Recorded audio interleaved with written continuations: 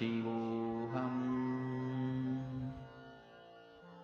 Om Nithyananda Paramashivoham.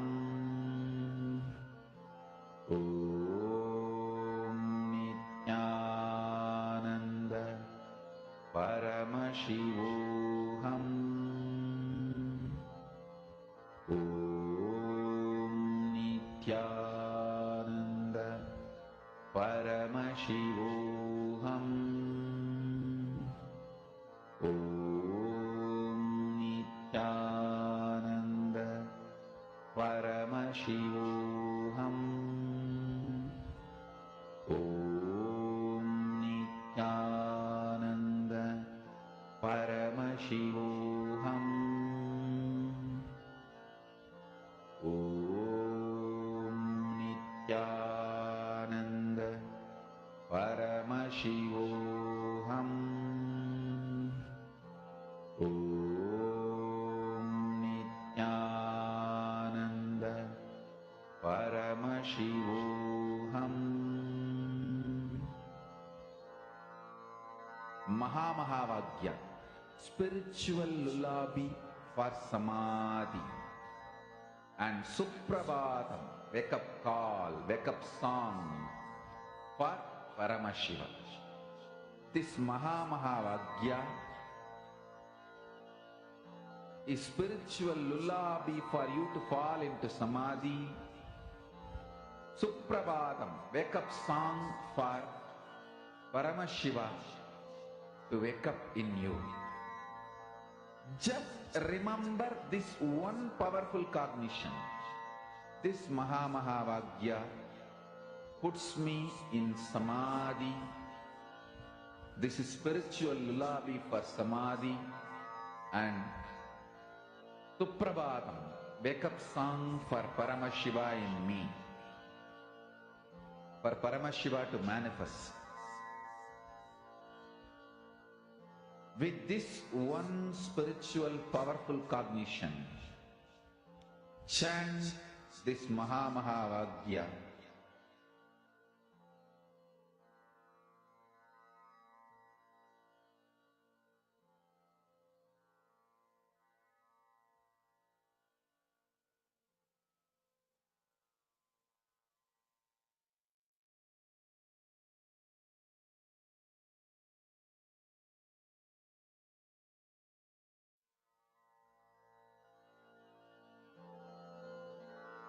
Mahavagya, spiritual lullaby for samadhi, and Suprabhatam, wake up call, wake up song for Paramashiva, for Paramashiva to manifest.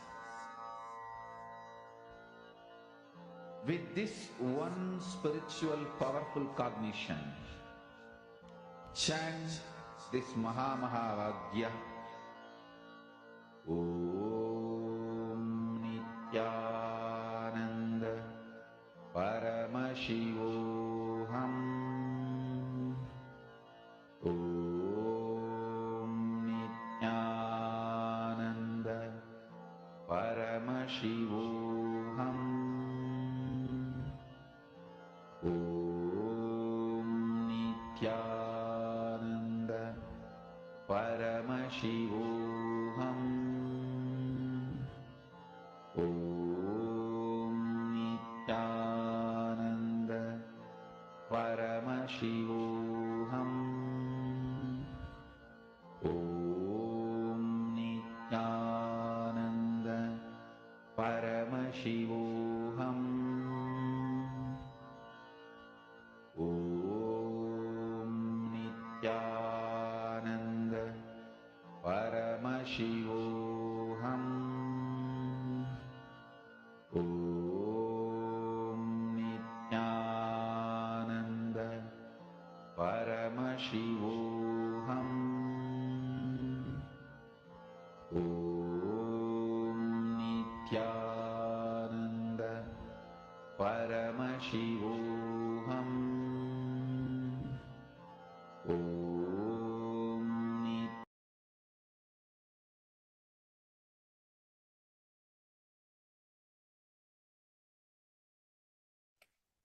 Nithyanandam to all the participants and all the viewers who's watching us live right now. Nithyanandam for the day one of Nithyananda Yoga. Welcome all the participants who joined us newly for this program. Nithyanandam to all of you. I request all of you now to settle down your mats. We'll be starting with the Sadguru Vandanam, invoking the grace and blessings and presence of our Lord Swamiji. So you can sit in the comfortable position with your head, neck, and spine straight line. Bring the palms together in front of your heart in Namaskar Mudra. Close your eyes. We will now chanting the Sadguru Vandana.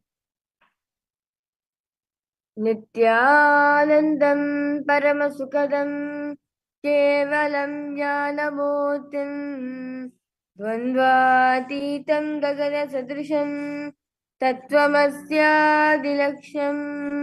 Ekam Nityam Vimalamachalam Sarvadi Sakshibhutam Bhavaतीतं त्रिगुणरहितं Sadgurum Tam Namami.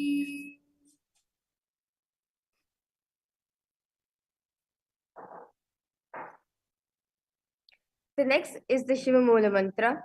As yesterday, all the participants, all of you were initiated into the Shiva Diksha, where you are initiated to the first level of initiation, where you are becoming Paramashiva.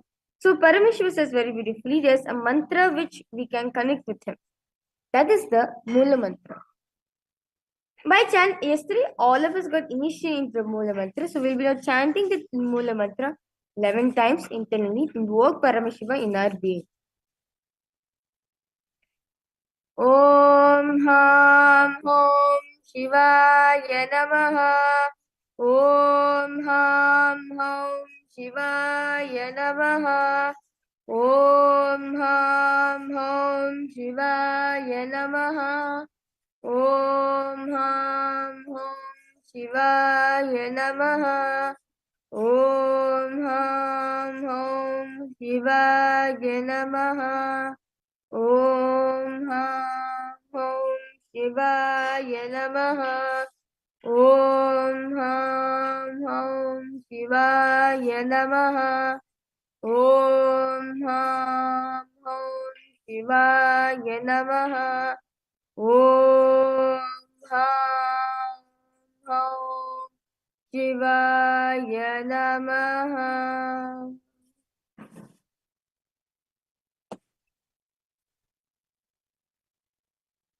The next is the next is the Tattva Chavanam, the ritualistic purification process of the whole body. And I request all the participants to fill up your Panchapatrams, the traditional cup filled with some water, and now make your right hand the shape of a cow's ear, the Gokana Mudra. As the following mantras are being chanted, drink the water that flows through the base of the palms 3 times internally.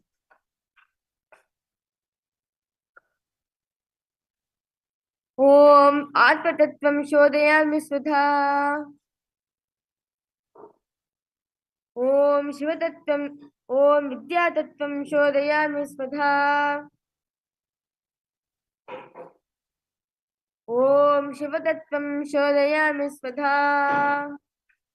Wash your right hand with water from the Panchapatra.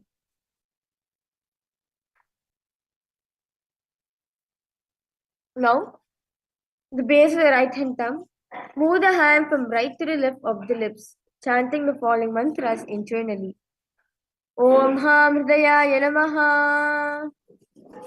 Wash your right hand with water from the Panchapatra. Now, with the tips of right hand, index, middle, and ring finger, touch above the upper lips and below the lower lips. Wash your right hand with water from the Panchapatra.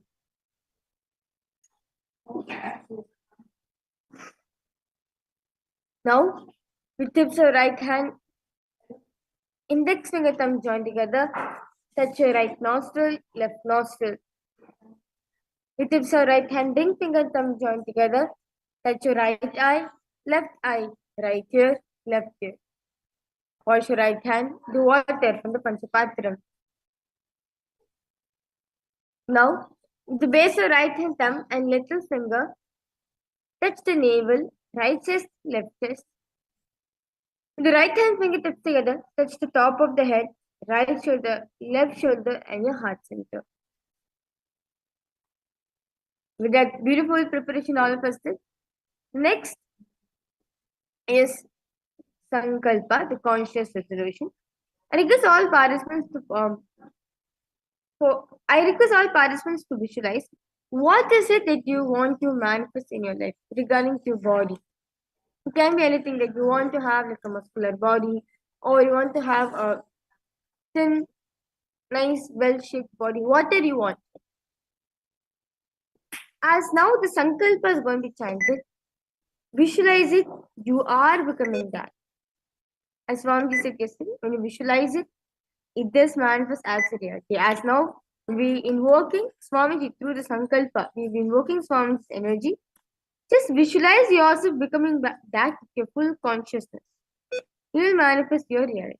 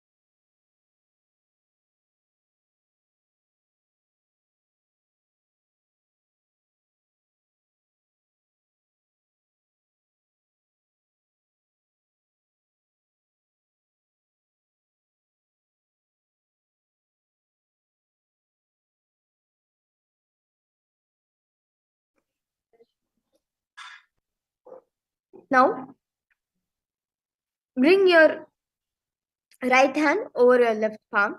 Keep both the hands on the right side. Now hold this mudra, the Sankalpa mudra, till the end of the mantra.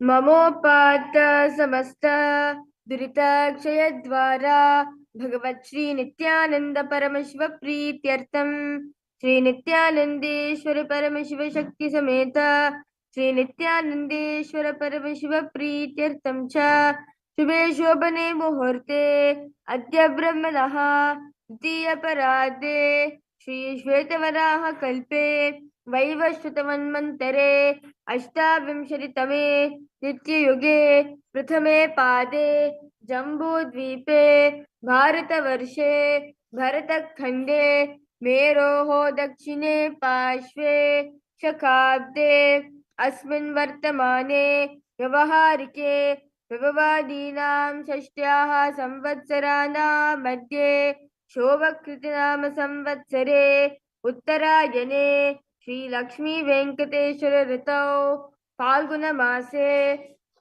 शुक्ल पक्षे नवम्यां शुभदितौ सोमवासर युक्तायां पुनर्वसु नक्षत्र शोभन योग कौलवकरण एवं गुण विशेषण विशिष्टायां अस्यां शुभदितौ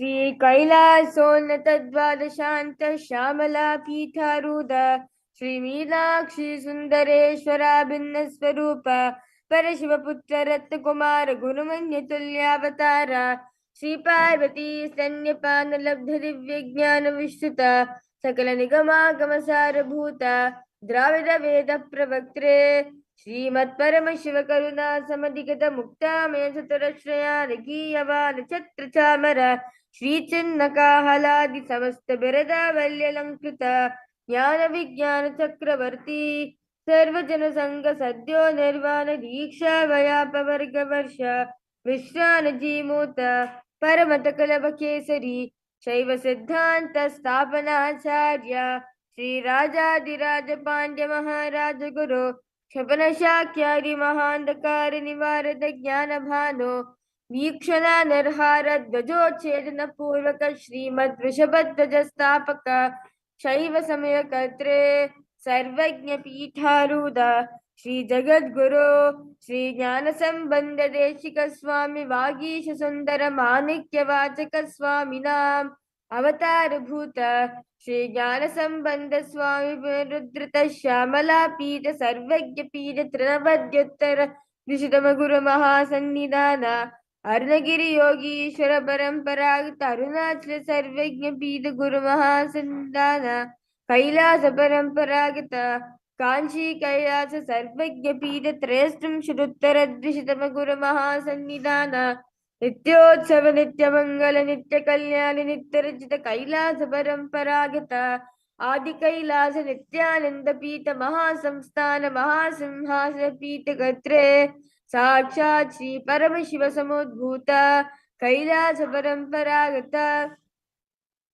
वैवस्वतमनिक्ष्वाक हरिश्चंद्र भगीरथ श्रीरामचंद्र सूरसेन इत्यादि अनवच्छिन्न सार्वभौम चक्रवर्ती परंपरागत चतुष्षष्टि योगिनी मंदिरित चतुष्षष्टि संप्रदाय प्रवर्तक परधर्म शासन सूर्यवंश प्राप्त सर्वज्ञ पीठ सुरांगी साम्राज्य मूधाभिषिक्त चूड़ामणे साक्षात् श्री परमशिव समुद्भूत कपिल महागुरु पुनरुद्धृत महानिर्वाण पीठ अष्टोत्तर सहस्र श्री महामंडलेश्वर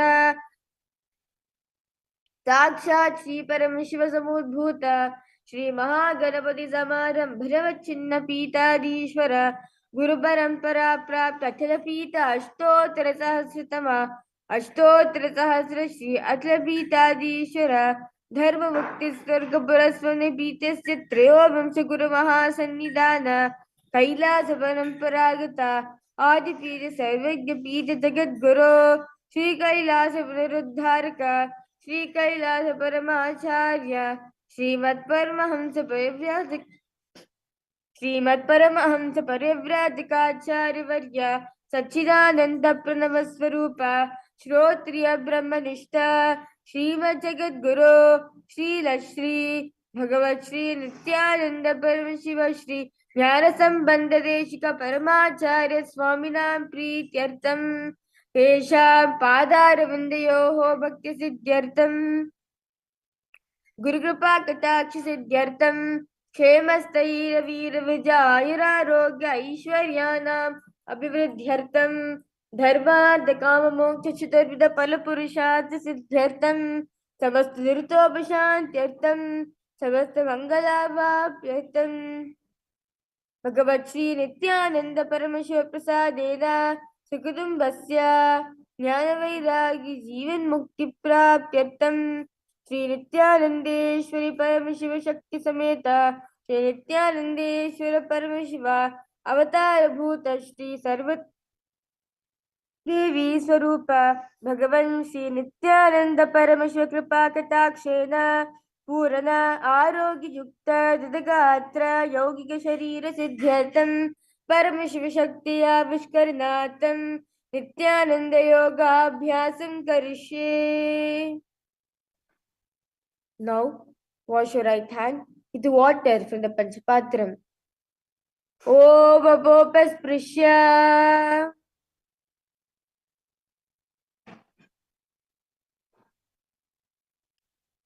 With that beautiful preparation all of us did to start in Nithyananda Yoga, let us now enter the first beautiful sequence of the Prathama Vinyaskrama. The first asana of this beautiful sequence is Sukhasana.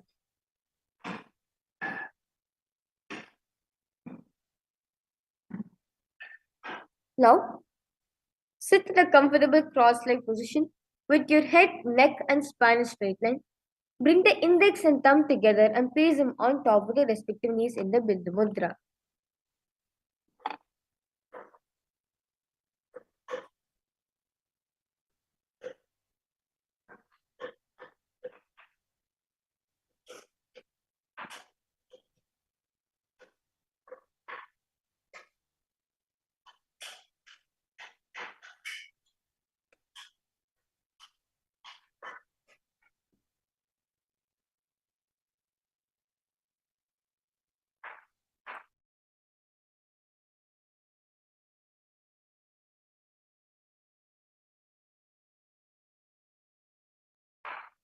As you'll be engaged in the Mahamudra Bandha, which is the one more type of lock which we do within ourselves, where you'll be sucking the perineum in, pulling the stomach in and up, and tucking chin to the chest. As you visualize Paramashiva in your throat center, repeat Soham. As you visualize Paramashiva in your inner space, repeat Soham in your throat center. Sukhasana. तत्सुखासनमित्युक्तम् अशक्तस्तत्समाचरेत् आसनं विजितं येन हितं तेन जगत्त्रयम्.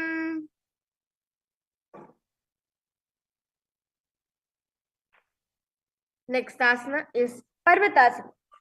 Now,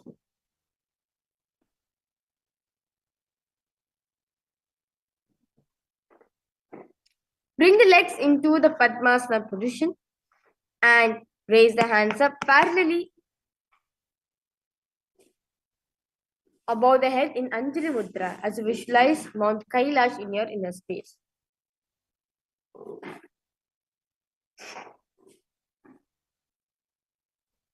Parvatasana. Atavakshe Mahadeva Parvatasana Mangalam Yakritva Serupi Syat Shachakradi Vilopanam.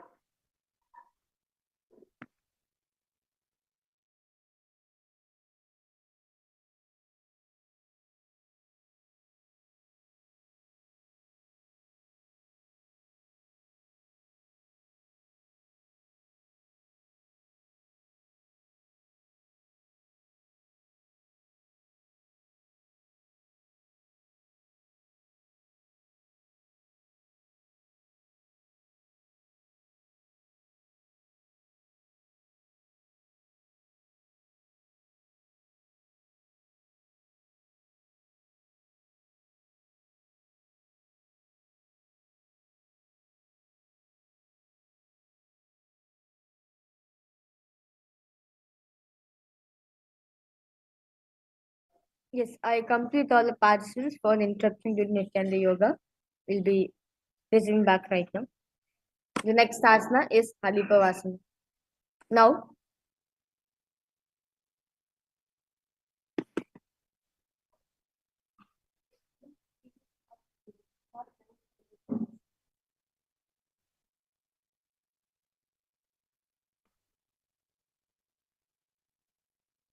bring the soles of the feet together in front of you and hold the left hand by the right in the Shambhavi Mudra and place the forehead on top of the ground behind the heels. As engage the Mahamudra Bandha, gaze at the nose. Halipavasana.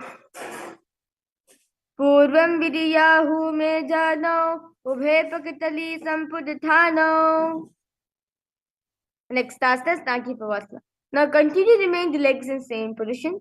Switch the hands out in front of the feet and please cup the palms making a hollow in the Shambhavi Mudra. As you engage in the Mahamudra Bandha, gaze at the nose, visualize yourself as a snake.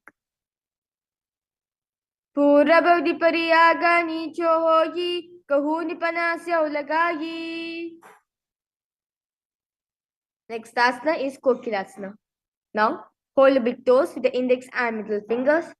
Stretch the legs straight out and upwards, then cross them into Padmasana. Lean forward and down onto your elbows as you engage in a Mahamudra Bandha. Visualize yourself as a bird.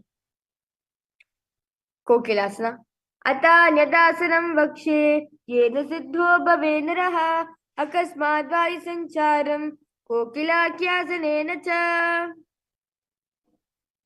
Now, place one ankle on top of the opposite knees and holding on to the opposite elbows. Now, as engage in the Mahamudra Bandha, rotate the arms in circle direction and gaze at the nose. Nityasana. Godam Bamba Padiki Ashimahili Soya, the Charanako Varilata Prigula Pasamoya. The next asana is Gajasana. Now, press the hands onto the ground, lifting the hips up high in the air. Now, lowering the head then the chest, scooping the body forward and down again and again as you visualize yourself as an elephant. Gajasana. Nubjam padagre bhumo kritva lambi bhuya mastakagre nidhaya.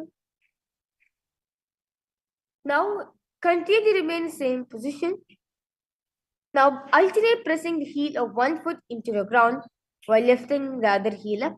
Repeat this again and again as you visualize yourself as a bear. Rikshasana. Ekam padama kuncha gajasam kurya rikshasanam bhavati.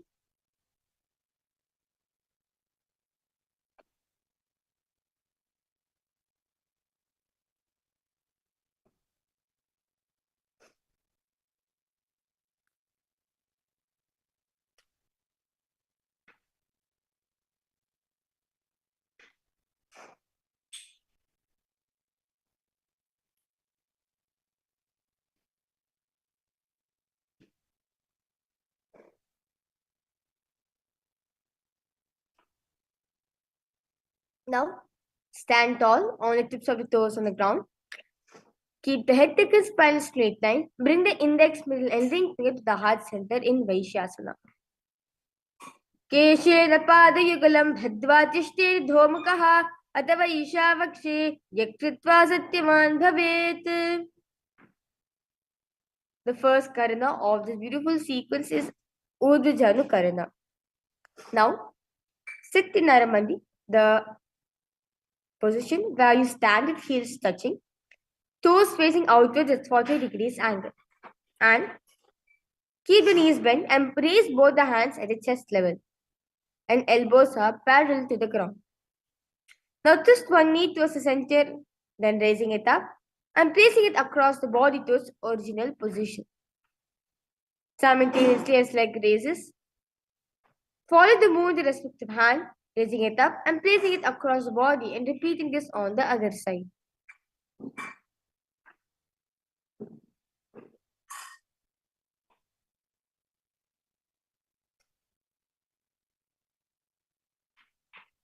The next asana is Balalingasana. Now, interlace the fingers from outside and in Sarva Vashankari Mudra, hand hold on to the knee, pulling it up towards the chest. As you keep the spine straight, engage in all three bandhas, the Mahamudra Bandha. Visualize yourself carrying a baby. Balalingasana. Ekam janursya lingyastatavyam balalinganam bhavati. Now, take the foot and pull it behind the buttocks, holding with both the hands in the Parusha Mudra. Keep the head and spine in straight line as you engage in the Mahamudra Bandha. Paripidnasana. Sthitva kasmin padatale karabhyam veshtayetadam. Now, the respective hand, hold on to the sole of the foot from the inside and extend the hand forward, opposite hand forward, with the index and thumb together in the Bindu Mudra. Simultaneously kick and pull the foot back and up while leaning forward. Visualize Lord Nataraja in your inner space. Vashish Uttana Padam Krauncham Cha Maricham Veera Bhadrakam. Just now repeat this beautiful asana. The Balingasana sequence on the other side. Balingasana. Ekam Janursya Lingya Statavyam Balalinganam Bhavati. Padapidnasana on the other side. Sitvai Kasmin Padatale Karabhya Veshtayetanam. Natarajasana on the other side. Uttana Padam Krauncham Cha Marichim Veera Bhadrakam. We will be entering into the next karana, which is the Ardharechita karana. Now, sit in Naramandi, the half squatting position where your heels are together, toes pointing outwards and knees bent. Now, bring the right foot behind the other with toes down and heels up. So, place the left hand at the chest and extend the right hand out while take a pendulum and bring it back towards the chest. While the arm swings, move the fingers one by one inwards towards the palms and then outwards.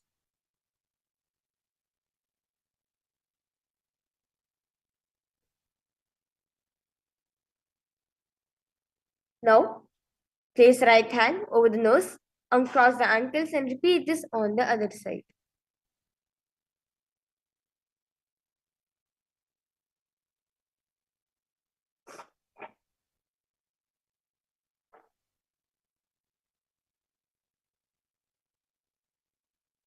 Now, we'll be entering to a very powerful meditation, which is a skeleton dance.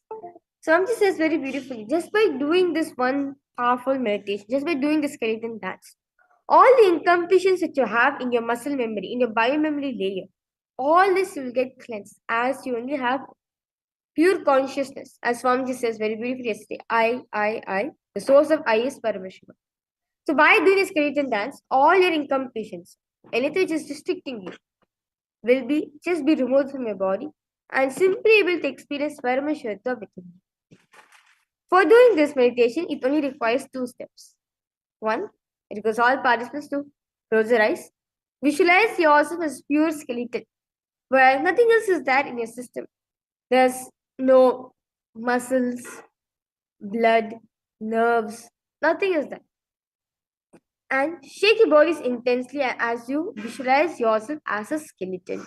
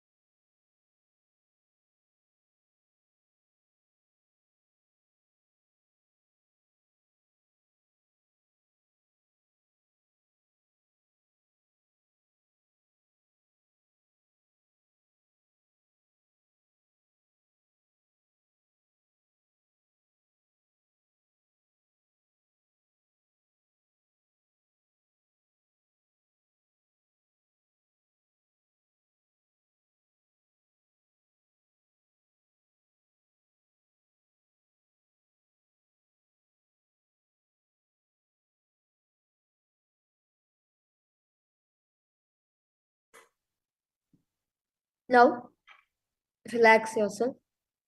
Walk front and back in your mat as you inhale and exhale as slowly as possible and as deeply as possible.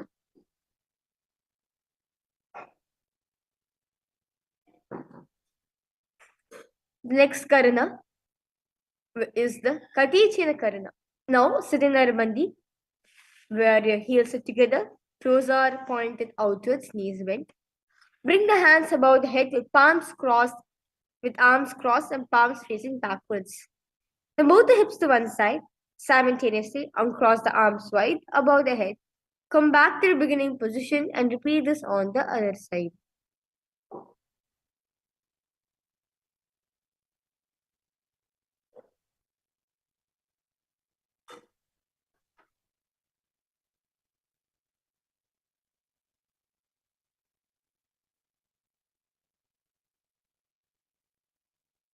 The next asana is Tadasana.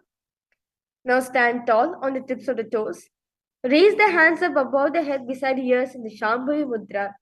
As engaged in the Mahamudra Bandha, visualize yourself as a palm tree. For all the participants, if you want to increase your height just by doing this one beautiful asana and visualizing yourself as a palm tree, you will raise your, you will grow your height and repeat Shivoham in your throat center. Tadasana. Mahamudra Bhaddakono Tadasana Vibhedakan Vinotanam Sada Kuryarantarvatni Padipriya. Now, from standing position, lean forward and down, bringing the hands flat onto the ground in Shambhavi Mudra. As engaged in Mahamudra Bandha, bring the forehead towards the knees. Uttanasana. Mahamudra Bhaddakono Tadasana Vibhedakan Vinotanam Sada Kuryarantarvatni Padipriya. Now, move your legs into Tarakshasana plank position. Now, in this position, tuck the chin to the chest in the Jandhara Bandha and rotate the head from side to side. Tarakshasana. Gajasravastitva varam varam dakshina kukshim sarva kukshim nayet Tarakshvasanam bhavati. Now, lower the entire body onto your stomach and keep the toes pointed backwards. Keep the hands next to your chest. Raise the head up using strength of lower back muscles.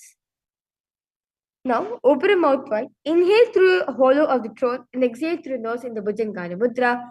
Visualize yourself as a cobra. Bhujangasana. Angushthana viparyantam adho bhumo vinyaset. Now, raise yourself up back again to the plank position. Alternate bringing one knee in towards the chest, back and forth. Shishasana. Gajasri samsito janadvayama kuncha varam varam kartavyam Shishasanam bhavati. Now stop the movement of the leg, remain in the same position. Place one foot in between the two hands.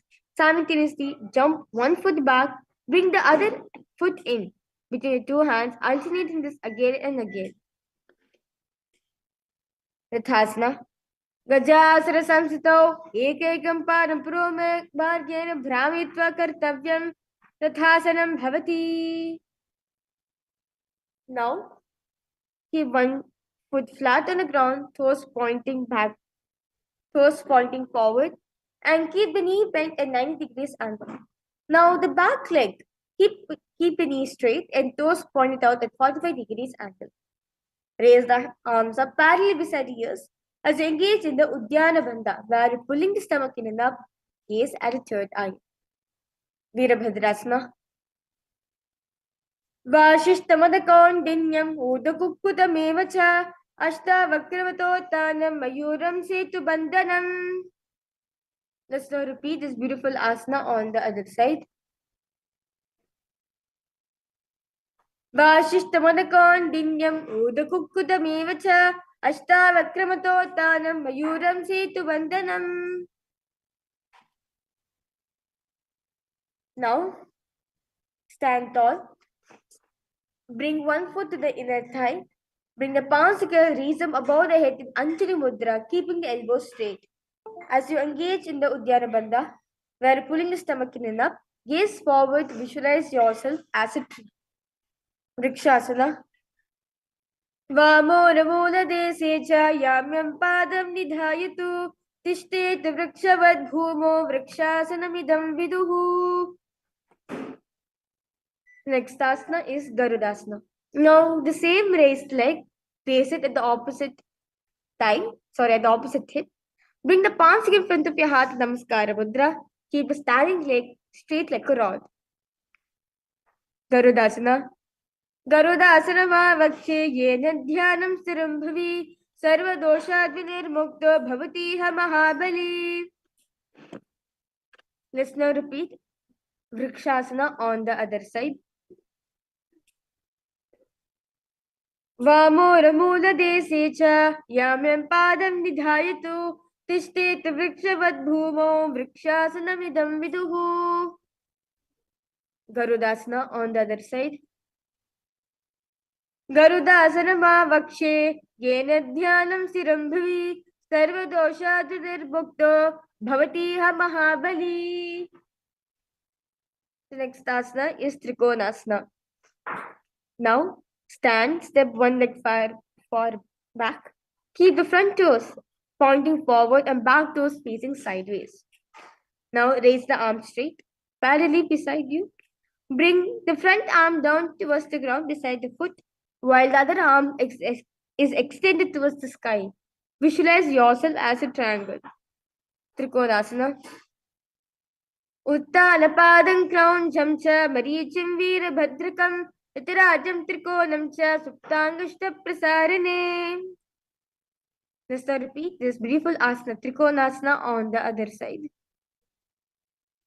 Uttanapadam krauncham cha marichim veerabhadrakam Nitirajam trikonam cha suptangashta prasarane. We will now moving ahead to the next karana or this beautiful series, which is the Nikutaka karana. Now sit in Naramandi where your heels together, toes pointed out. Now raise and knees bent. Now bring the hands to the chest level and palms are parallel to each other.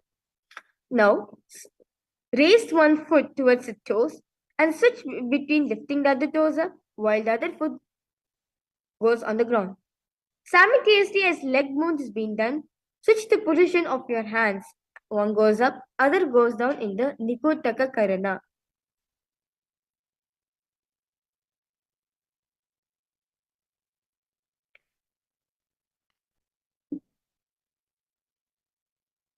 Now, sit on your toes, face spreading your arm back of the heels. Keep the knees together, palms in front of your heart in Namaskara Mudra.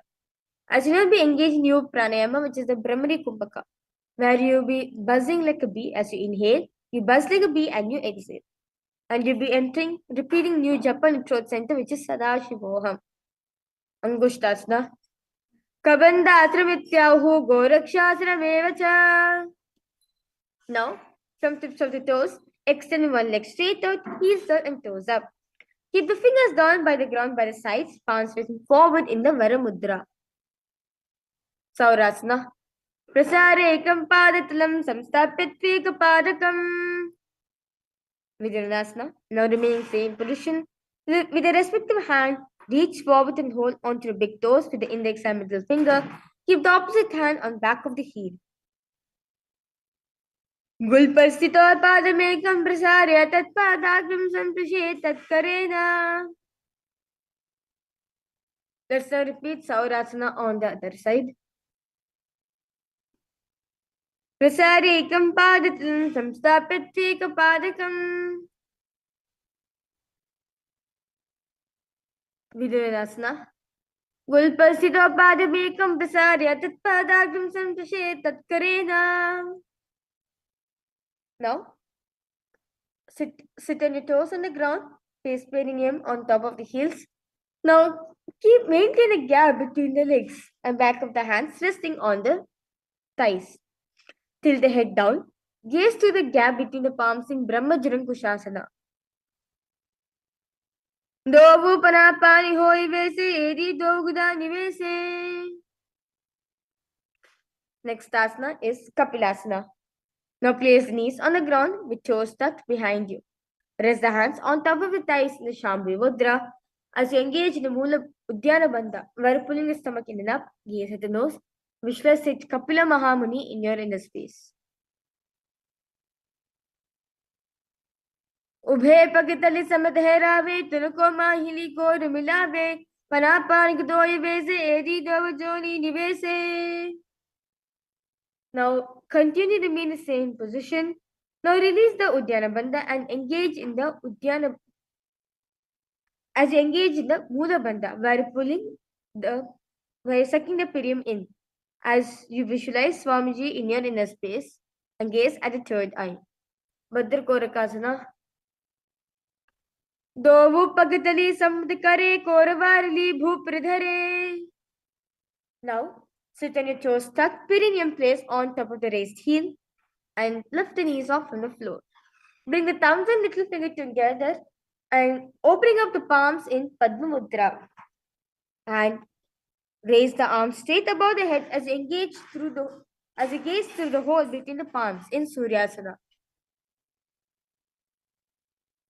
Ekli do gudatriyane panapani bhedika punitane.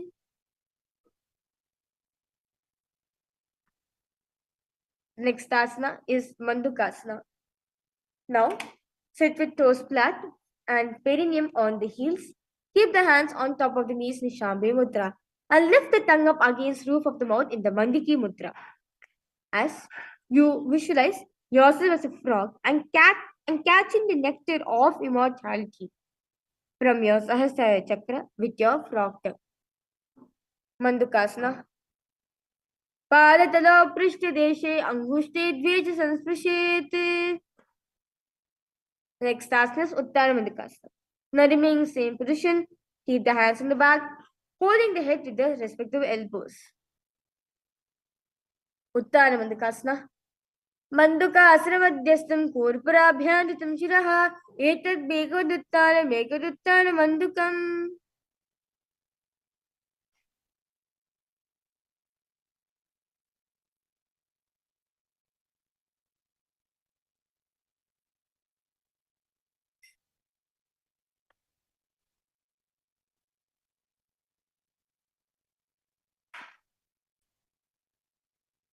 Next asana is Simhasana.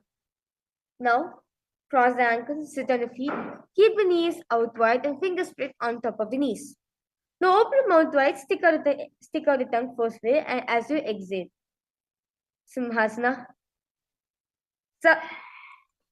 Dakshinam sarvagulpena dakshine hadateteram hasto vijana samstapya swangulisya prasaricha. Next asana is Bhadrasana. Sit on the heels under the perineum, knees wide open. Cross the hands behind the back and holding on to the big toes with the index and middle finger. As you tuck the chin to the chest in the Chandrabandha, gaze at the nose. Gulpo chavrisanasya yukramena samahitaha padangushtokarabhyancha dritvacha prishtadeshutaha. Now, squat, keep your feet flat on the ground, knees wide open.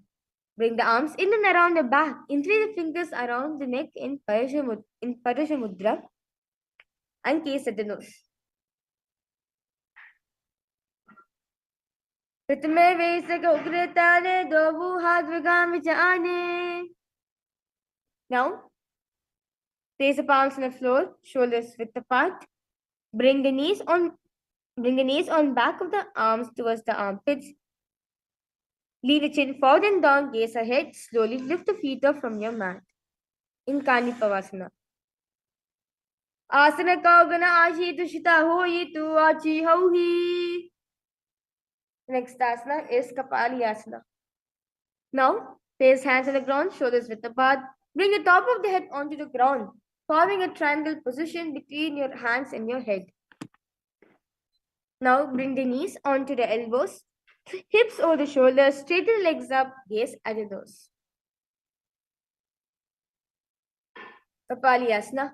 Sisa Shisha Dharati Tiki Pagadovu Miliva Ucha Kukare.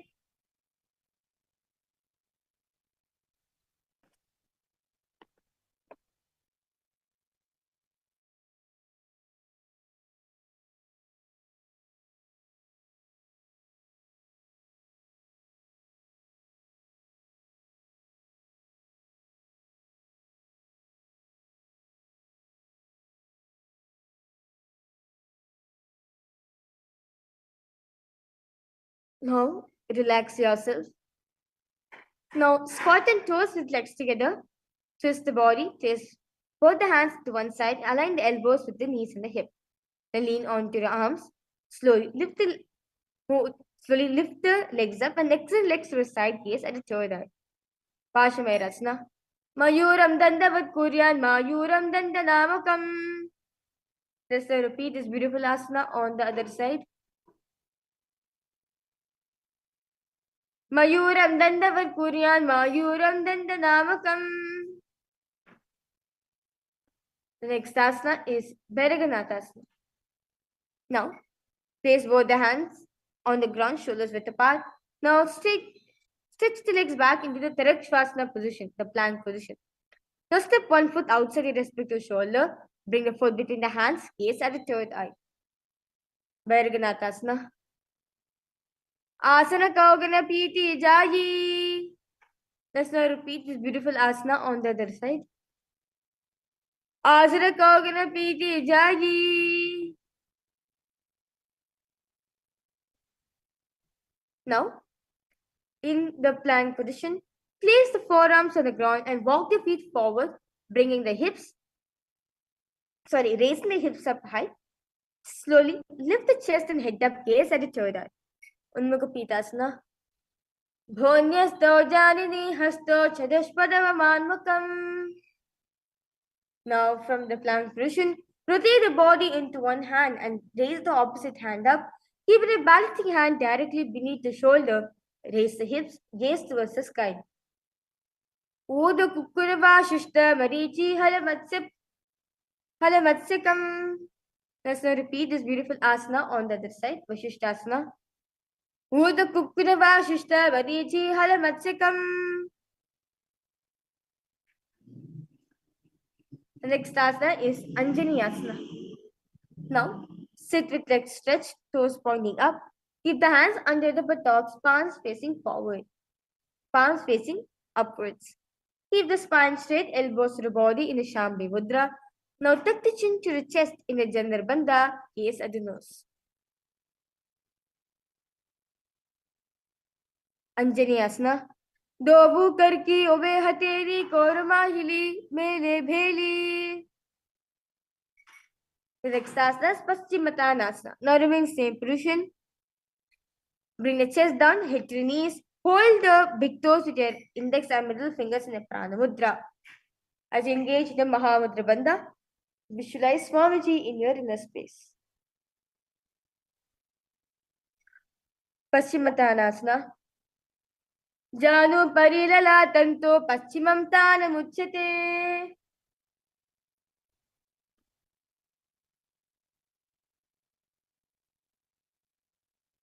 Now, raise yourself up, relax yourself. Now, clap the hands behind the head and lean the chest forward and down, bringing the head to the knees in the Parashimudra. As you engage the Mahamudra Bandha, visualize Goddess Kali in your inner space. Ugrasana. Sapanibhyam dhritam dhrit.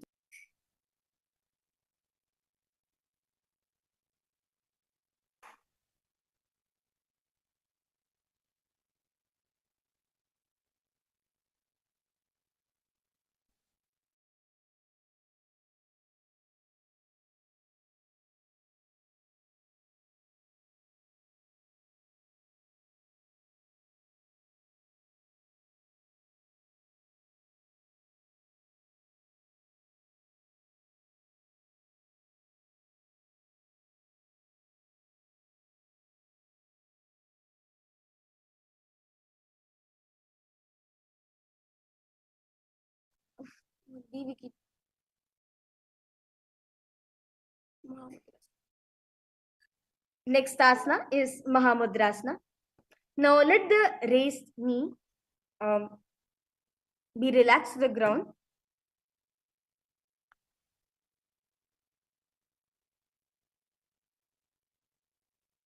And reach and hold the foot, keeping the leg straight as you bring the chest forward and down. As you engage in all three bandhas, Mahamudra bandhas, gaze at the nose. Mahamudrasana. Dava balki yedi joyi sivanyani lagave soyi. Now let's repeat the Marichi asana on the other side. Marichi asana.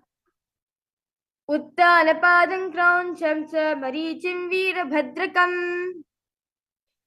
Mahamudrasana on the other side. Dava pagki yedi joyi sivani ani lagave soyi. Now raise yourself up. Now sit, bring the soles of the feet together with heels close to the perineum. Keep the knees wide and hold the feet firmly in Shambhavi Mudra. Maintain and straight spine, gaze at the nose in Bhadrasana 2. Gulpo Divrisanasya Sivanya Pashvayokshipet. Now from Bhadrasana, extend the feet away from the body. Keep the toes together, heels apart, knees wide open. Place the hands to respective knees in the Shambhavi Mudra. Tuck the chin to the chest. In Chandrabandha, gaze at the nose. Gwalipavasana. Purva Charvara Chokkaso Soyi Vahi Vidiyo Kiji Soyi. Now, the remaining same position. Hold the soles of the feet, lean forward and down, bringing the forehead to the feet, gaze at the nose in Joni Asana.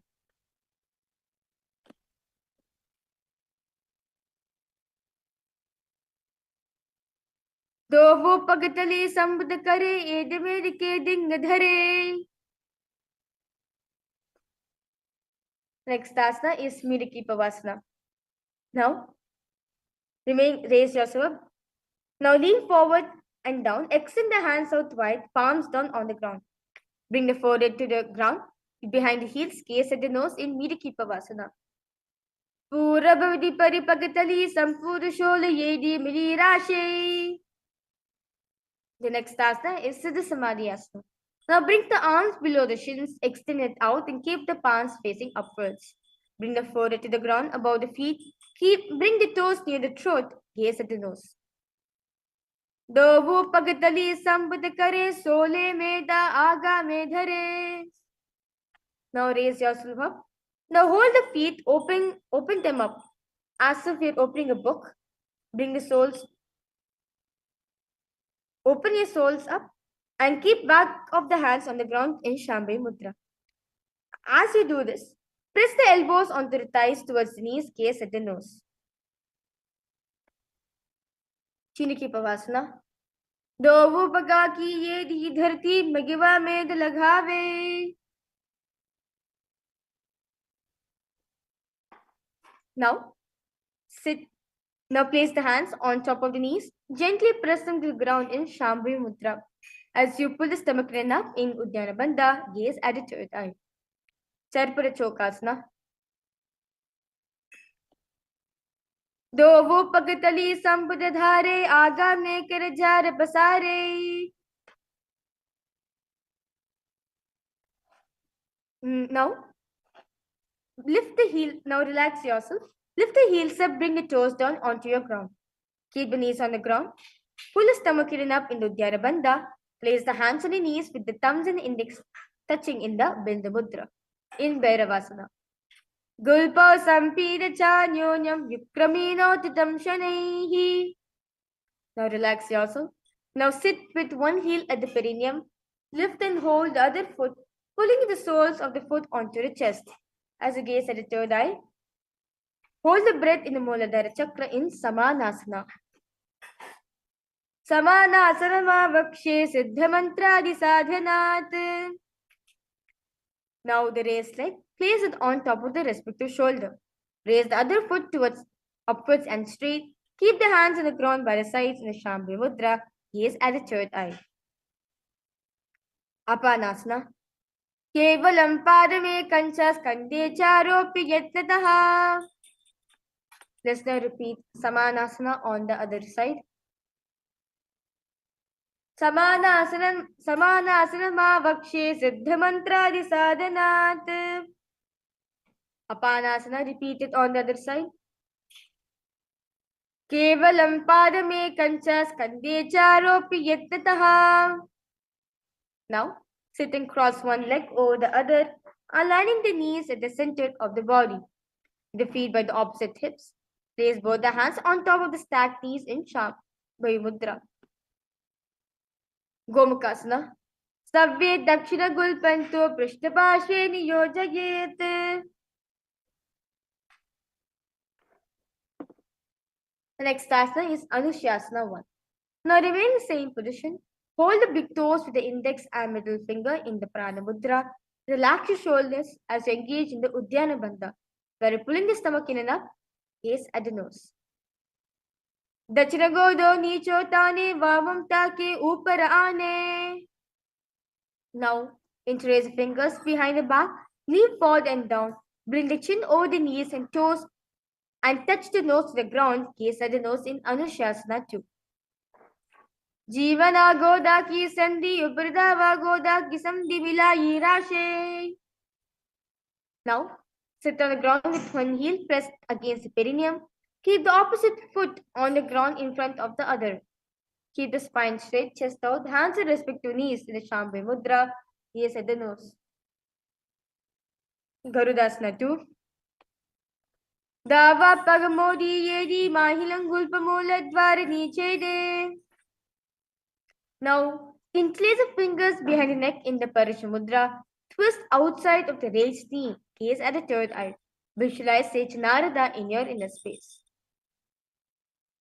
Pishtujubam pagatali keri boprita hi lagave pheri. Now, place one foot on top of the opposite thigh and wrap the respective arm around the heel, holding onto the opposite shin. Extend the opposite hand straight, holding on to respective toes with the index and middle fingers in Prana Mudra, gaze at the nose. Vamena vamangushtantu grihitam matsapitakam. Let's now repeat this beautiful Gomakasana sequence on the other side. Gomakasana.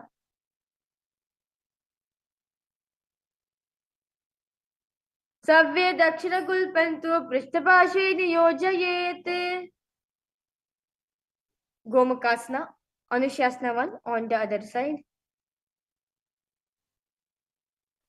Dachina godo nicho tane vavam take upar aane. Anushasana 2 on the other side. Jivana goda ki sandhi upridava goda ki samdhi milayi rashe. Garudasana 2 on the other side.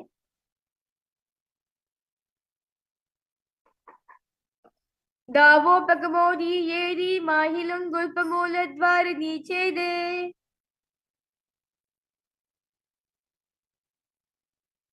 Naradasana on the other side.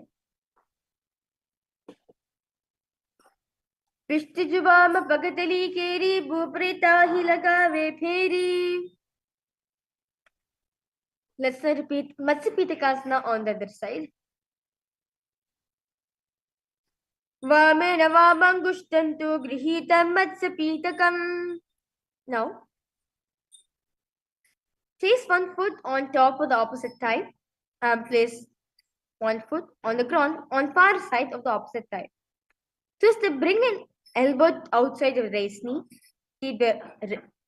Keep raised arms by the neck. Turn the head back, gaze at the third eye.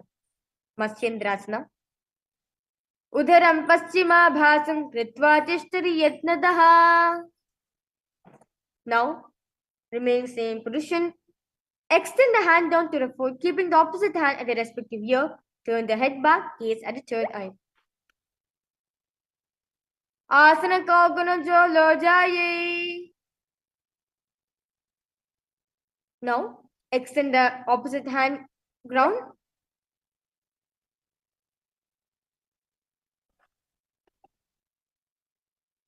Turn the head back, gaze at the third eye. Matsyendrasana 2. Matsyendrapitam jadira pradiptam prachandaruk mandala kandanasram.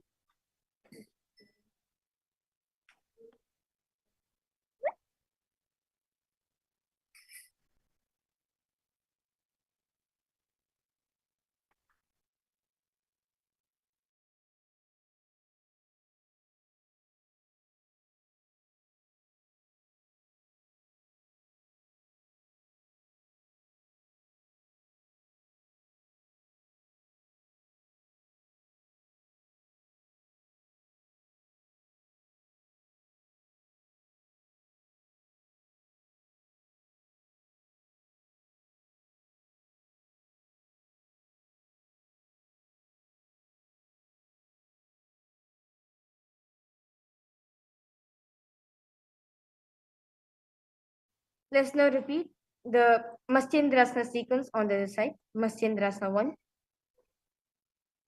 Udaram paschimabhasam kritva tishtari yatnataha. Ubhasana on the other side. Asana kaugana jolo jaye. Matsyendrasana 2. Matsyendrapītam jatirapradīptam prachanda rukmandala kandanastram. Now, the next asana is Padmasana. Sit and place feet on top of the opposite thighs. Place the palms of respective knees in the Shambhavi Mudra as engaged in a Mahamudra Bandha, case at the nose. Padmasana. Asanam dividam proktam padmam vajrasanam tatha. Now remaining same position. Cross the arms and hold on to your toes with the index and middle fingers. Gaze at the nose in Padmasana 2. Uttano charano krutva uru samsto priyatnataha. The next asana is Kukutasana. Now remain the legs in the same position. Place the palms onto the ground between the gap between the thighs and the calves and slowly lift the body up as you visualize yourself as a rooster. Kukutasana. Padmasanam samstapya no vorantare karau. The next asana is Badikekiyasana. Now you can relax your hands from the gap. Rise up onto your knees, place palms on the ground, fingers pointing towards the perineum. Keep the elbows together, press it against navel. Lean forward, find a balance, extend knees off from the ground. Badikekiyasana. Dharamavashtabhyakaradvayena tatku paristavlina vipashasvaha. Now remain same position, extend the legs off from the body in Mayurasana. Atavakshe Mahadeva Mayurasana Muttamam. Now relax yourself, lay down on your stomach with the feet pointing outwards and forward on the mat, into your fingers behind the neck in Parashmudra and hold. Adya shashete hridam nidaya bhumau cha pado cha prasaryamano.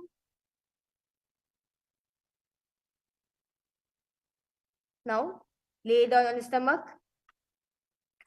Place the hands on the ground beside the chest.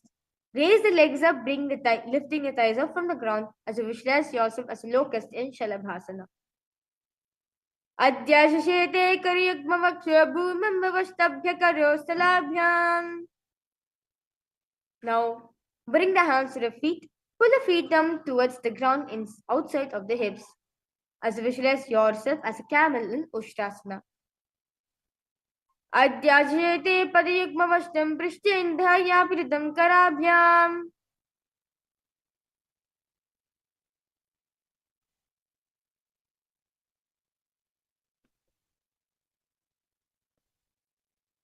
Now,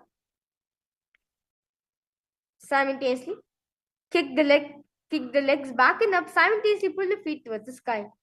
Lift the chest up from the ground, raise the head up, gaze at the third eye in Dhanurasana. Prasara pado bhudandirupa karochi prishtirita padayugmam. Now, sit on both the knees with head, neck and spine straight line. Place the palms down on top of the knees, gaze at the third eye in Bhagasana. Ulata mole pavdo vaise bahuro jitikare ek vaise.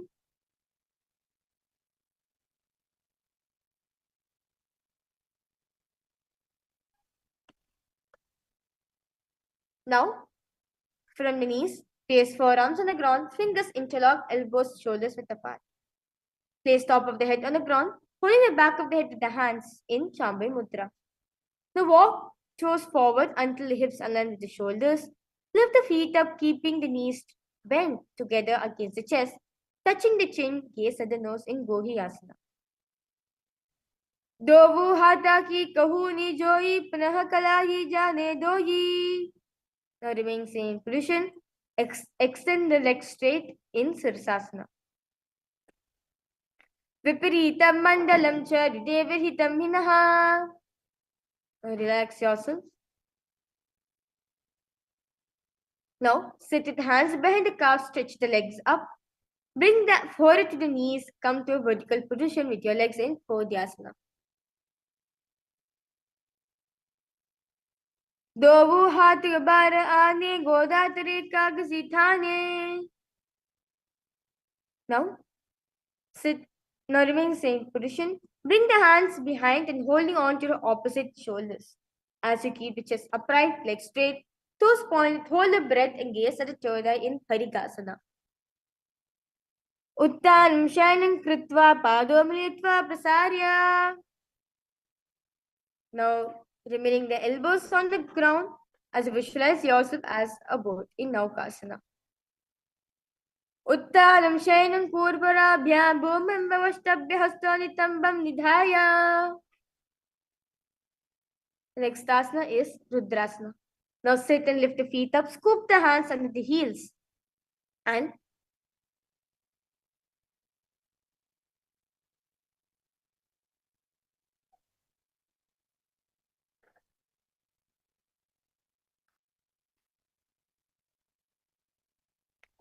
pull the feet towards the chest. Also keeping spine straight, gaze at the nose in Rudrasana.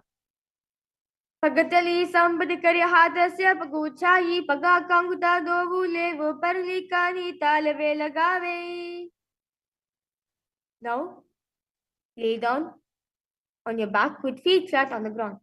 Place palms down, fingers just touching the back of the heels. Lift the hips up high, pressing the feet into the ground. Chin tucks to the chest, gaze at the nose in Unmukha Pitasana 2. Udvejajani kritva shayidhvamakam tatha uttapya hastadishtetu pitonmukha namake.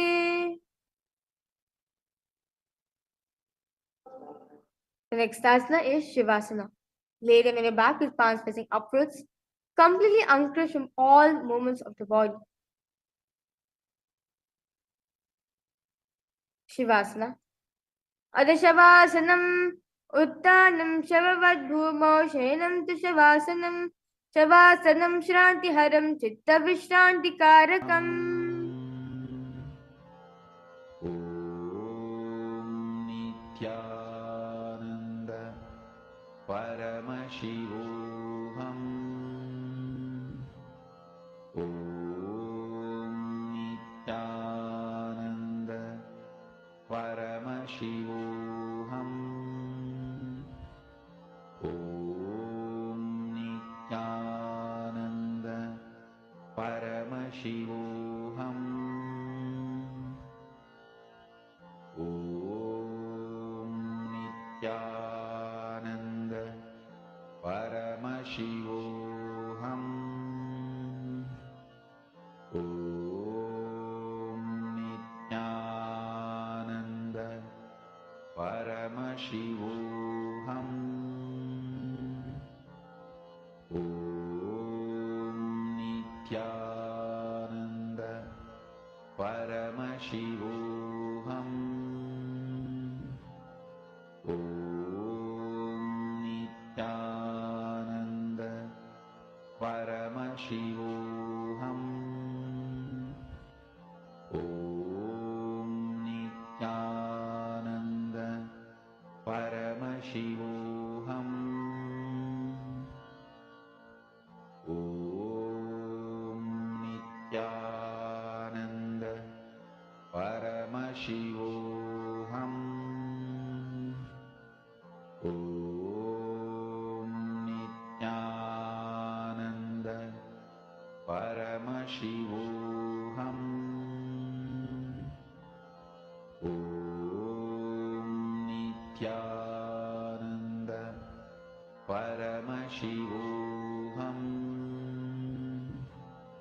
Om Nithyananda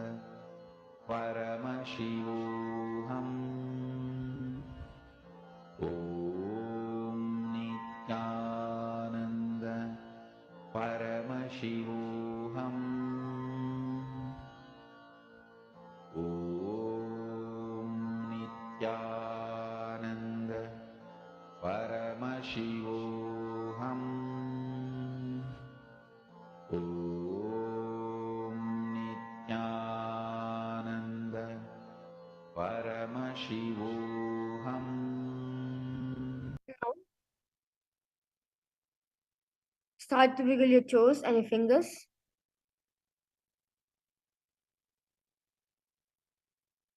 And raise yourself to a comfortable seated position. Congratulations for all the participants. You have finished the Prathama Vinyasa Krama sequence, the 108th asana sequence. With this, we'll be giving a short break for all the participants. You can drink some water, use the restroom, and sit it down on your mats as we get ready to do the next set of sequence, which is the Dvitiya Vinyasa Krama.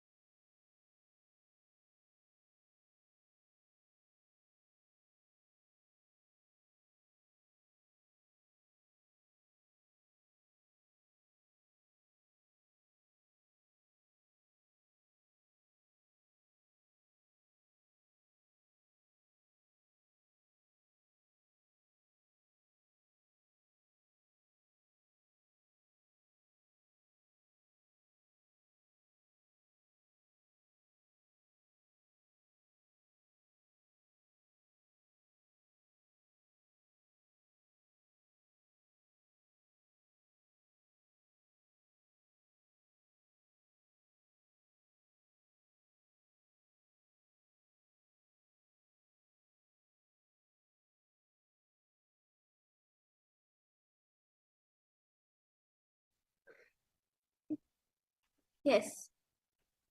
Welcome back, all the participants. I request you now to settle down in your mats.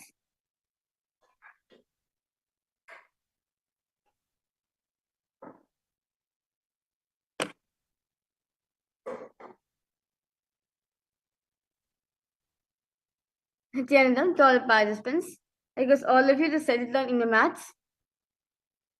As we will now start a very beautiful sequence, which is the Vidyavinyasana sequence. The first asana of this beautiful series is Yathasanishtasana. Now, sit in a posture that brings ease to your physical and mental space. Bring the index and thumb touching in the Bindu Mudra, and you can place them wherever you want. Yathasanishtasana. Paryankam tatsamakhyatam yatha samstam yatha sitihi.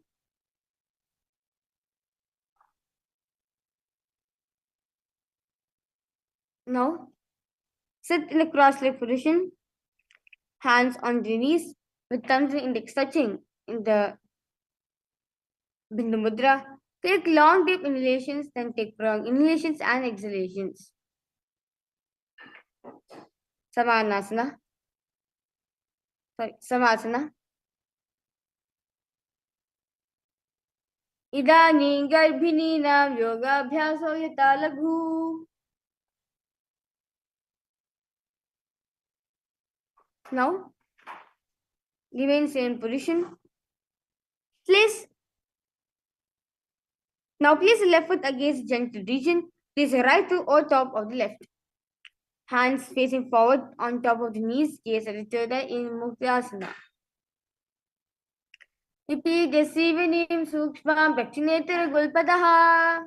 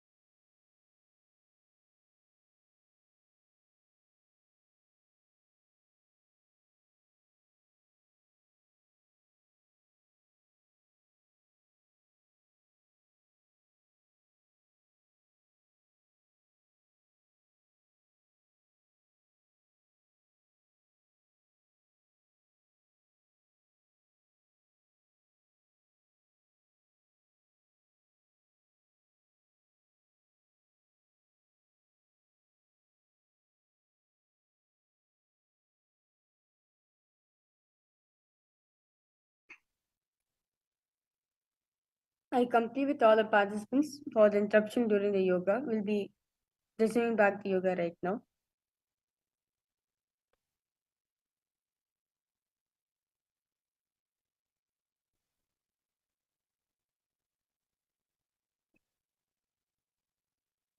Next asana is Siddhasana. Maintain same position as Muktasana. Switch the gaze to the third eye. Sthanam mamichendriyo chaladrisha prashyam bhruvorantaram. Next asana is Siddhyasana. Maintain same position as Siddhasana. Switch gaze to the ground in front of you. Engage in all three bandhas, the Mahamantra bandha. Siddhyasana.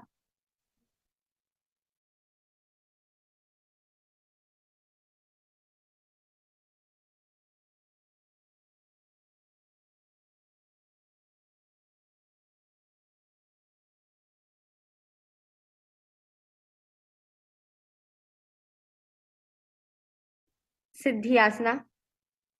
Vamapadi yedi jano siveri manitansa kothano.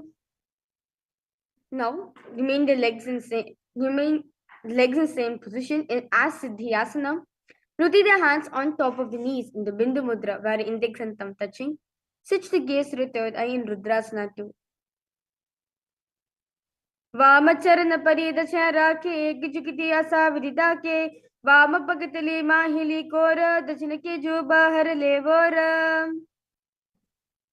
Now maintain same position as Rudrasana too. Switch the gaze to the third eye in Santadunasana.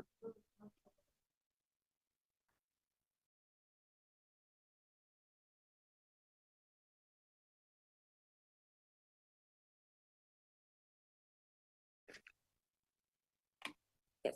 The next asana is Santadunasana. Maintain same position as Rudrasana too. Switch the gaze to the nose. Santadunasana. Asana kauganamani chanchalata mitha. Next asana is Siddhasana too. Now maintain one heel on top of the other. Bring the hands to the navel, cupping one palm over the other, resembling a lotus flower in the Samputa Mudra. Siddhasana too. Ruchikaya samasinaha siddhasanamudhiratam prasara bhuvi padau dodhobam mangushta madharat. The next asana is Bhandayoni asana. Now maintain one heel on top of the other, little fingers beneath the bottom lip, ring fingers above the upper lip, middle fingers closing the nostrils, index over the eyes, and thumb closing the ears in the Shanmukhi Mudra. Bhandayoni asana. Yatra madhye mahadeva bhandayonyasane shinau yakritva kecharo bhutva vicharet ishvaro yatha. The next asana is Virasana. Now place one foot on the thigh and other foot under the opposite thigh. Thumbs and index touching on Bindu Mudra and place them on top of the knees. Virasana. Ekam padamateikasmim vinyasroni samsitaha idarosmin tatha choram virasadamudiratam. Now, bring the left heel on right side generative organ, toes under the thighs, left foot on the left leg, right foot on the left leg, toes by the knees. Hands on the knees with the index and thumb touching in the Bindu Mudra, gaze at the third eye. Valmikasana. Dava pagaki pagatali punedi he joya. Now keep the legs in the same position as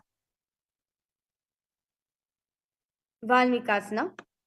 Switch the gaze to the nose. Visualize the Yoni Mandala in your inner space. Joni Mudrasana.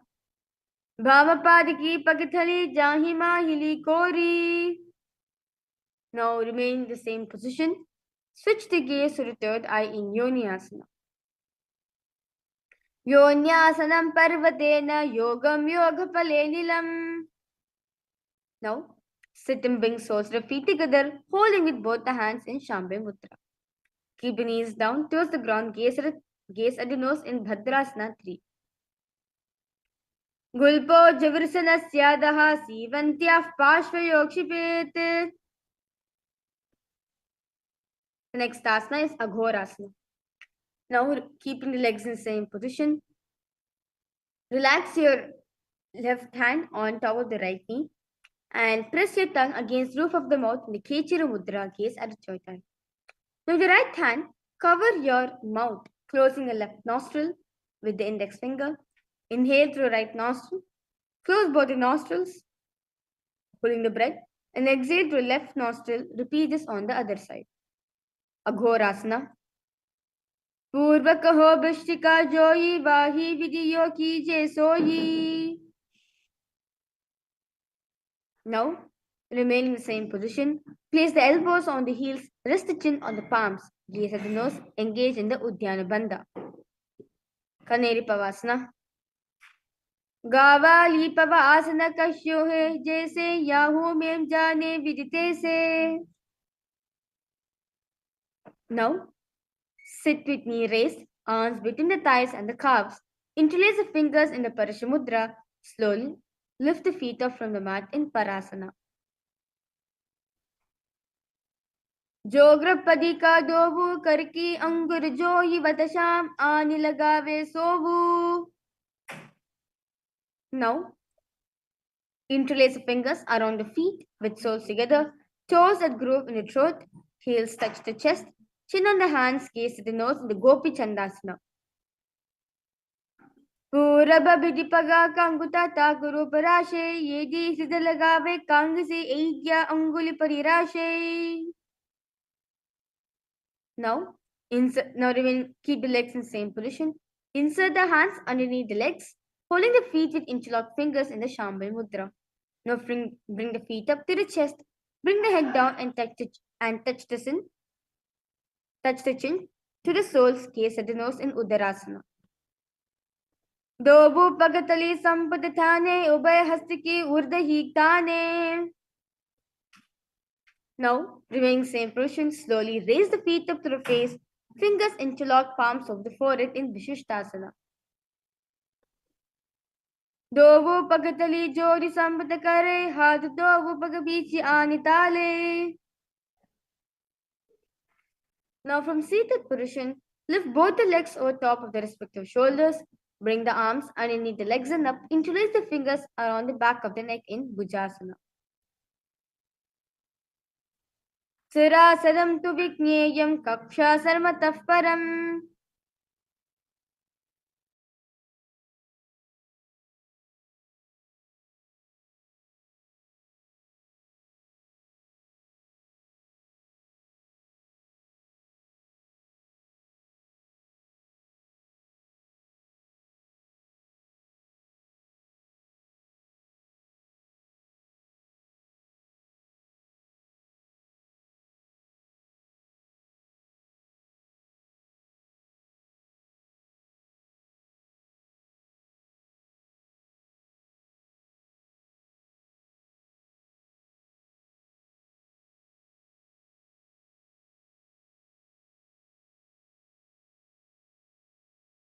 Now, maintain a seated posture, raise legs up.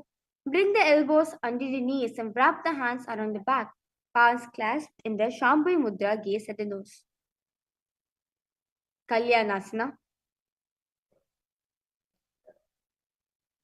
Dovu hath vagamicha ane dirgo goda niche thane. Now, the right knee on the mat. Place the right foot flat and place the perineum on the raised heel. Raise the left leg over top of the right. Bring the left heel to the right hip. Place the hands on the opposite knees in Sankatasana. Vamapadam chiter moolam sannyasa dharani tale. Now, from Sankatasana, slide the left heel to the left hip. Keep the right knee on top of the left. Place both the hands on your right knee in the Dhenukasana. Anusagi Nagara Pancham Vrishim Da Galyam Ni. Now place the right foot on the left thigh. Place the left foot on the right knee. Bring the left hand behind the back and holding the right thigh. Place the right hand on the left thigh. Twist the body, gaze at the third eye. Machandrasana. वामजंग परिदशताने वामहस्तपिष्टदिशाने. Now from Machandrasana, untwist and hold on to your respective big toes. Lean your forehead so it touches the ground and chest should be on the knees. Machandrasana 2. Prathama Jivano Charno Jujoyi Vamajanga Parirake Soyi. Now raise yourself up. Remain the feet in the same position. Interlace the fingers, place them on top of the knees as you engage in the Mahamudra Bandha in Guru Asana. उरमौलिरपादस्य कनिष्ठिकाप्रदेशे गुल्पा संस्थापते वा जानुद्रपादपाश्नी. Now, let's repeat Sankatasana on the other side.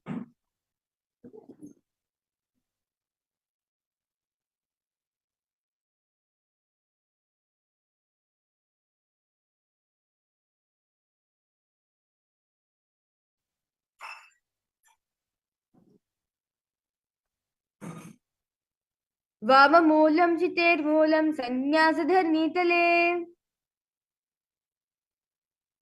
Next asana is Dhenukasana on the other side. Alusagi nagara panchtam vishim da galyamni. The next asana is Machandrasana on the other side. Vamajanga kaparidachatane vamahasta pishtadishane. Machandrasana 2 on the other side. Prathama Jimano Charno Jujoyi Vamajanga kaparirake soyi.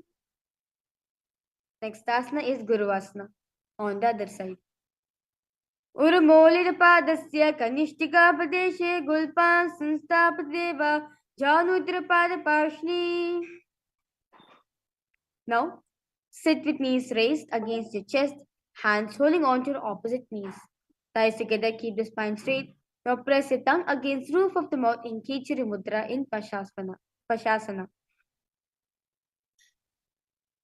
पादतले भूमो निधाय जाननी उरसि निधाय विपरीत हस्ताभ्याम. Now remain in the same position. Wrap the arms around the legs and holding on to the opposite wrist. Place the chin onto the knees, gaze at the nose in Bodha Shokasana. Dovu pagatali bhuparidhare koramahili aise kare. Now remaining the legs in the same position. Place the arms under the knees and holding on to the opposite elbows, gaze at the nose in Kurakatasana. Dovu haath gabarilyaave goda niche le taharave. Now remain the hands and legs in the same position. Bring the right foot over the left so heel crosses. Toes pointed up, gaze at the nasal in Sumatiyasana.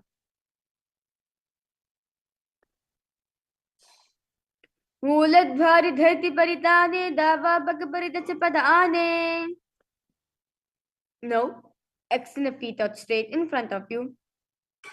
Arms straight above the head. Interlace the fingers, wrist point outwards, engage in all three bandhas, Mahamudra Bandha. Switch the gaze to the nose. Dandasana.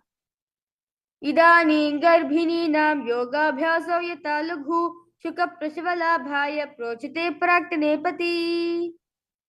Now lean forward, chest forward and down. Hold the big toes with the index and middle fingers. Head to the knees in Arambhasana. Dovu pagamilava pasari paga kanguta pagadirilat goda lagave. Now sit with legs straight, extend the knees slightly up. Maintain one hand distance between the heels.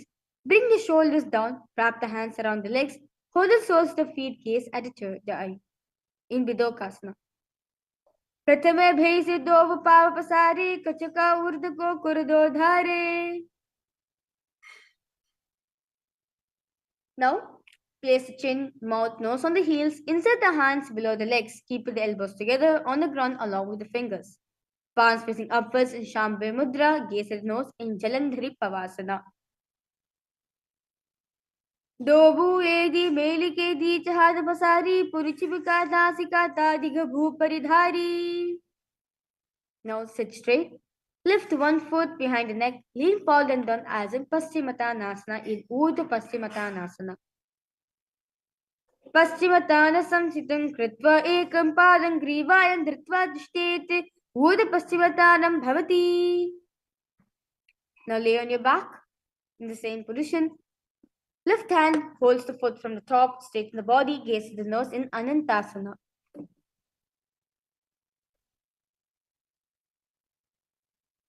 Uttanishayini ekam payi grivayam vinyasya. Ankushasana. Now from Anantasana, twist onto the elbow of the hand holding the foot. Concentrate on the Pratyahara Kumbhaka, gaze at the nose. Uttanishayite ekam padam grivayam kurvan. Now lay down on the back, bring the knees to the chest, and circle the thighs and the calves with your arms. Roll to your left and your right in Drishasana. Uttanam shainam janane hridevastamba janga saidurani karadve bhadra savvipa savyam lodhayet Drishasanam bhavati. Listener, repeat Urdhva Paschimottanasana on the other side. Paschimottanasam sitam kritva ekam padam grivayam dhritva tishtete Urdhva Paschimottanam bhavati. Anantasana on the other side. Uttanishayini ekam payi grivayam vinyasya. Ankushasana repeated on the other side. Uttanishayite ekam padam grivayam kurvan. Next asana is Yoga Nidrasana. Now lay on your back. Lift legs one by one up behind the head. Hold the hands behind the back, gaze at the nose in Yoga Nidrasana. Padabhyam veshtaya kantham hastabhyam prishtabandhanam. Now raise the legs towards the head. Wrap the hands around the legs, inflate the fingers behind the neck in Shambhe Mudra, gaze to the nose in Atma Ramasana.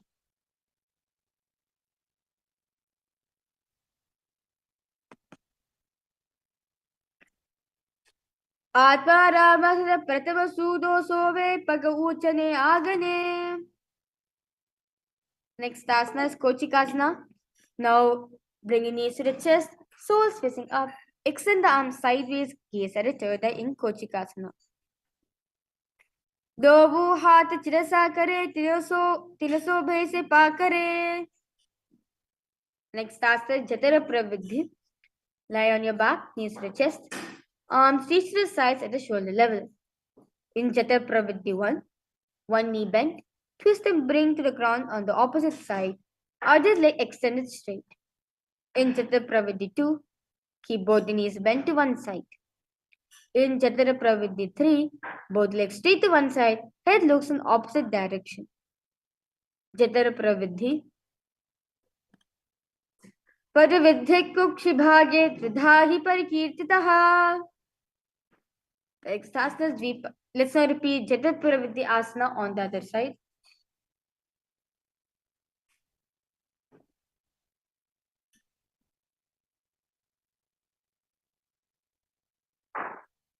Parivriddhif kukshibhage tridahi parikirtitaha.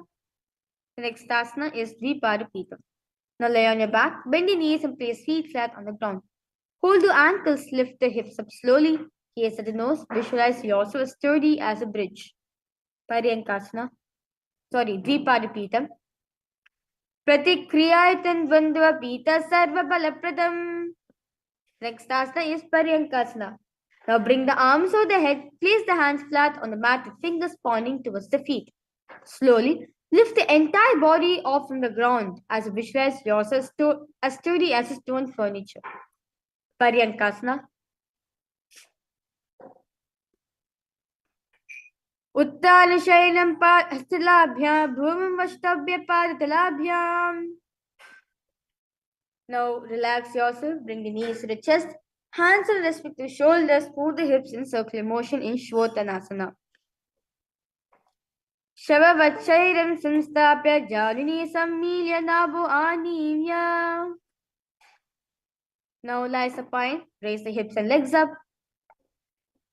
Extend elbows and hands and extend on the mat below, helping the body balance as legs are raised up straight. Move the legs around and around. Viparita Karani. Bhutale Shashiro Dattva Kenaye Charanadvayam. Now remaining same position. Stop the movements of the legs in Viparita Karini too. Karani Viparita Kya Sarva Divyadinashini.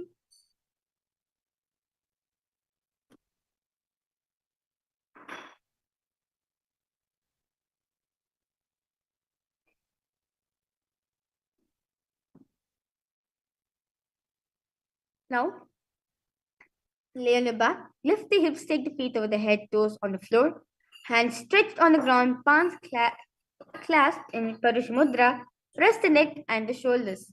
Langhalasana. Narakase Sitva Nasikapadeshe Bhumopad Prishte. Now, remaining same position. Hold the toes in Shayita Paschimatanasana. Tanam Shayita Kurvita Shayita Paschimatanakam. Now remain same position, spread the toes out wide and hold the big toes with your index and middle fingers in Pranamudra.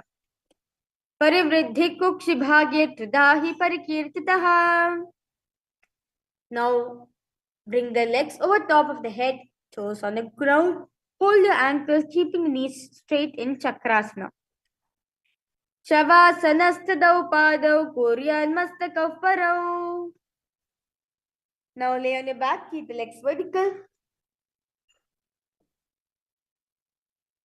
Hold the big toes in Pranamudra. Slowly stretch your legs outward. Uttanapadam crown chamcha marijim virabhadrakam. Now remain same position. Bring the feet together in front of you. Continue to hold the big toes in the Pranamudra in Suptapadam Gushtasana. Uttanapadam crown chamcha marijim virabhadrakam. The next asana is Matsyasana. Now move the legs into Padmasana position, lay on your back and holding on to the opposite elbows over the head, gaze at the nose. Mukta Padmasana Kritva Uttana Shayanam Charete.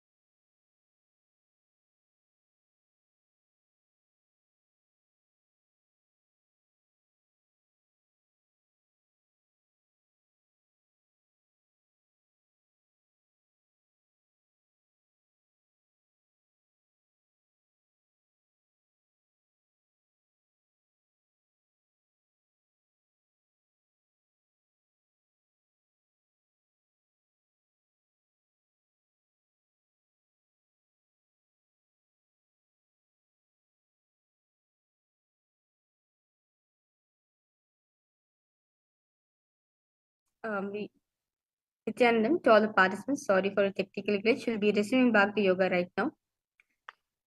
We left at Parasharamasana. Now lay on your back in Padmasana position.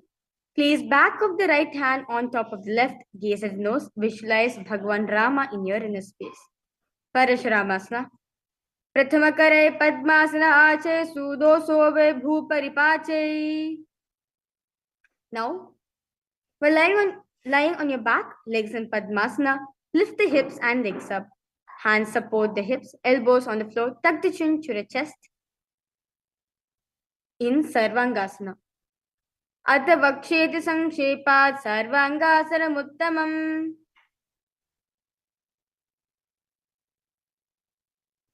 The next asana is Vrishchikasana. Now lay on your back, place one foot on the opposite thigh. With the other knee,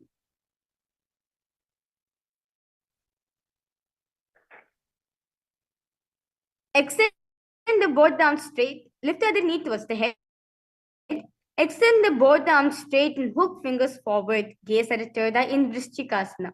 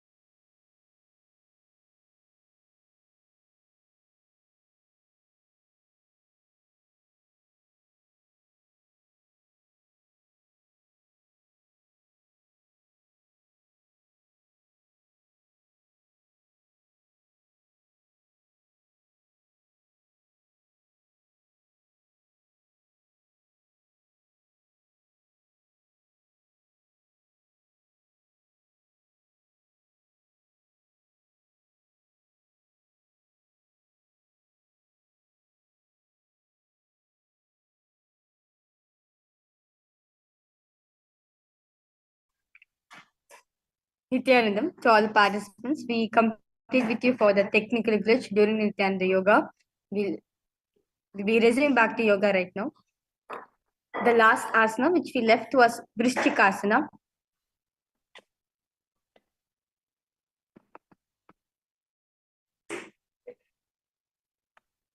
Now, lay on your back. Place one foot on the opposite thigh. Lift the other knee towards the head. Extend both arms straight. Hook the fingers forward. Gaze at the third eye. Vrishchikasana. Pratamasayana sudhosi shakesiki samdisudakhe. Now, lie on your back. Let's now repeat Vrishchikasana on the other side. Pratamashayana sudhosi shakesiki samdisudakhe. The next asana is Vrishabhpadikshepasana. Now lie on your back. Interlace your fingers around the neck. Lift both the feet off from the ground, extending one leg straight and other knee to the chest. Alternate extending and raising the knee again and again in Vrishabhpadikshepasana. Uttana shayanam kritva anulumbihi.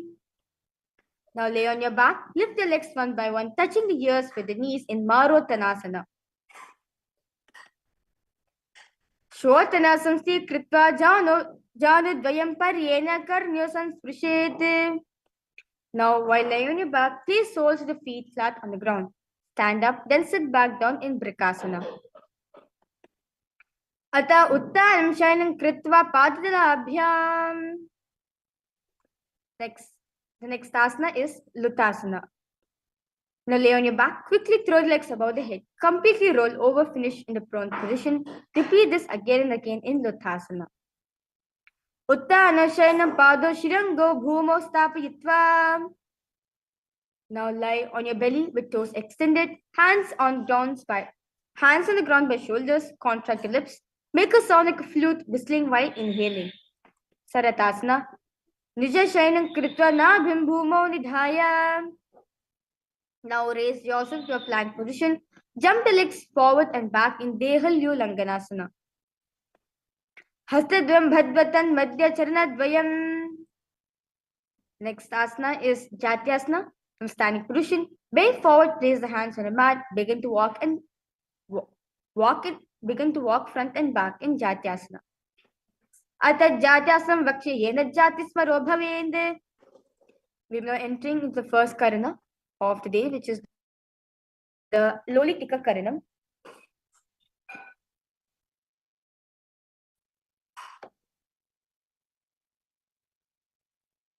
Now, stand with knees bent, feet pointing outwards, bend the elbows, keep the hands at the chest level. Shiftly move the arms across the body, then bring it back to the center. Tilt the head back, open the chest up towards the sky, move the head in all directions.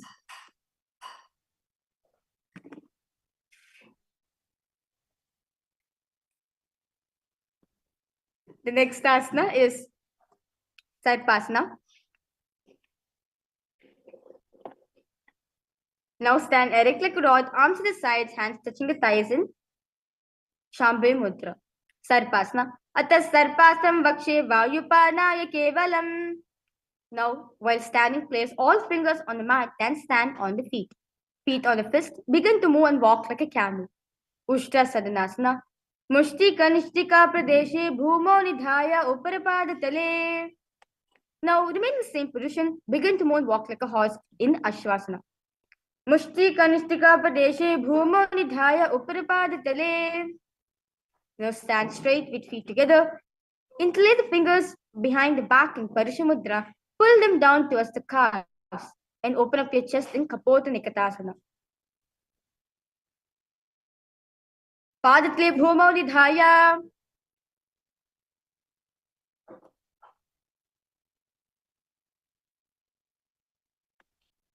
Now, we now entering the next Karana, which is the Tala Pushpatam Karana. Stand tall with palms together, Namaskar Mudra. Gently bend the knees, keep the toes pointing outwards. Simultaneously open up the palms, place one heel off from the ground, slightly lowering the waist and shoulders of the respective heel. Visualize. We are holding an offering or bouquet of flowers to Paramashiva in this beautiful Karana.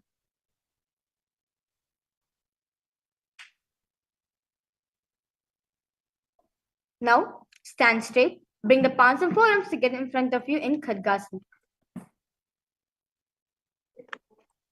Nuja sartamasman kritva padalabhyu.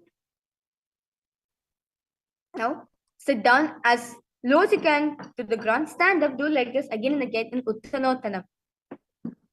Punah prahutatavya asitattvam iti Uttanottanam bhavati. Now stand up straight, raise the arms so the head jump repeatedly in Musalasana. Saram sita udam bahum nayet varam vanudam kritva nayet. Now from standing position, pull the soles of one foot towards your belly, with the other leg sit down and stand up, alternating both sides. Uchishaka. Hastadan ritva tishtet. Now we will enter into next karana, which is the Pashujana Karanam. Stand and keep one leg slightly bent, with toes pointing to the side. Bend the lift the opposite knee towards the chest, toes pointing downwards. Keep the arm holding the knee close into a fist. Let the opposite hand place on top of the thigh, wrist twisted, fingertips pointing at the center of the body. Now, on next asana, Tandavasana. On one leg, lower the body to the mat, then stand straight. Lift the raised leg to the opposite thigh. Tandavasana. Ekiripadistadavyam Tandavasanam bhavati. Now, place left foot on the inner right thigh. Stand erect on the mat like a rod, hands by the sides in Brahmanasana. Brahmanasana mavakshe yakritva brahmano bhavet. Now stand tall, wrap the legs over and around the right knee. Left toes under the other side of the right calf. Simultaneously cross left arm below and right. And bring the palms again, Namaskar Mudra. Garudasana. Uttana kurma pitesya semhe garudamevacha. Now stand straight on the right leg, left foot on the opposite thigh, hands relaxed by the knees in Ekapadasana. Daksha Grimvama Padasya Jango Paridhaya cha. The next asana is Dhruvasana. Hold the big toes to the left foot, straighten out to the side, rotate your body quickly on the standing leg. Ekena hastina dandarupasya ekasya padasyagram dhritva. Now lift the left foot behind the neck and stand tall, alternate between sitting and standing in Trivikramasana. Grivayam padam sanstapya stathavyam utatavyam Trivikramasanam bhavati. Let's now repeat the beautiful Pashvajana Karanam on the other side.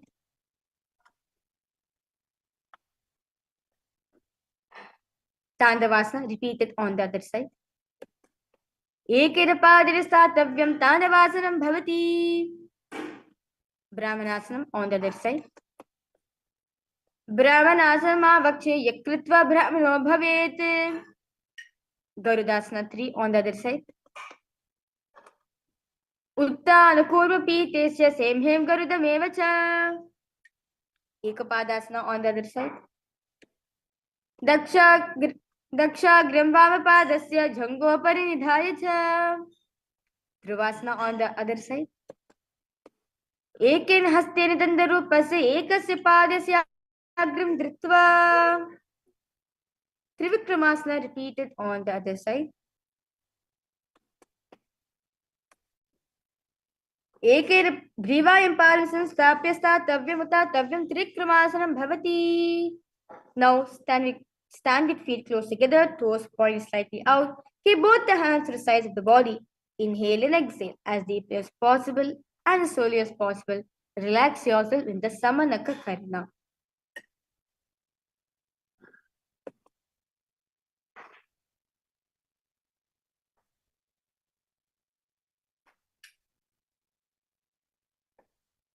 Next asana is Gorak Janjali Asana. Now, sitting squatting position. Bring the hands underneath the knees and make a finger lock, touch the navel. Gorak Janjali Asana. Pratham hi ube hoye vahuri niche puri hove. Now continue to remain in the squatting position. Insert the hands between the thighs and the calves and wrap the hands around behind the butt. Keep the spine upright in Kanchasana. Uru madhyadhastav nivashya nitambam dhritva. Now continue to sit in squatting position. Hold the hands at the back and sit upright, gaze at the navel in Bhairavasana. दो पग की ताल की माहिली core मिलाई.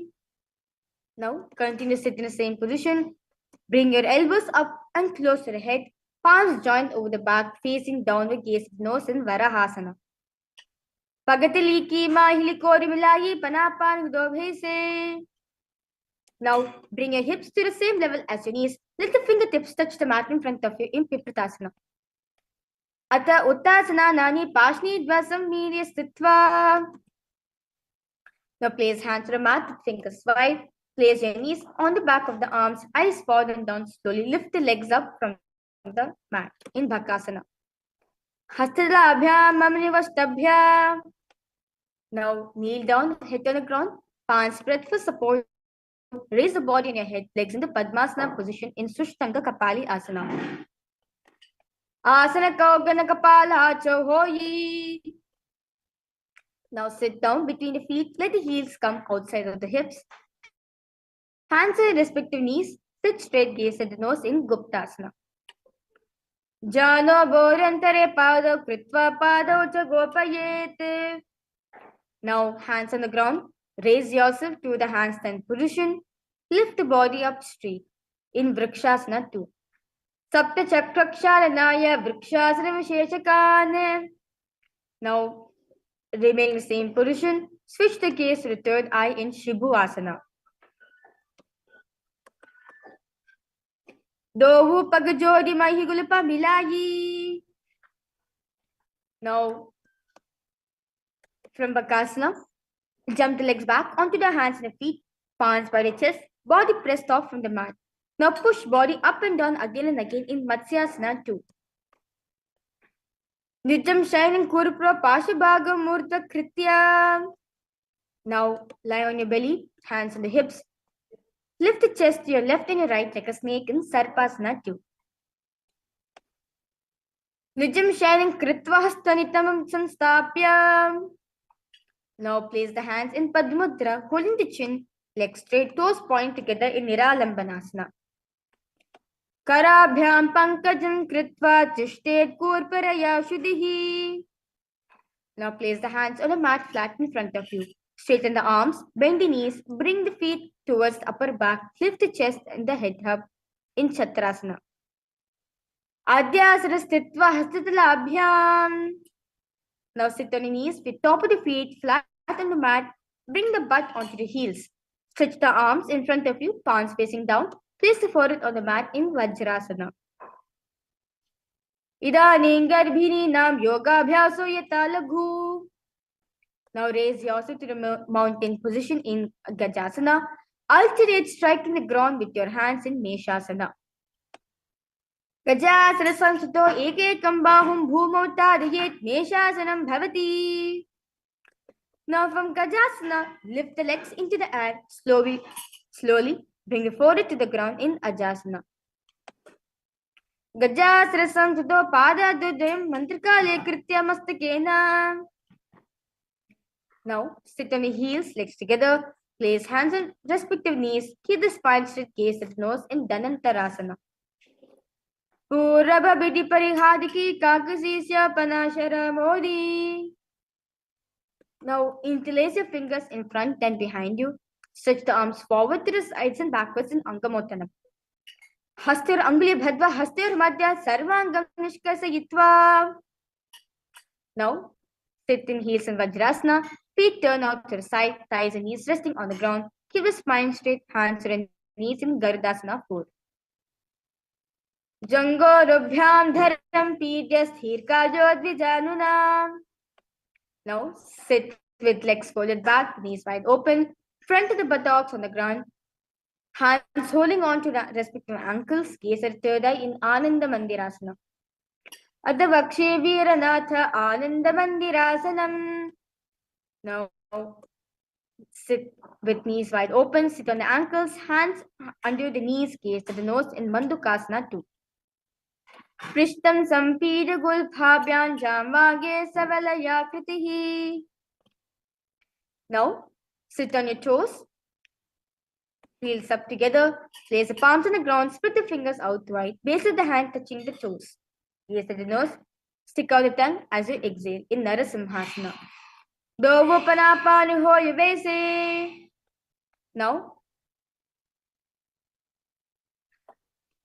remain the legs in the same position. Sit straight. Make a hollow palms, place it on your mouth. Keep your tongue under the teeth. Close the lips, gaze at the nose. In Bishtakasana.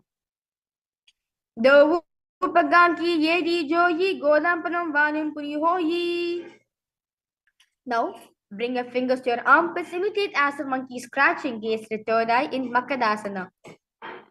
Dovupakatali Sampuratane Tiniki Pishti Bhuma Paritane. Now, slowly lift the knees off from the floor and knees open out wide. Hold the elbows behind the back, gaze at the nose in Vajra Sangarasana. Pratama Panapani Ho Yubhese. Now, keep the toes down, cross the ankles behind you, sit on the heels. Place palms on the mat with sides in Kanjanasana.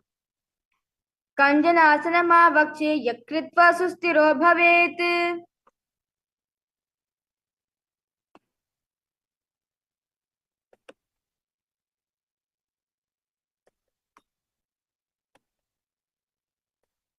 Now, with toes flat, cross the feet, place perineum on back of the heels. Keep the knees wide open on the floor. Rest the hands on the knees in Kurmasana. Gulpo chavrasyasyadho yukramena samahitau. Now remain same position. Switch the gaze to the nose and visualize Swamiji in your inner space in Yogasana. Gudam niyamya gulpabhyam yukramena samahitaha. Now stand on the knees, cross the ankles behind, place the feet near the opposite knees. Hold the calves with fingers inside and thumbs outside. Gaze at the third eye in Vijogasana. Goda vamna ube hoyi, goda adhara ke doyi. Now, in kneeling position, bend backwards, hold the ankles with the hands. Keep the arms straight, push the hips forward, tilt the head back in Ushtrasana 2. Merudantavrididhadya samipadi sufkuman.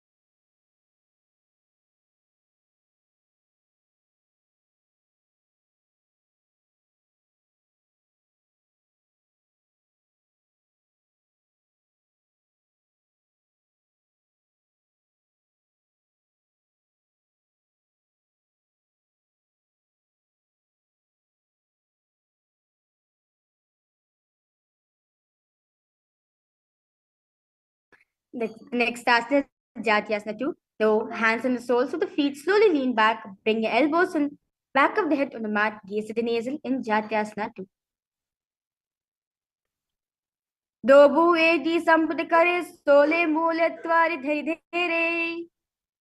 Now, use support of hands if needed. Rise up, then lean back to touch your back to the ground again and again. Do like this again and again. Ratasana. Changrabdhi bhuma nidhaya jangodharna uni samstapya. Now raise the hips higher. Bring the forearms on the mat. Hold the back of the heels. Bring the head in between the feet in Kapotasana. Merudantavridhi dhaya samipadi sufkumane.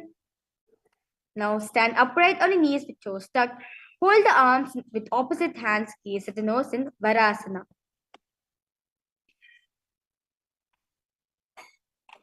Jani bhuma samstapya hastabhyam bahu parasparam dritva. Now keep the knees together, toes tucked. Lean forward, bring the elbows to the mat, hand holding the head, heels on the butt in Varahasana 2. Surya Chandram Vedadani Asnani Khatyante. Kneel down, place crown of the head to the mat between interlaced fingers, elbows on the mat, shoulders width apart.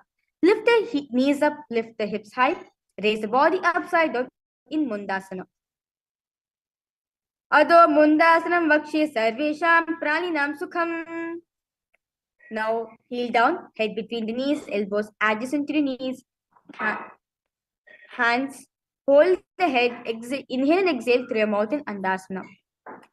Prathama pagatale samathahirave, korma huli ubhe milave. Now lie on your belly, arms extended straight out. Lift the thighs and arms, chest off from the ground in Viparita Shalabhasana. Shalabhasana Bedasya Nadaberunda Namake. Now place the palms next to the body. Slowly lift the legs up together in Kapalasana. Kapalam bhumo nidhaya urdhapadam nayet. Now lift the legs up over the head. Slowly place the feet on the mat in front of the head. Keep the palms flat on the mat behind in Akasha Kapotasana. Ushtrase stitva charnam bhumar tapya mastako pari. Now sit on your knees. Bring the chest down so navel touches the knees. Keep the hands flat on the mat, forearms on the ground. Be sturdy in Chatakasana. Kurpara paryanta hastadharamashtabhya januni. Now raise the legs, bend back to touch the feet on the head. Lift the chin and hold in Vrishchikasana too. Vrishchiva puchcha parimangripaashni jitva shishire chibakam vidayakau. Now relax yourself. Place perineum down on your right heel. Keep your left foot outside of the hip, ankle to the side. Place hands to the mat, resembling a bull in Vrishasana. Vyama gulpe padamule vama bhage badetaram. Now cross the toes of the left feet over top of the right. Slowly lift the knees up from the ground in Lolasana. Lolasam sada kuryat vayu lola phagatanat. Let's now repeat Vrishasana on the other side. Yam gulpe pad mole vama bhage badetaram. Now place left toes on the ground. Sit on the heels of the left foot. Place right foot flat on the ground with the knee raised towards the chest. Palms on respective knees. Maintain upright position in Balgunasana. Asana kaugana jalabika rajayi. Now squat with feet flat on the mat. Bring the elbows and the thighs and wrap the hands around the shin. Hold onto your ankles from the outside in Grahasana. Padadle bhumo samstapya jara madhye kurparau. Let's now repeat Balgunasana on the other side. Asana kaugana jalabika rajayi. Now sitting, squatting. Now sit on your toes. Knees together. Place perineum on the heels. Hands at respective knees. Keep the spine straight in Utkatasana. Yujasbijosti yata utajano yatrasane padalo pari. Now remain same position. Spread the knees out wide and hold on to the opposite elbows behind the back in Vajra Sangarasana too. Pratama panapani hoye jaise dovu egi guda nivese.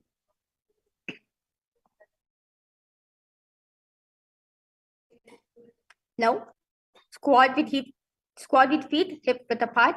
Hands under the shoulder feet from inside, palms down. Arms straighten, elbows together at the navel. Gaze at the nose in Anilasana.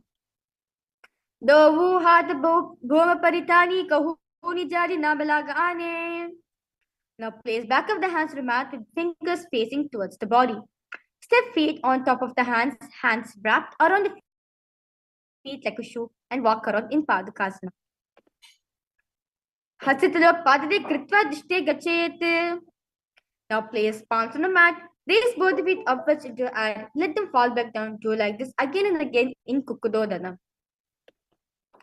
Hastadle bhumo kritva padadle cha udvam. Now place hands on the mat. Raise the legs upwards into a handstand position. Move around on your two hands as if you are dancing in Viparita Nrityasana.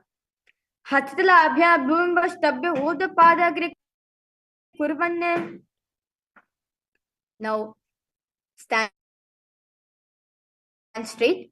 Separate the feet. Place one palm down on the mat with arms straight. Bring the opposite hand to the head. Be stable in Kunjarasana. Atavakshe Mahadeva Kunjarasana Muttamam. Let's now repeat Kunjarasana on the other side. Atavakshe Mahadeva Kunjarasana Muttamam.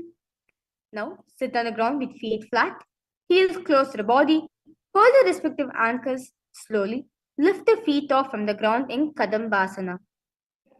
Pashnibhya Bhumvashtabhya. Now Sit with heels at the perineum. Hold the knees with hands and press them towards the chest in Pavanamuktasana. Dvayostu padayof pani latva swastu nitambake. Now, lift one leg behind the head. Place both the hands flat on the mat. Extend the opposite leg up with knees straight. Lift the entire body off on the ground. Keep the chin up in Chakorasana. Purvadanam chadushpadapitam vajrasanam tatha. Now, sitting on the ground, hold the left toes with the left hand, index and middle fingers. Pull the foot to the left ear. Extend the right leg out, keeping it straight. Hold the big toe with your right hand. Visualize yourself as a bow. Dhanurasana 2. Padangushtorupanibhyam ghrihitva shravanavadhi. Now, lift the left leg over top of the left shoulder. Bring the right foot across, hook on top of the left foot.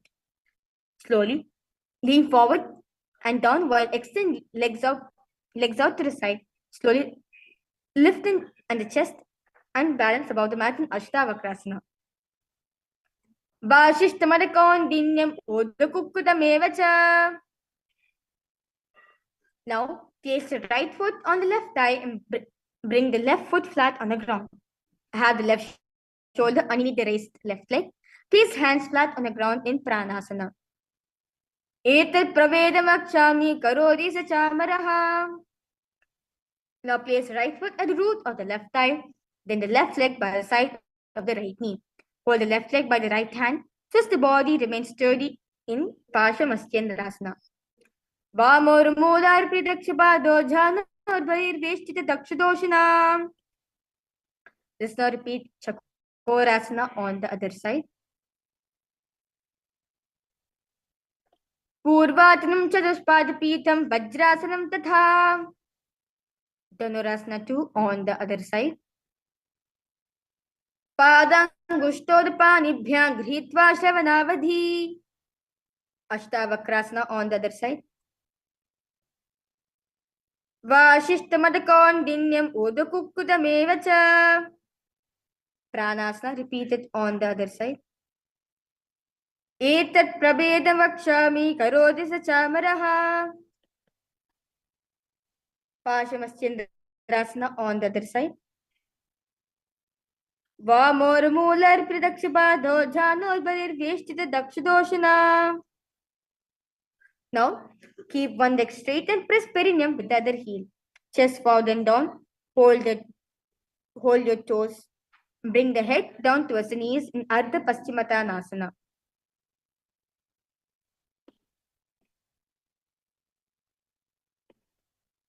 Ekam padam prasarya ekam padam pashnina. Now, place your left ankle outside the hip. Hold the soles of the right foot. Lift the leg up towards the forehead. Keep the knees straight, gaze at nose in Kronchasana. Vashishtamadakondinyam udakukkudamevacha. Let's now repeat Ardha Paschimottanasana on the other side. Ekam padam prasarya ekam padasna pashnina. Kronchasana repeated on the other side. Visualize yourself as a crane. Vashishtamadakondinyam udakukkudamevacha. Now, sit with soles between the thighs and the calves. Keep the spine straight, palms rest on the knees in Swastikasana. Jano vorantare samyak kritva padatile ubhe. Now keep the feet in the same position. Cover the heels with respective hands. Tuck the chin to the chest. Gaze at the tip of the nose in Gorakshasana. Jano vorantare pado uttano vyakti samsitau. Now bring the left heel to the perineum. Right foot on the left thigh. Close your eyes with the index finger. Nose with the middle finger. Ears with the thumbs. Gaze at the third eye in Bhagasana 2. Vama Pashnogadam Stapya Dakshagram Vama Jangane. Now, place feet on top of the opposite knees. Place the hands on the ground, palms facing upwards. Keep the spine straight, gaze at the nose in Yogasana 2. Uttano Charano Kritva Samstoperi Januno. Now from Padmasana, press the hands into mat, slowly lift the knees up from the ground, balance above the mat in Urdhva Kukutasana. Vashishtamadakaundinyam Urdhva Kukutameva cha. Now from Padmasana, insert both the hands through your knees, place them on the mat. Do not lift the body, stay seated on the mat in Siddha Haratali Asana. Pratamam Padmasana ko kare hastudo goda samvidhere. Now, place the palms on the ground. Slowly lift the thighs up to the shoulder, legs up from the mat. Stay above the mat, gaze at the nose in Hamsasana. Kukutasana stitva skandam parinatva. Now, place hands between the thighs and the calves while sitting. Reach hands behind the body, interlace the fingers. Bring the forehead to the floor, gaze at the nose in Karmukasana. Pratama Padmasana ko kare goda samdima kari dhere. Now from Padmasana, insert both the hands through the thighs and the calves. Bend the elbows, hold on to your respective shoulders with your hands in Shambhavi Mudra. Kurmasana 2. Bhame Janga Pandachina Parva, Dahini Janga Parba Milyava. Now remain in the same position. Bend the head down, tuck the chin to the chest, gaze at the nose in Granthi Bhedasana. Atha Vakshe Neelakanta Granthi Bhedasanam Shubham. Now, release. Lift your head up. Lay on your back, bend the elbows, hold the respective shoulders with your hands in Uttana Kurmasana. Kukudasra Bhandastan Karabhyanrita Kandaram.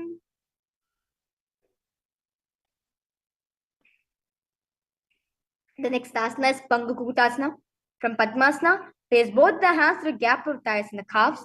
Place one hand flat on the mat, holding its wrist with the other hand. Slowly lift yourself from the mat and hold in Pangu Kukutasana.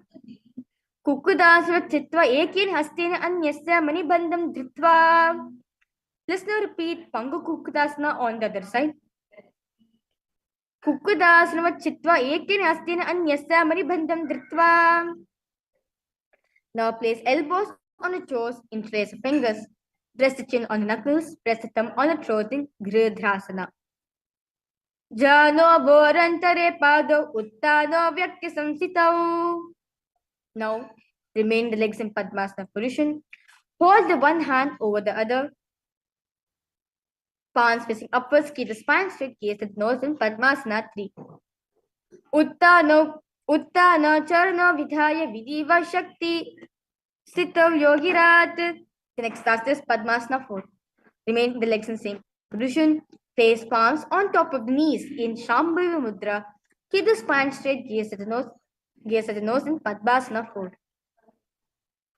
Etat Padmasana Kuryat Pradavayu Prasiddhayet. Next asana is Karmakasana 3. Now in Padmasana position, hold your right hand, index and middle finger around your right toes. Lift the elbow as if pulling a bow back.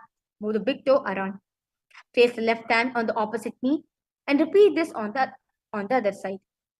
Karmakasana 2. Atanyasana ma vakshe yoga puraka rakshanat.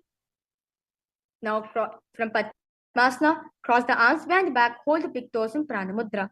Inhale in through a tongue, straighten like an arrow in Kakuchinchi Kumbhaka.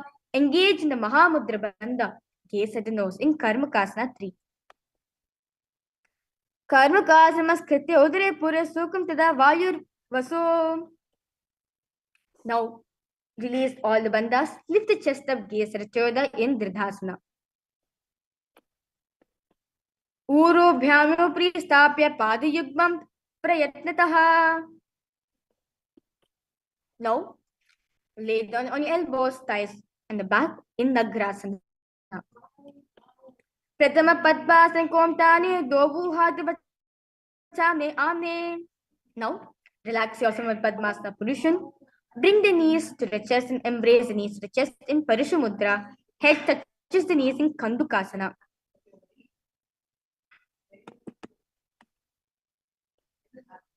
Vetrasya Sistva Hastapada Nishkun Mudam Nayet. Now place the soles of the feet on the ground, hands interlocked under the head in Urdhva Pavanasana. Pratama Sudha Saina Karave Goda Ubhara Shimilave.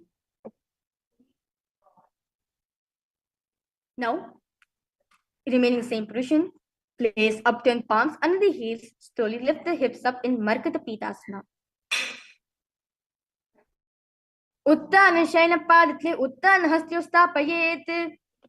Now, as legs are raised the hips up, support your hips with hands placed at the waist, elbows pad away to the body, chin presses at the throat in Jalandrabandha, gaze at the nose in Uttana Shikipitakasana. Jangor Balini Naschet Uttana Shikipitakam. Now, lie supine, raise the hips and legs up. Elbows and hands extend on the mat below, helping the body balance as legs are raised up straight in Narakasana. Griva Kanti Bhungastamba Padagradvayam. Now bring the hands to lower back, keeping elbows on the mat.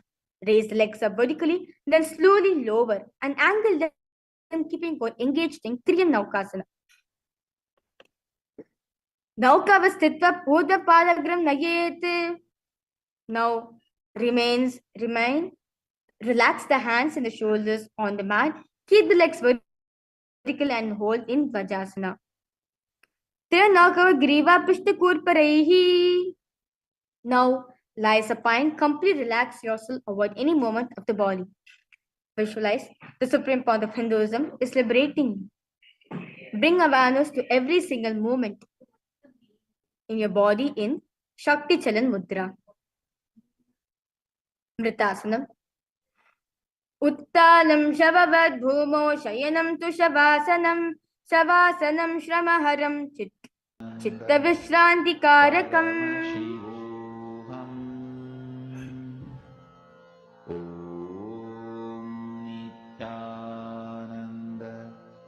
Paramashivoham. Om Nithyananda Paramashivoham. Om Nithyananda Paramashivoham. Om Nithyananda Paramashivoham. Om Nithyananda Paramashivoham. Om Nithyananda Paramashivoham. Om Nithyananda Paramashivoham. Om Nithyananda Paramashivoham. Om Nithyananda Paramashivoham. Om Nithyananda Paramashivoham. Om Nithyananda Paramashivoham. Om Nithyananda Paramashivoham. Om Nithyananda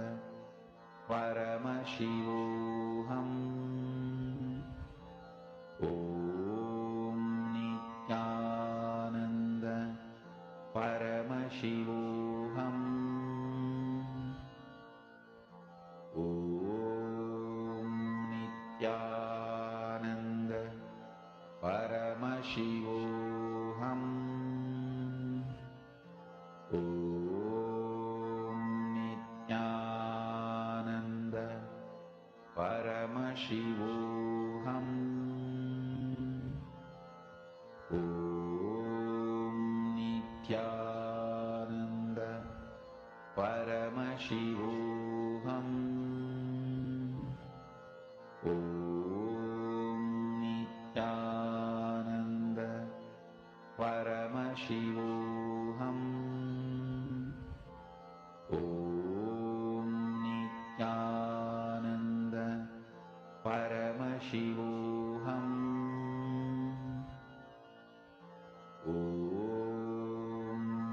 Nithyananda Paramashivoham. Om Nithyananda Paramashivoham. Om Nithyananda Paramashivoham.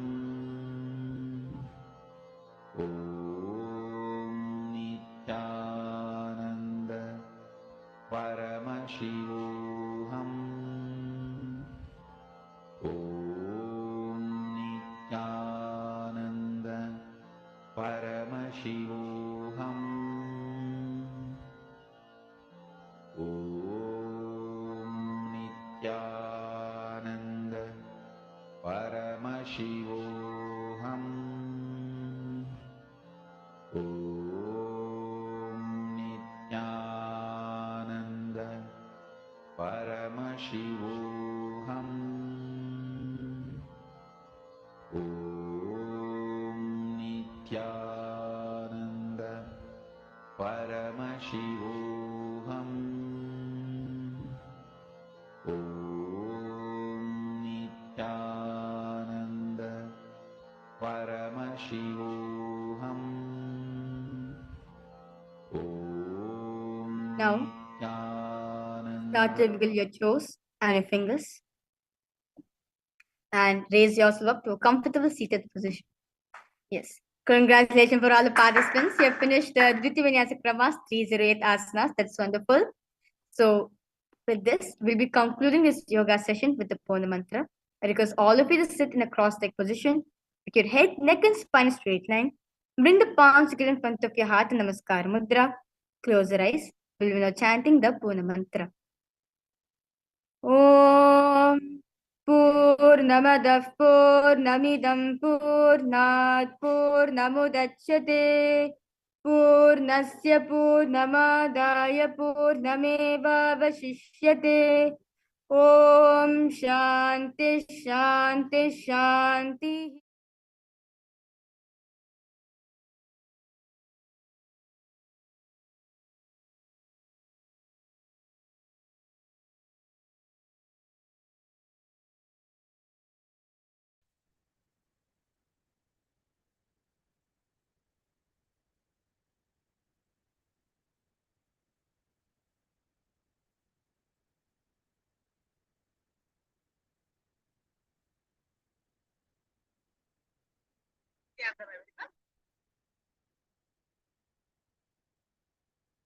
Welcome to the Paramashivoham Level-1 program. Day 2 of the Paramashivoham Level-1 program. Am I audible to all of you? Nithyananda, everyone? Can I have a thumbs up? Are you able to hear me?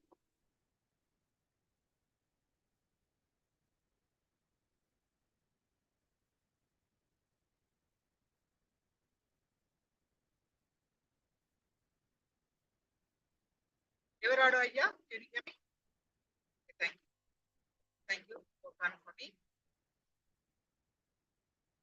Now, all of you, please come in front of camera and sit straight with your head and back straight line. And let's chant the Sadguru Vandana before Swamiji's presence. Please come in front of camera and see all of you.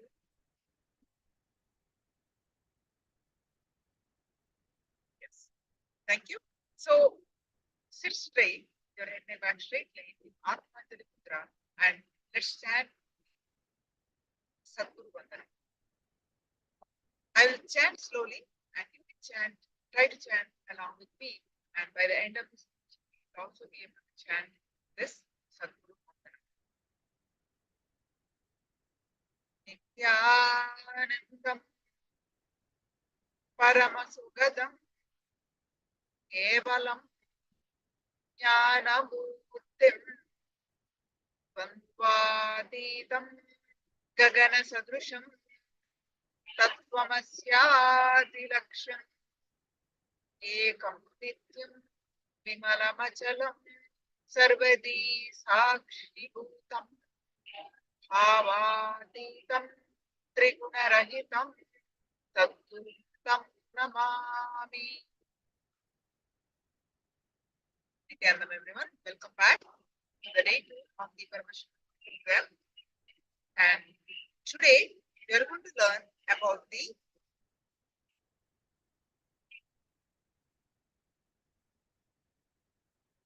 Yoga Spurana, flowering in yoga. We are going to learn about all about the yoga and few details about the Nithyananda yoga. Understand,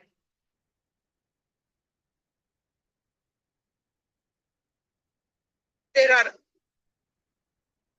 many diluted forms you might have seen, but today, how Swamiji has revived the original authentic yoga, and will be explaining the details of the all the how to do the postures and how should be the pranayama to the sacred secrets from Patanjali Yoga Sutras. Also, we'll be learning. Before we start the Jnana session, so let me add one more sentence for the yoga. So when you are doing, since last few hours you're doing the yoga, and the acharyas are saying about this mudra and this pranayama. For each asana, they are explaining to you this yoga, this mudra, all that. So what are those? Also will be explaining how to start the yoga and how to practice, what is asana. Many basic details to many sacred secrets today we are going to learn. So before we start, let's start with the power manifestation. Yesterday, the initiation of Mahavakya, Shiva Diksha, and after each Jnana session, we generally do power manifestation. What is power manifestation? Any idea?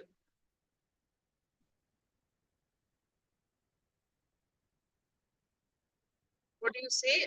What is power manifestation?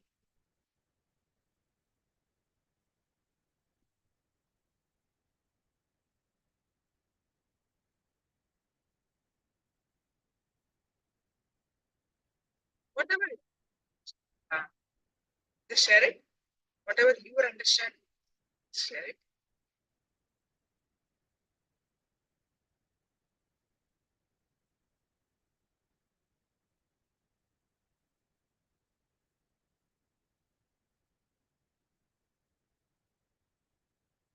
See, when you're generally,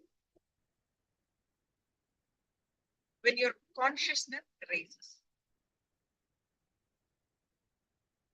when you start experiencing the glimpses of your divine self, right? You have all the powers at your disposal. By practicing power manifestation, you experience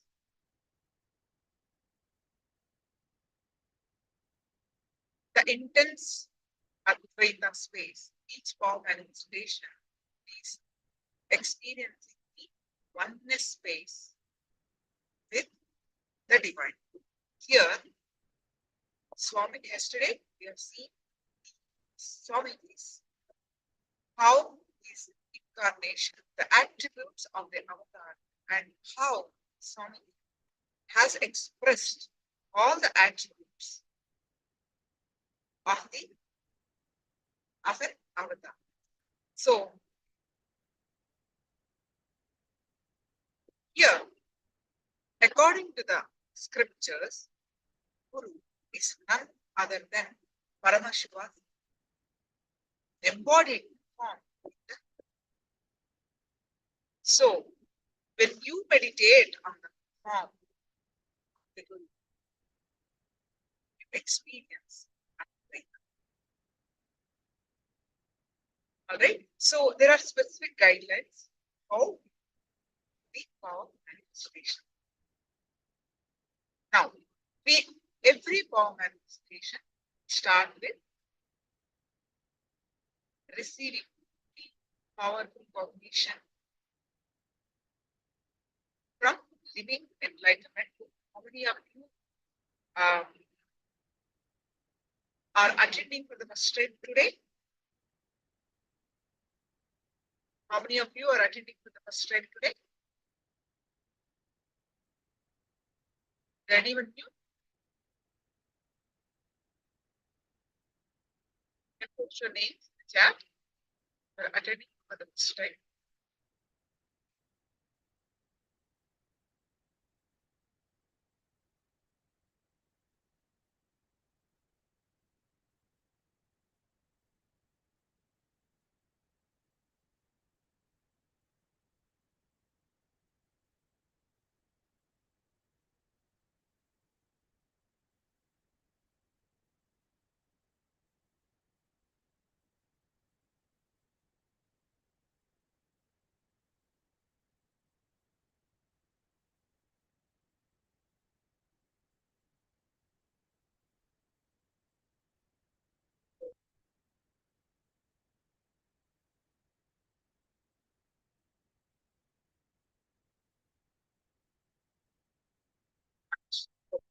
So, each power manifestation raises your ability because you practice the oneness space with the divine. Who you entangle with, right? So, watch horror movies, what happens? You're afraid of anything that goes, isn't it? Anything moves, you are so afraid, isn't it? Too much of horror. You doubt everything, isn't it? That whatever you are seeing, watching, are entangling with, are associating with. So breaking.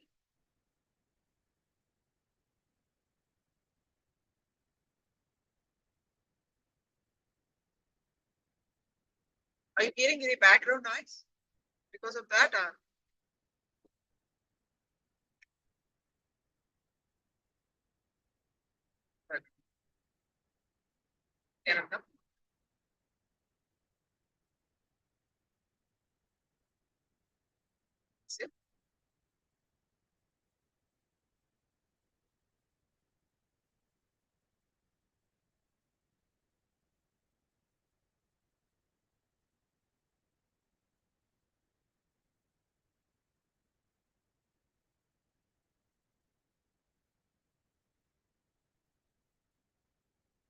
understand, each power manifestation is an intense meditation, which you achieve with the one space with Swamiti. Swamiti is the embodiment of Paramashivoham. As per the scriptures, as attributed, read this autobiography. So this, for many of us, it's an experience. For those of you who are participating for the first time,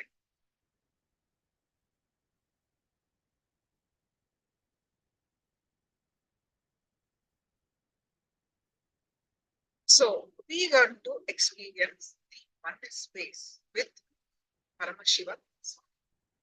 With that one space, whatever, when we entangle with him, whatever space he has, we raise to that space. He is radiating the enlightenment space. So when we entangle with, we raise that space. Nithyananda Chandrasekhara Priya, after a long time. No, you're able to understand what I'm saying? Whoever we entangle with, 5 the qualities. So if we entangle with the Guru, who is the embodiment of Shiva, who is Paramashiva, we raise that, our consciousness, we raise to that. With that, we will be able to manifest powers. Our third eye is awakened and be able to manifest it. So what are all the things that we need to do to experience the oneness space? To experience oneness space, first our space should be powerful. Right? You should sit with the poor victim of life. I'm good for nothing. I don't do anything. This is impossible for me. This kind of statements are similar statement. If you're sitting with impossible space, you will not be able to manifest powers because you are associating with the lower self of power manifestation will not happen. If you're feeling powerful, then the oneness space you'll be able to experience this. So how do we experience the powerful space instantaneously? That is by receiving powerful cognition from the living enlightenment. I'll explain, we are going to learn a little bit more about the living enlightenment. But just for this session, living enlightenment is a living deity. It has got independent intelligence. It responds to what we are requesting. It responds to what we are doing. So they are not simple words. Swamiji said, what I wanted to say, what I'm saying, what I'm going to say is everything. What does it mean? What he's going to say also in this book, that means it responds to your.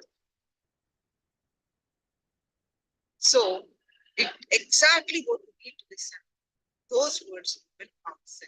So that's where we start the law manifestation with a living, like receiving the powerful cognition from living enlightenment.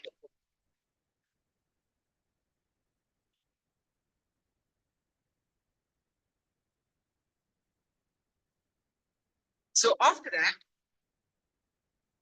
follow my direction. We experience the powerful space. We also experience this unclutched space. Then we experience the oneness space. With that oneness space, we manifest the powers. There are various powers that we are going to manifest.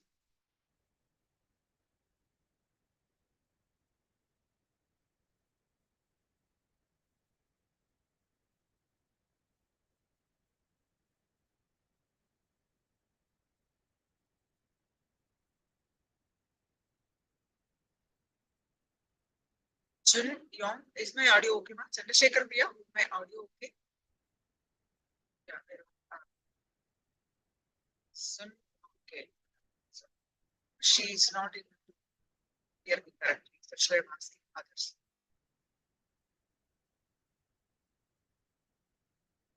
If I check from my side, it looks okay.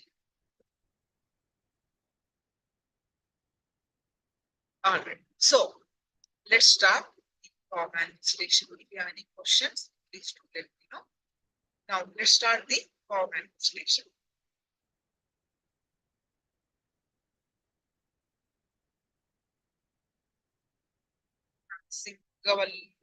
Thank you so much, ma'am, for confirming. Yeah. So I sorry, Major, check from your side. Others are saying okay for the audio. Check from your side. All right. So, and someone of you, iPhone name. So you can change your name so that it's easy for me to relate with you. Call you with your names. So you can actively participate in the sessions. So you don't like me to call iPhone, right? You don't like me to call your name. Right, ma? So please change your name. So each power manifestation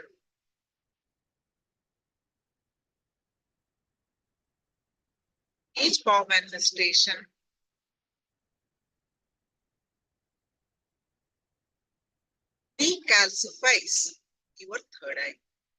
Don't think every time you sit for power manifestation, it calcify your third eye. So how we start? Start with the receiving the powerful cognition from Living Enlightenment book. So please go ahead and share your powerful cognitions from Living Enlightenment book. For those of you who have the book already, please go ahead and share your cognitions from Living Enlightenment book. And for those of you who do not have the book, I'm going to post the link.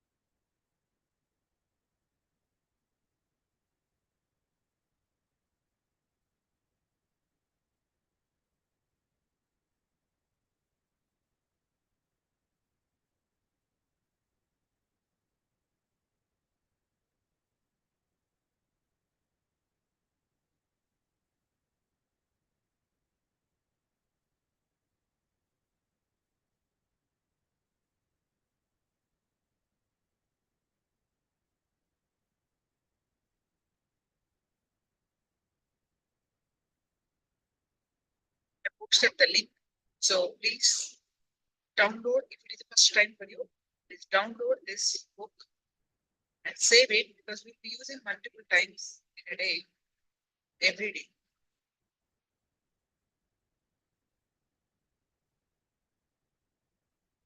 And for those of you who have already the book, please go ahead and share your powerful cognition.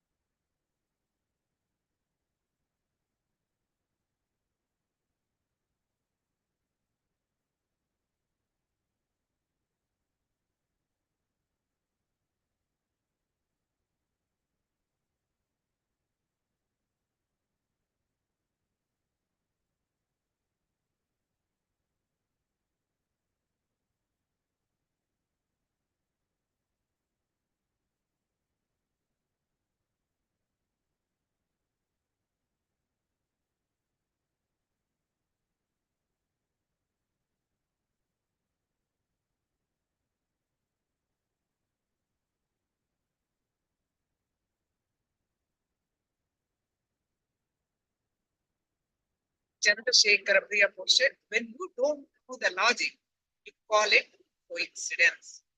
Nothing can happen without a cause on planet Earth. So beautiful cognition. Lolo, you're able to understand, right? This is from like each one, and you have to internalize that cognition. What's one of these conveying? All right. So now all of you sit straight with your head neck back straight line. Just follow my instructions to manifest the power of third eye. Please straight with your head neck back straight line.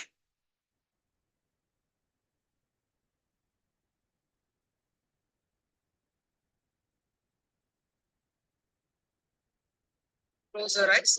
Tie your eyes with eye band.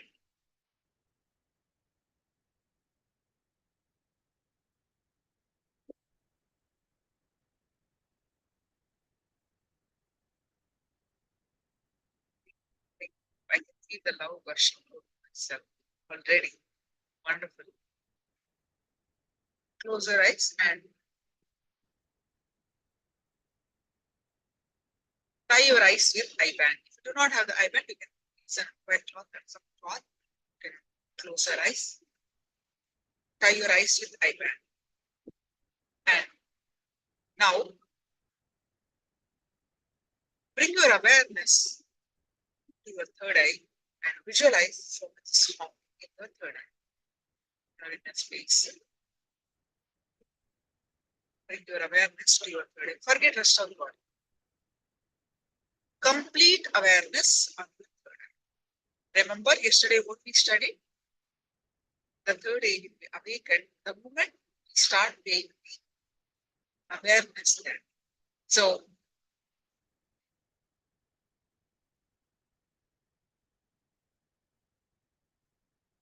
close your eyes and bring your awareness to your third eye. Visualize Swamiji's form in your third eye.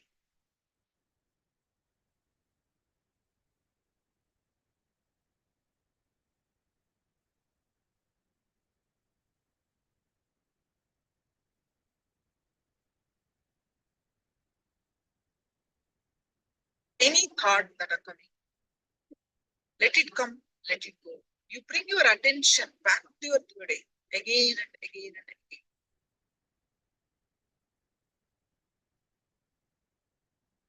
And now start chanting the Mahavakya. Om Nithyananda Paramashivoham. Intensely start chanting the Mahavakya and experience the space of oneness. With that space of oneness, scan through your third eye and manifest the power of third eye. I'm going to project the picture. Scan through your third eye and manifest the power of third eye. So intensely chant the Mahavakya.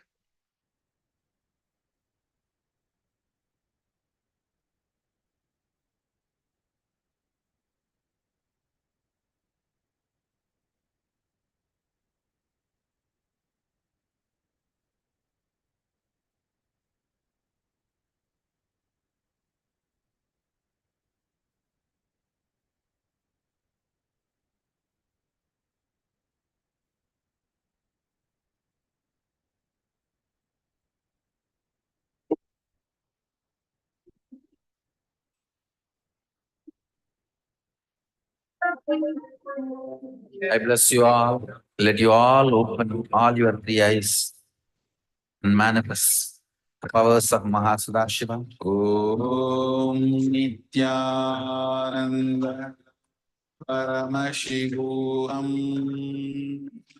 Om Nithyananda Paramashivoham. Om Nithyananda Paramashivoham. Om Nithyananda Paramashivoham. Om Nithyananda Paramashivoham. Om Nithyananda Paramashivoham. Om Nithyananda Paramashivoham. Om Nithyananda Paramashivoham.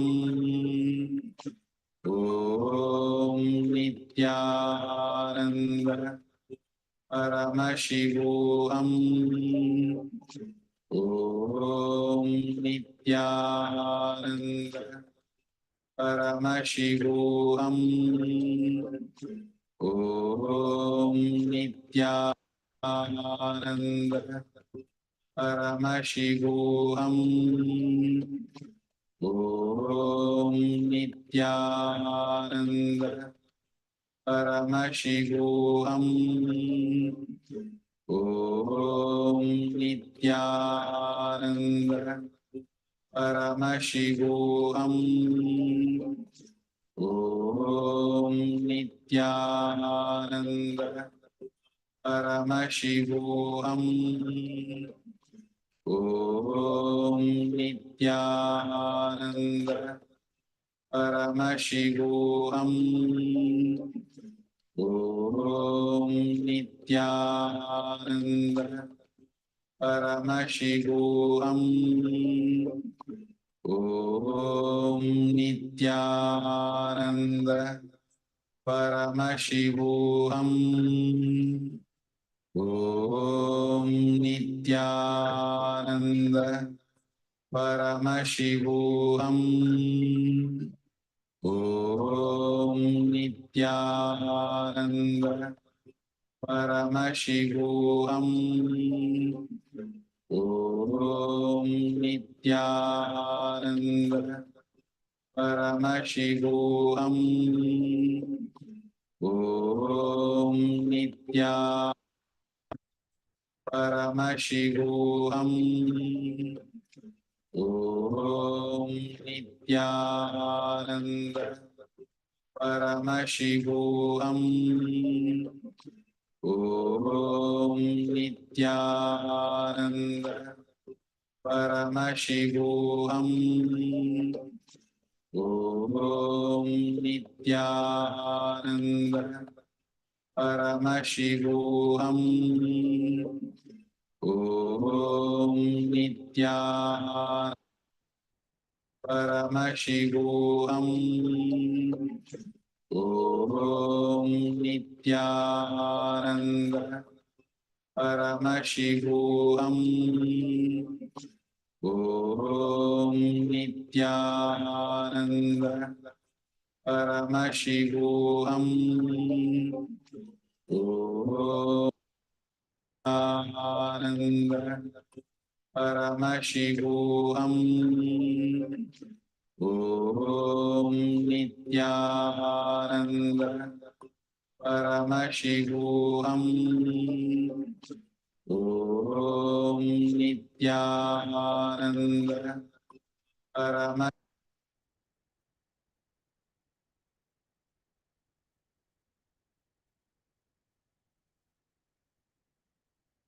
Yes.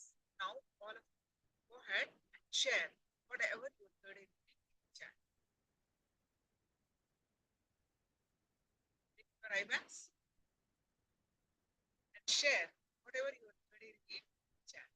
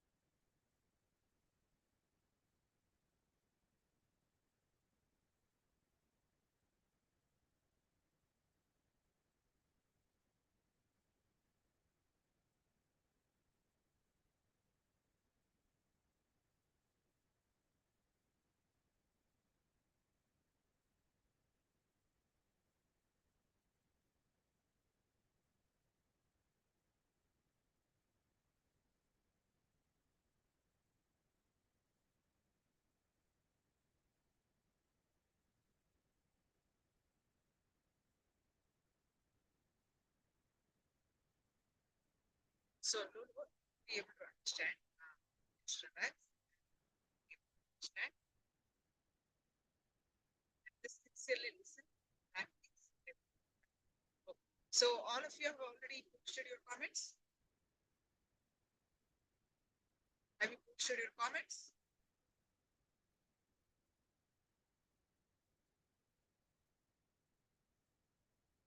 Whatever you heard in review, have you posted it? Now I'm going to project.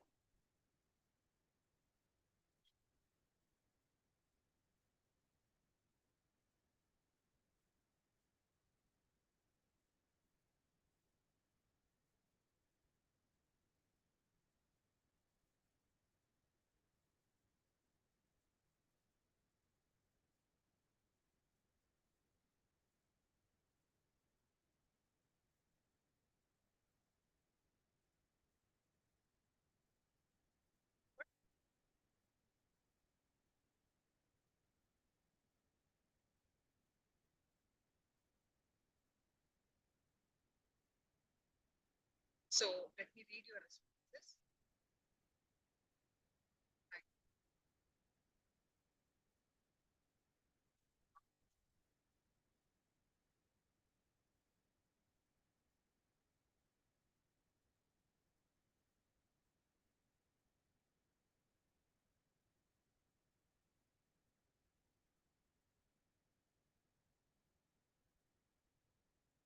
Yes. So I'm reading your response.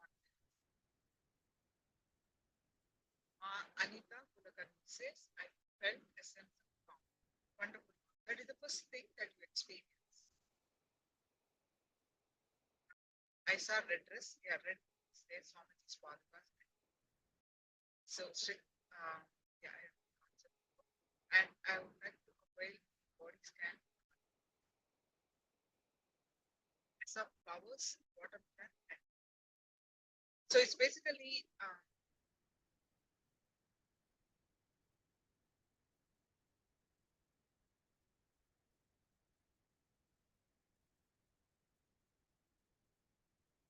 all right. So it's close, mind, bit close. You can say partial manifestation. Chandrasekhar also partial colors.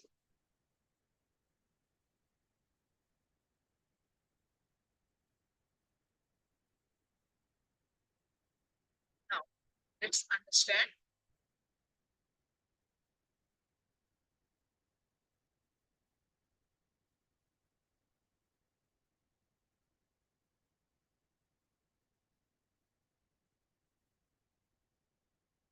Nithyananda yoga.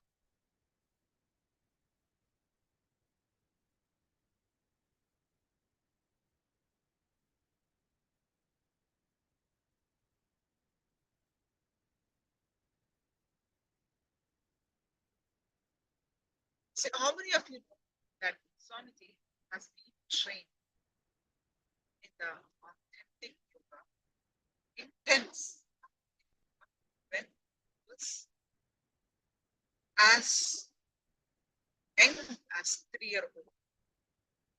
Swamiji's yoga, Raghupati used to come to Swamiji's house every day for 11 years. Until 11 years. Every day he would come and train Swami, take Swami to temple, Tiruvannamalai temple, and train him intensely.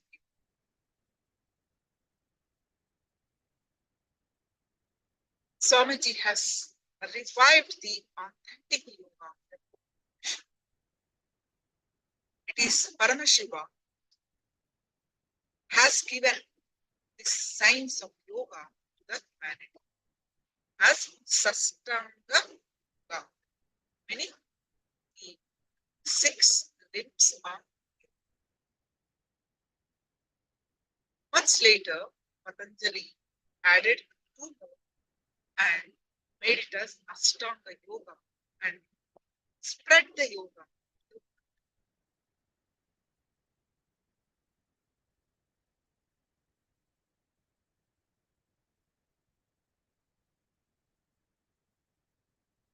KAILASA's Nithyananda Yoga, and Swamiji has revived that and delivering to the world as Nithyananda Yoga. And all of you have experienced in today's yoga sessions the Vinyasakram. So we'll get to the details of it.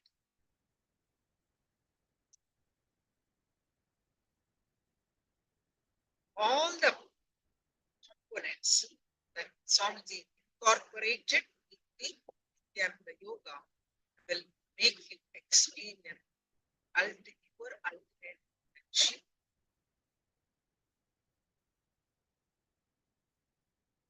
The most profound part or component of Nithyananda Yoga is your intention.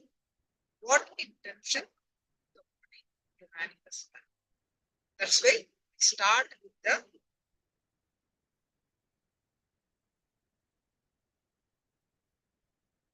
creating a sankalpa. yoga and Nithyananda yoga is not a ritual. Sorry, yoga is not a mere exercise. It is a ritual, like a sacred ritual. So we'll get to the more and more details of Nithyananda yoga today. The most profound intention and context of yoga is now being required and transmitted as tangible experience by the Supreme One, the Paramashivoham, and the avatar of Paramashiva self. So KAILASA's Nithyananda Yoga is all about producing the experience of Paramashiva, the state of Paramashiva, his qualities, his glory, his grace, and his powers.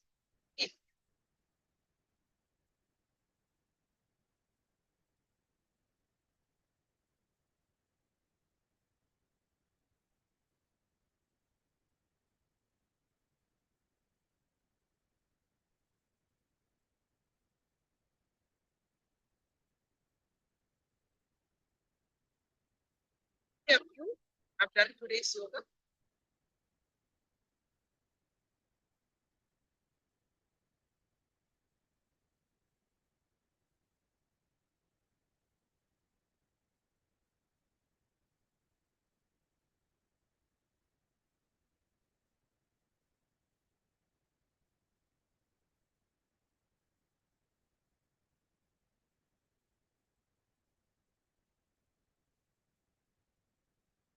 Have you done today's yoga? How many have you done?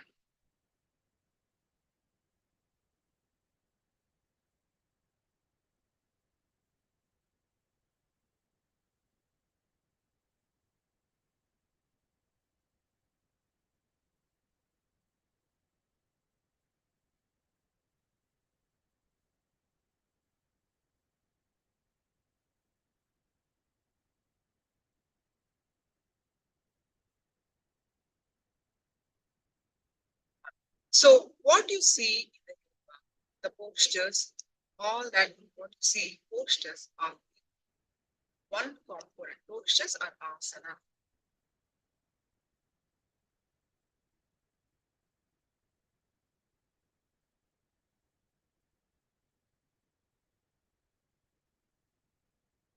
Did I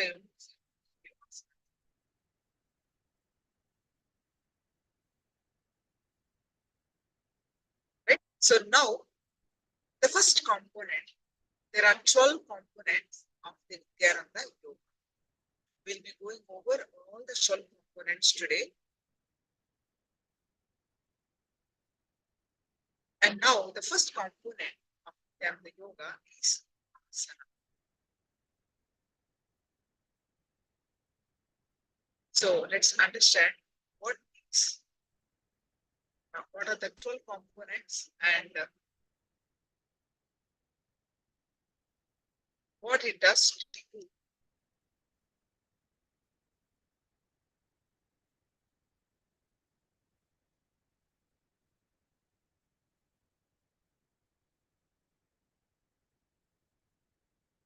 See, the Nithyananda yoga, Swamiji has made it the sequence of the postures, the Pratama Vinyasa. Pratama is first. Pratama Vinyasa Krama, Dvitiya Vinyasa Krama, that means the second set of asanas, series of asanas. Tritiya Vinyasa Krama, the third set of asana, and Chaturtha Vinyasa. Pratama Vinyasa Krama is 108 asana. Tritiya is 308 asanas. Tritiya Vinyasa Krama is 508 asana, and Chaturtha Vinyasa Krama is 1008 asana. A sequence of postures.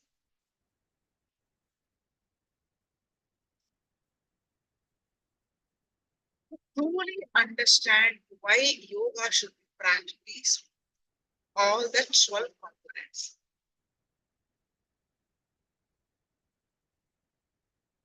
Swamiji has revealed the first principle of Nithyananda yoga as Vyakta,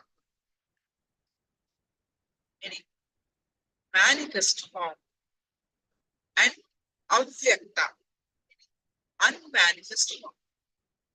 Vyakta, avyakta means manifest and unmanifest form, commonly used as matter and antimatter.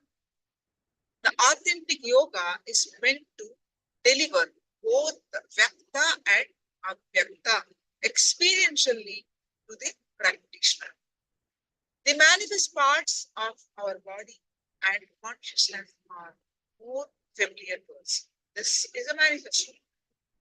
They are tangible. You can feel your body, you can listen. All those are manifest forms. But there are some unmanifest forms exist in us. The outward physical movements would be considered as manifest for aspect, but the unmanifest which begins to reveal itself in our body through Kailasa's Nithyananda Yoga. Each of the 12 components of yoga work on the unmanifest layer. The avyakta, the antimatter, anti-sound, anti-set. Anything done in the level of the expression, the matter, which is a solid form, the form is moksha. Due to the matter's quality of going up and down, does not stay permanent. Anything done in the level of unmanifest, avyakta, also called chaya, the shadow. As it does not go down, that stays permanent. So if it is done on Ushata, Vyakta form, it will remain in the body. The remnants of the body in the altered form, the power of manifesting form exists longer than remnants of the mind and in altered states of consciousness.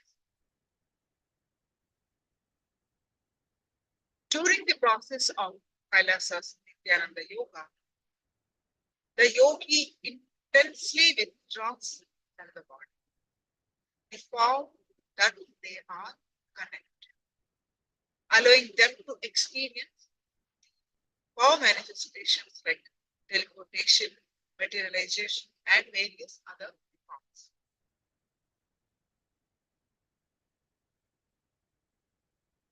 That's why after yoga, we do the power manifestation because we manifest about 21 types of powers after the power of this whole process is doing it in the breathing space in this program like this.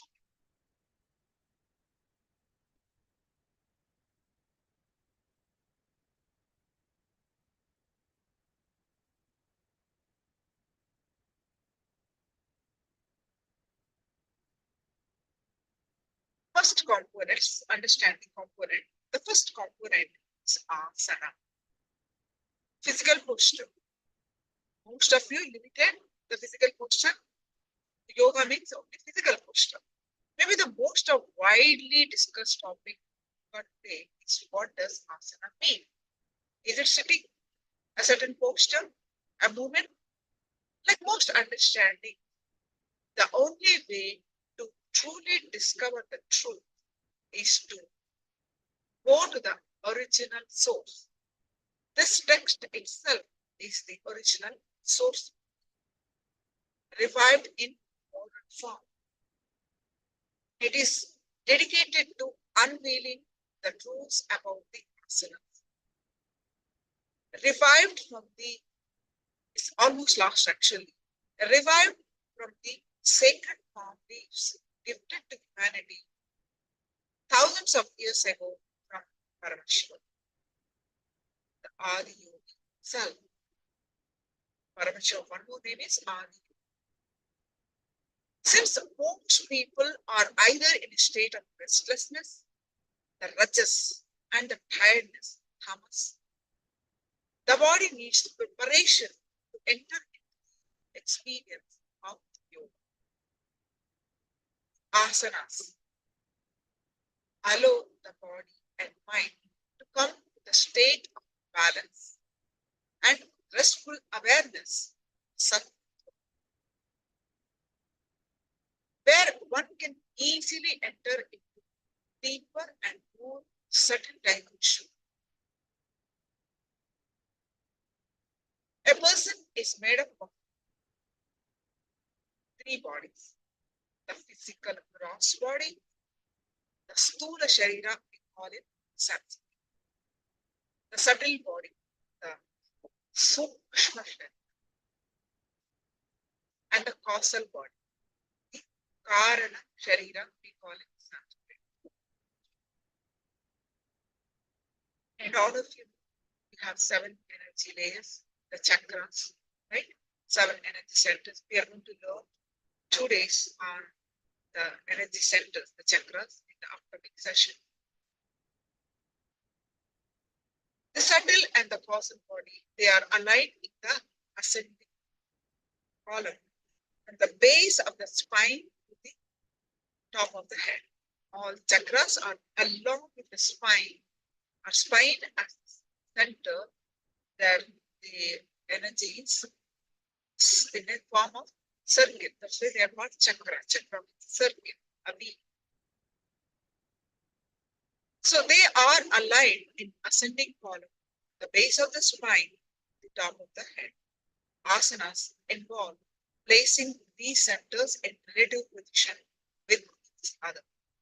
So these positions can be represented by geometrical figures.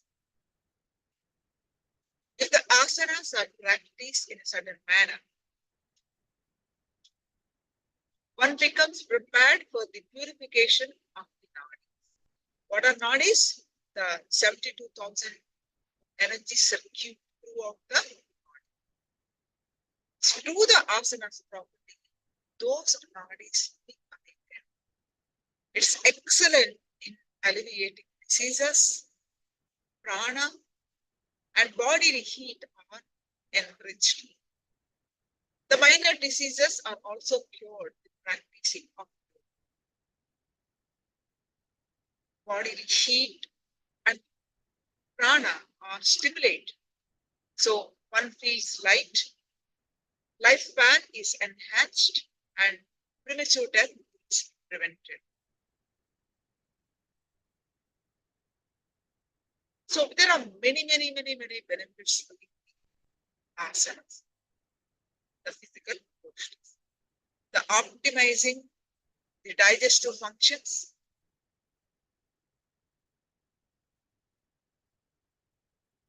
regulating fever and imbalances caused due to the humors, removing fatigue, enhancing enthusiasm and stamina, and ensuring success to the yoga. So there are various benefits. The physical posture. Swamiji described asana as steady and comfortable body posture to tune oneself.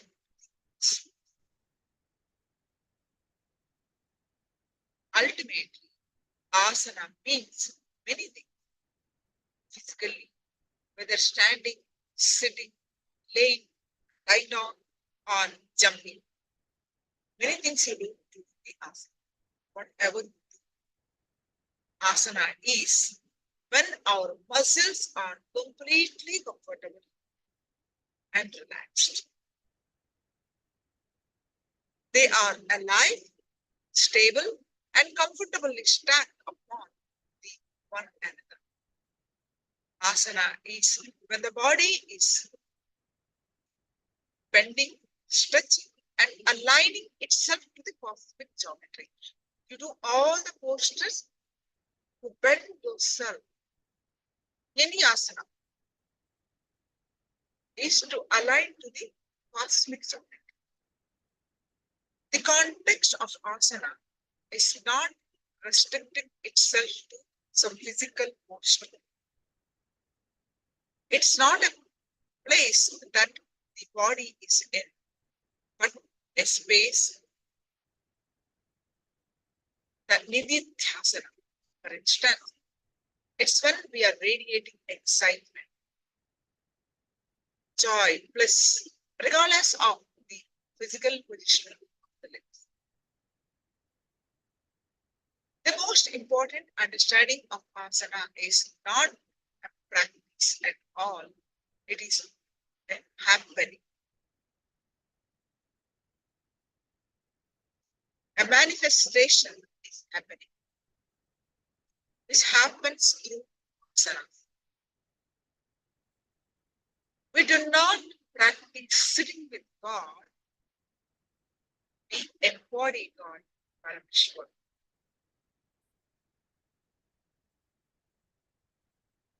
It is from this space of Paramashivoham,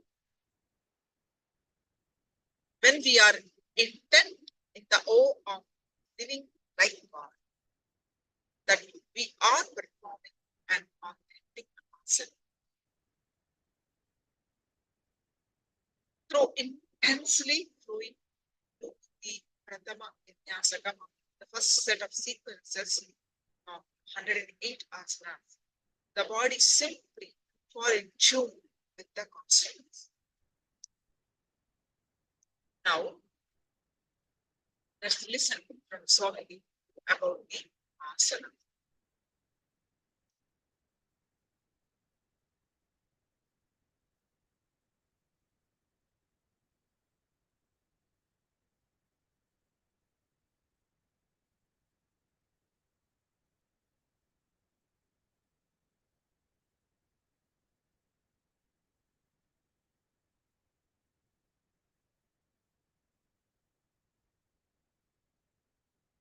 Samarambha Shankaracharya Madhyama Asmadacharya Paryanta Vande Guru Parampara.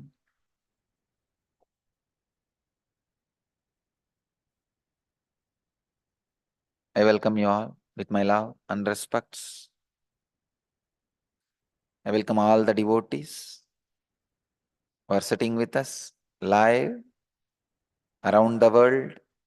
I welcome all of you with my love and blessings. Today's subject is again asanas, aligning to awakening.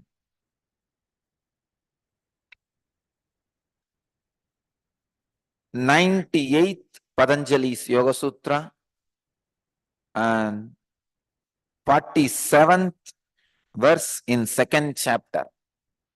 In second chapter, 47th verse in the Patanjali Yoga Sutra, 98th Sutra. Prayatna Saitillyananta Samabhattibhyam. Prayatna Saitilya Ananta Samapaddibhyam. Samapaddibhyam.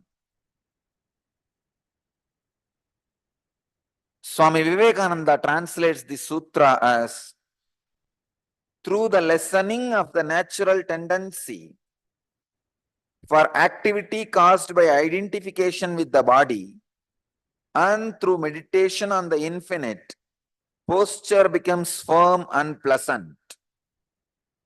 Swami Prabhavananda translates the sutra as posture becomes firm and relaxed through control of the natural tendencies of the body and through meditation on the infinite. Swami Sachidananda translates as by lessening the natural tendency for restlessness and meditating on the infinite, posture is mastered.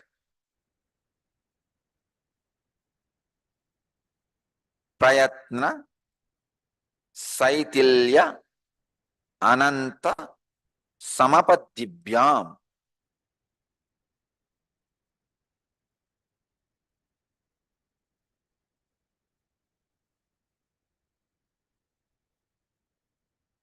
Each word is a technical term. The orthodox translations say, through the lessening of the natural tendency for activity caused by identification with the body and through meditation on the infinite, posture becomes pleasant and firm.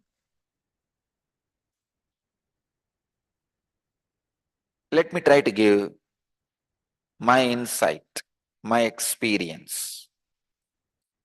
How the asana posture becomes steady and comfortable. How your body can be aligned towards superconsciousness, and how the posture becomes steady and comfort. Prayatna Saitilyananta. Prayatna Saitilya Ananta Samabhattibhyam.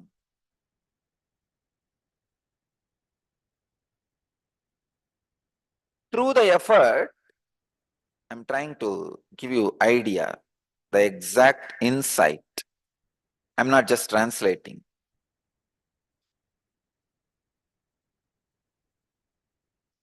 Through the prayatna and samabhaddibhya,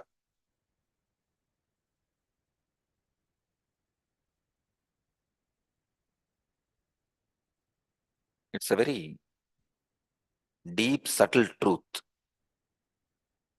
I can say this sutra can be a technique to live enlightenment every moment.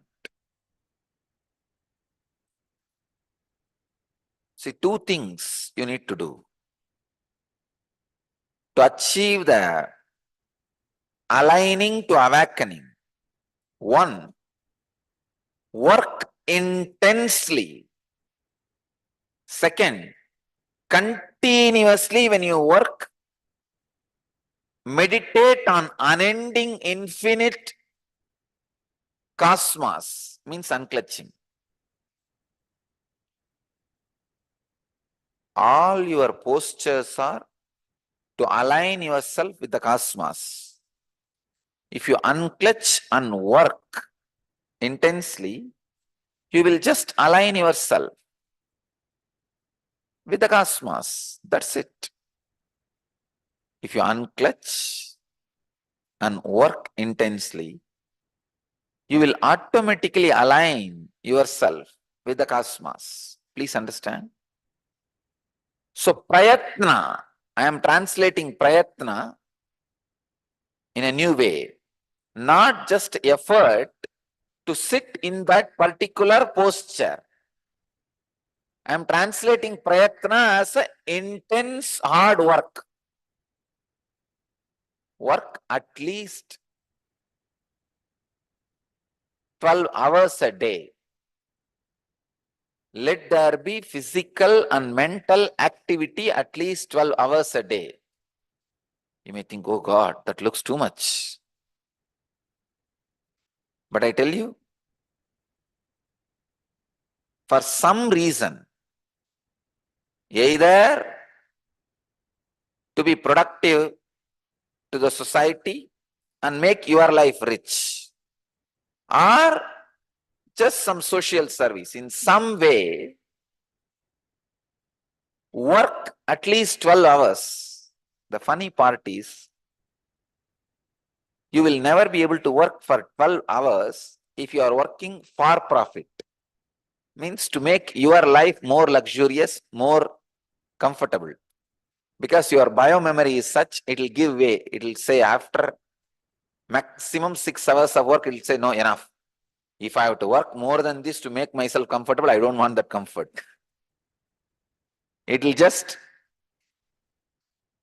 do a strike. Then how to work for 12 hours? The remaining 6 hours, decide to do some non-profit activity. I tell you, Non-profit activity is the ultimate creativity. Seva is the ultimate creativity. You will never become tired. If you learn the trick of seva, the trick of seva means the knack of seva, means knack of serving without remembering the result, just working as a lifestyle. How? You don't breathe for purpose. You know it is your life.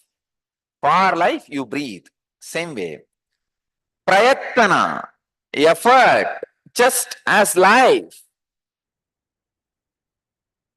Working physically or mentally or physically and mentally. 12 hours a day. Take this as a spiritual instruction. Try.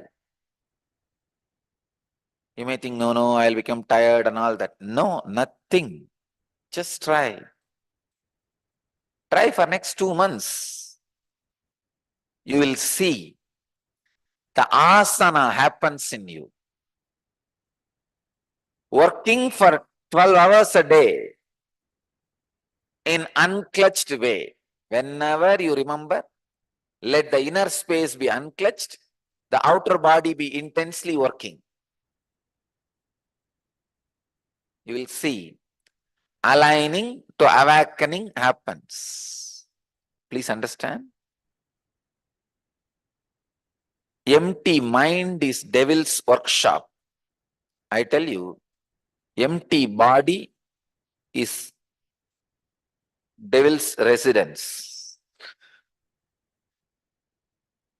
Devil goes for work only for few hours. He resides in his house for a long time.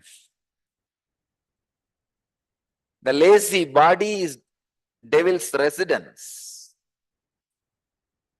Empty mind is devil's workshop.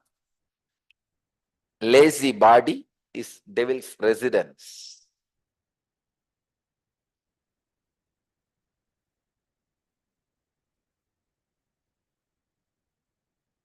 I'm giving you completely a different insight.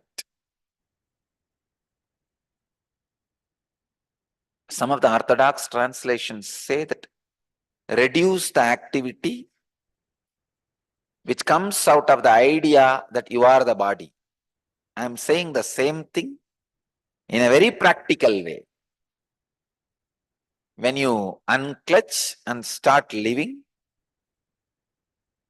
please understand, after unclutching, start living. Don't start waiting for death. I'm seeing so many of these Vedantis. The moment they learn a little bit of some Vedantic ideas, they stop living. They are just dragging their life, waiting for death. No. Unclutch and start living. Be active, alive, intense. As long as you don't physically become active in unclutched way, the suppressed pain engrams in you will continue to haunt you. One of the major problems all the male Vedanta sannyasis suffer is the laziness leads to indulgence and creation of new engraved memories. One of the major problems all the female Yoga Vedantis, sannyasis suffer is the physical laziness leads to the indulgence of the past suffering engrams. Please understand. All of you, followers of me, students of me, disciples of me, devotees of me, even if you are married, your mental setup is evolved to such a way you are Yoga Vedanta sannyasi. So if you are male, the major problem you suffer is due to the laziness caused by the non-appliance of proper unclutching, creates indulgence and new engrams. If you are female, because of the non-appliance of proper unclutching, the laziness causes, makes you indulge continuously in the past suffering and engrams. So understand, the ultimate aligning to awakening happens by intense, please understand, intense working. Take up for profit or non-profit work, something. I tell you, this non-profit work, the seva, service, is the highest form of creativity. There you get all opportunity, possibility, everything to express your creativity.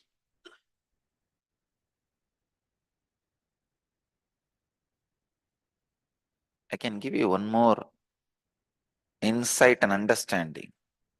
When the aligning to awakening happens, even your words will be a great service to the world. You can serve the world not only physically, even by uttering right words, giving right truths, right understanding to people. Even that can be a very powerful, amazing service to the world. So please understand, aligning to awakening. Some more deeper insights into asana.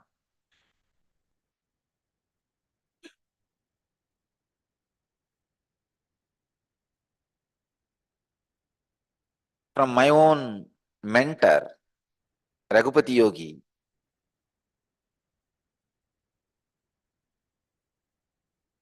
When he was training me into asana,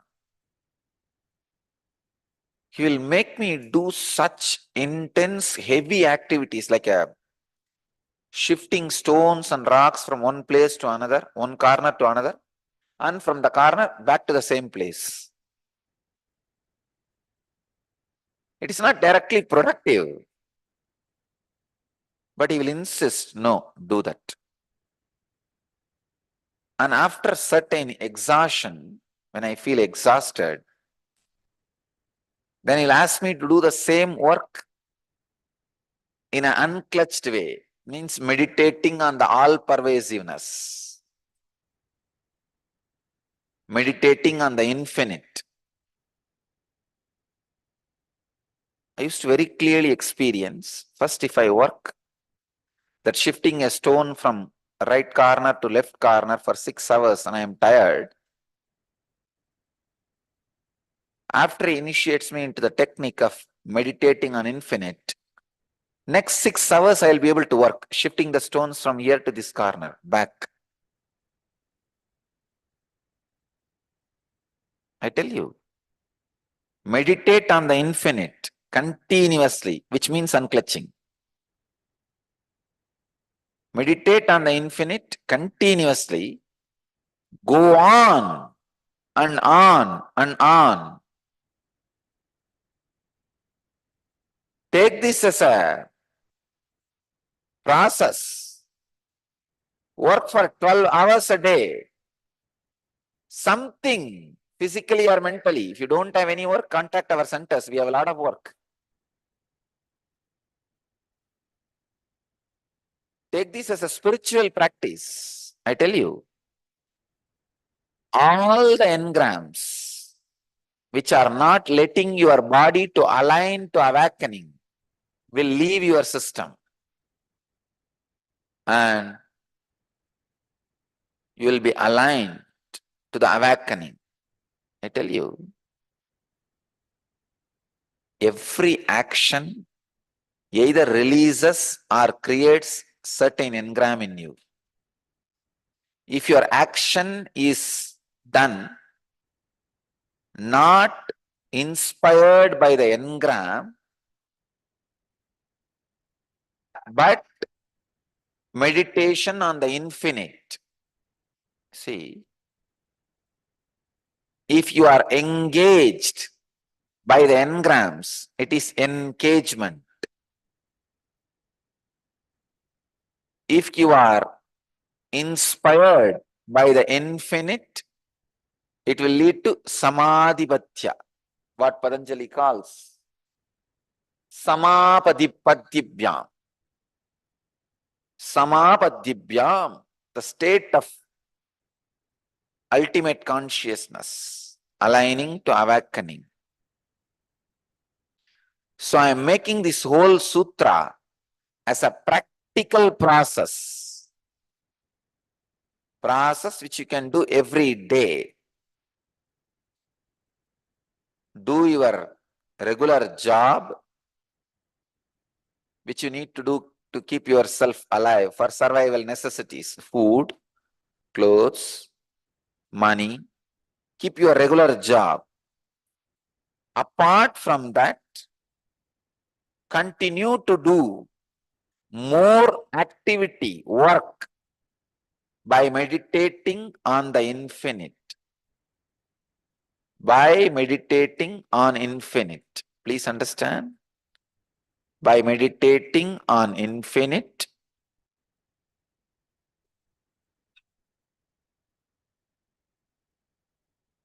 when more and more activities are performed, when more and more actions are done,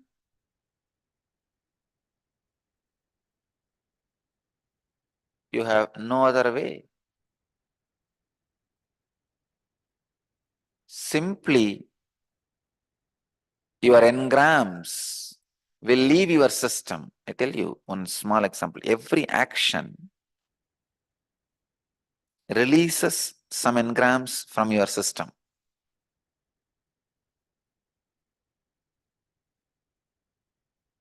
Even during the levitation, which is happening in your body, when the Kundalini is awakened, all the stored, suppressed engrams leaves your body. You can see a lot of violence will leave your system. Lot of fantasies and greed will leave your system.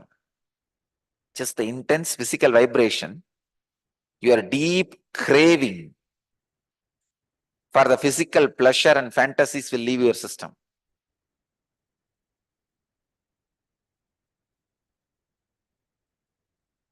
Intense movement of the body, your stored deep fears will leave your system. Fears, the desire for pleasure, fantasy, all this leaves your system just like that. By this levitation, you may think how the levitation is leading to transformation. This is the way I understand. This is science of levitation. When you are encaged by the engrams,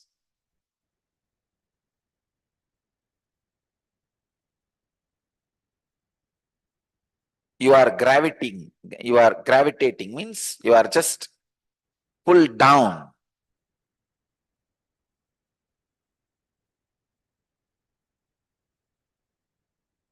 All I am doing when I awaken your Kundalini is just make your short-sighted intellect into a vast-sighted intelligence. Make your life energy alive. Naturally, your ego dissolves into life energy. For those few moments, your intense bioenergy gets awakened. naturally, when the bioenergy gets awakened, you are no more tied down by the engrams, engraved memories. Soon, very soon, I'll measure the physical weight of engrams and prove the science of levitation. It is possible, actually. I have a good news for all of you. The recent inner awakening, the December 2010 inner awakening, we have done so many medical research and scientific researches. I challenged the scientific community to come and do some research on this inner awakening process. How the whole process does the physical healing, mental healing, and awakening of the deeper strands of DNA. The scientific researchers are proving amazing results. The doctors and researchers who worked on this data we collected, they say at least for 10 major diseases, Swamiji, the inner awakening can be prescribed as direct medicine.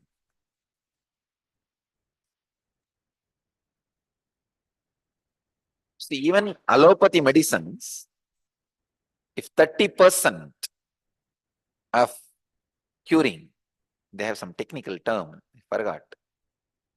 The 30% is the ratio.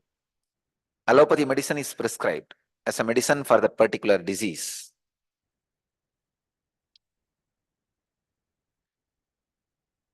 The researchers are saying for 10 major diseases, inner awakening works more than any allopathy medicines, more than 30%. And still I am yet to get the detailed report. When I get the detailed report, I'll share with you all and with the whole world. Now I am saying the next step. I'll measure the weight of the engrams. It can be, it is possible. Ramakrishna used to do. He will hold the hand of a person and tell the person to be relaxed, and he will hold the hand and try to lift and see whether he is qualified for sannyas or samsara, or he is innocent or cunning, heavily loaded with engrams or simple, used to measure. It is possible. I'll prove this science. Engrams can be measured. That is it's actually a science. All I am doing during awakening of your Kundalini is just throwing away all the engrams out of your system. So naturally, your body feels light and starts levitating. That's the way the levitation happens. That is the reason the Kundalini awakening makes the levitation in your system. I tell you, every time you levitate, you are raising to the higher consciousness. Your body is healing. Your engrams are leaving your system. Your brain is going to the highest possible conscious coherence. And your mind is entering into the creative zone. Your being is experiencing the spiritual bliss, conscious bliss.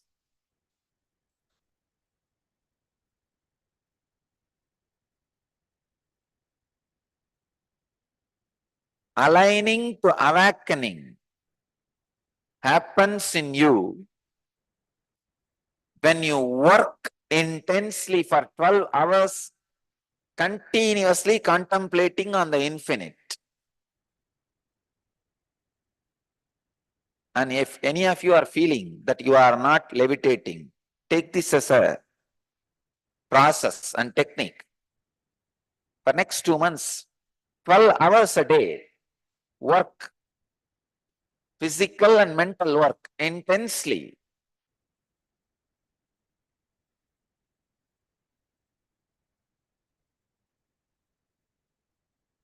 You will see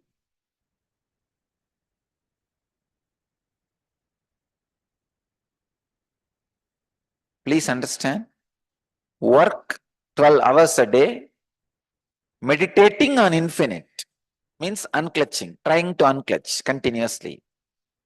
Within 2 months, you will see the intense Kundalini awakening in you, and you will be experiencing levitation every day.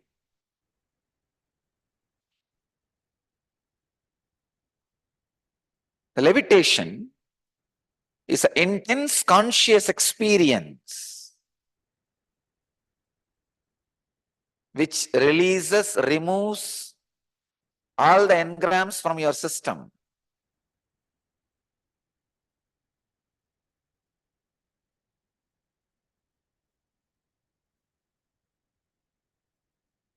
Asana, the right posture, means aligning to awakening. Understand these ancient scriptures in the right way. Otherwise, misunderstanding in these words can lead to such a big danger. You will become heavy. Engrams, which makes you heavy, are dangerous. See, as a siddhi, if you become heavy, that is different. That is totally different. In the being, you will not be heavy, but you can just make your body heavy, that immovable. But because of your engram, when you become heavy, you will be deeply depressed.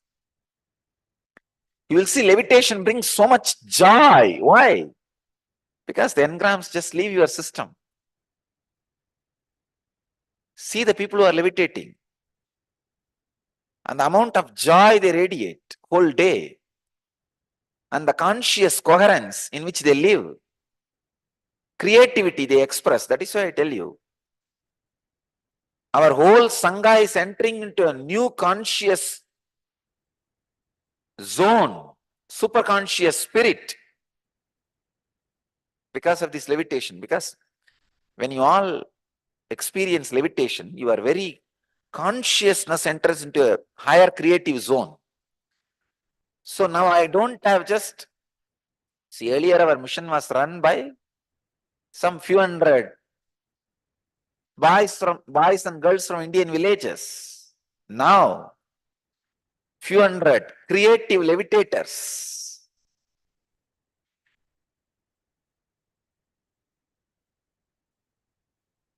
Which is equivalent to thousands of ordinary workers. When a man experiences Kundalini awakening, he becomes a leader. He just picks up leadership qualities by himself. And he just aligns with the whole idea, concept, truth.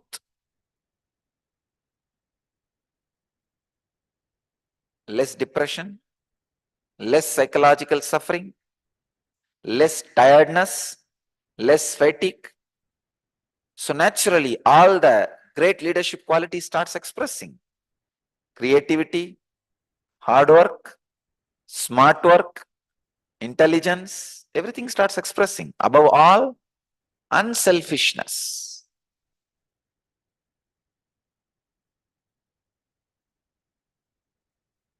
I'll push the Sangha to the next level. Means not just few hundred levitating yogis whose Kundalini is awakened.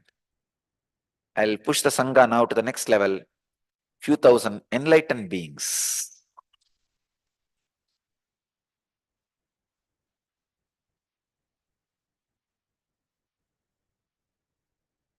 This year, I'll make it happen. You will see many of my Swamis and Brahmacharis, in their presence, people will experience levitation.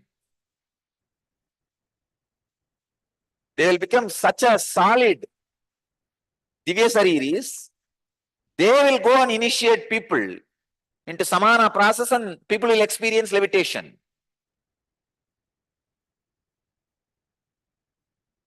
The tremendous positive energy exploding through my system, I could see. Actually, cosmos is taking revenge on the negativity. I am not doing anything. I am just sitting and enjoying. Cosmos is taking revenge on this collective negativity. In a very playful way. Cosmos is doing it.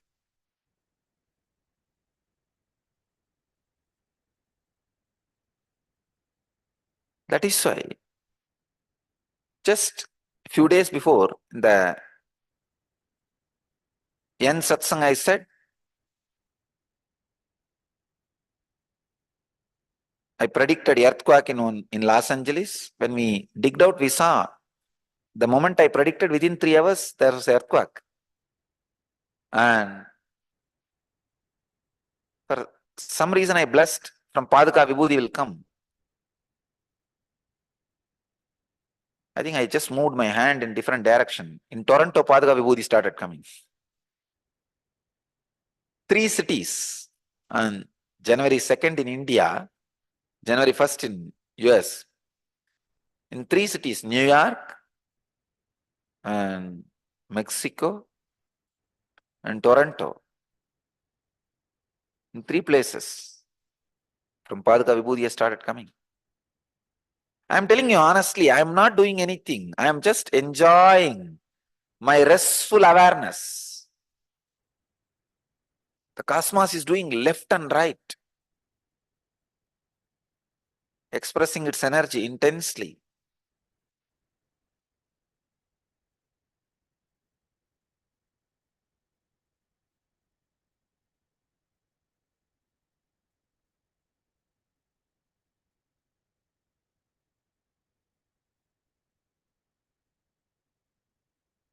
I bless you all to achieve, experience, live, express, radiate, and share the eternal bliss. Nithyananda. Thank you.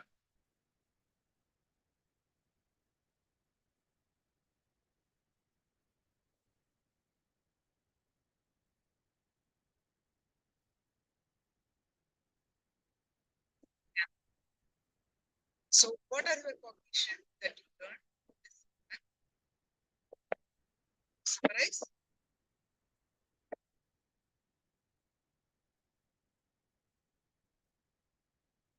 What are your cognition? What is your understanding? What?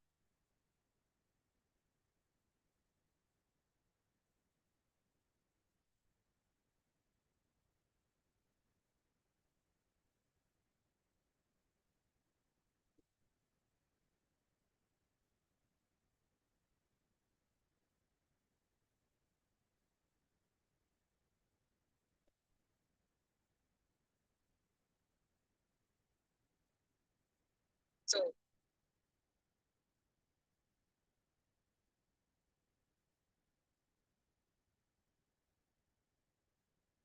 now you have learned the positive component on the yoga, the Nithyananda, this asana, physical, right? So now let's move on to the next component of the yoga, out of the 12 components, which is pranayama.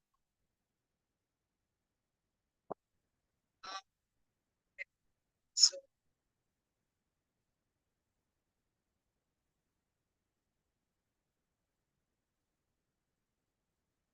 okay.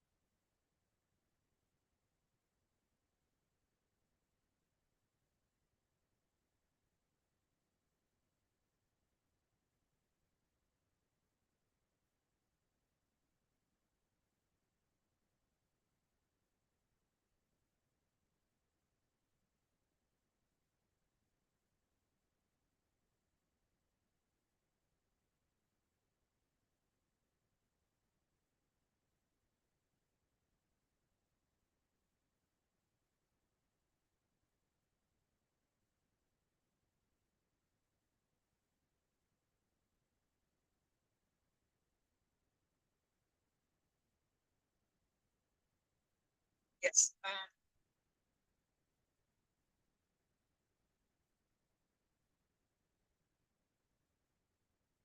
Now let's move on to the next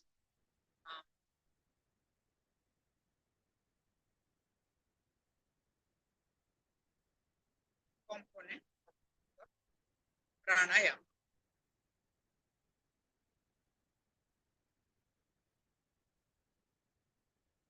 Any questions on the first component? Let me know. So we have learned that for those of you who are joining just now, we have learned that there are 12 components of the Nithyananda Yoga.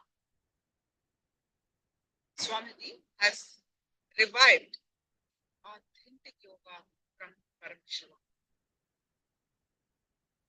Father of the yoga is Paramashivoham himself, where eons ago he has given the yoga system and the Ashtanga yoga, 6 limbs of later Patanjali added 2 more components and made it as Ashtanga yoga, spread it to the world.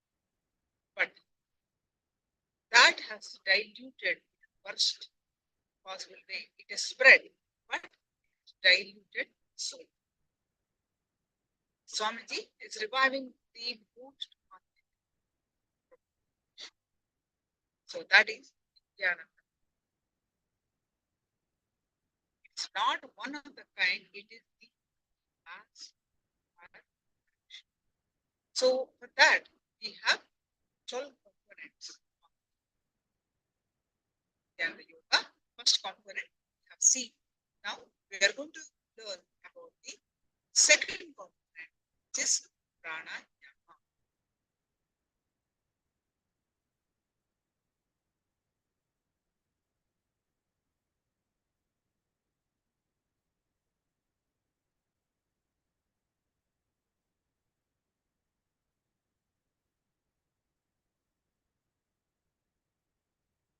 Second component is pranayama. Pranayama is a term that refers to the breathing process.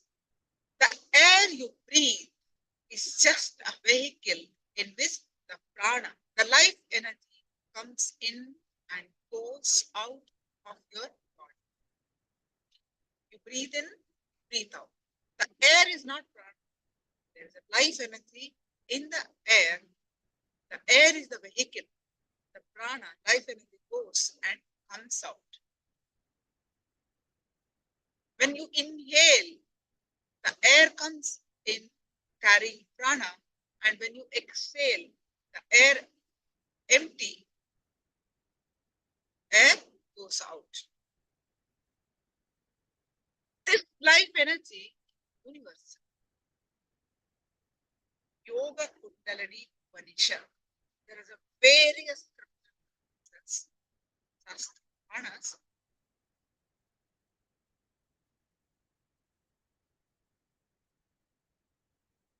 I shall personally relate about the control of the vital air, prana, air, the coursing through the body, ayama, is said to be. So there's a two translations. Let's understand what is this component pranayama. Paramashiva describes pranayama as being composed of 3 processes.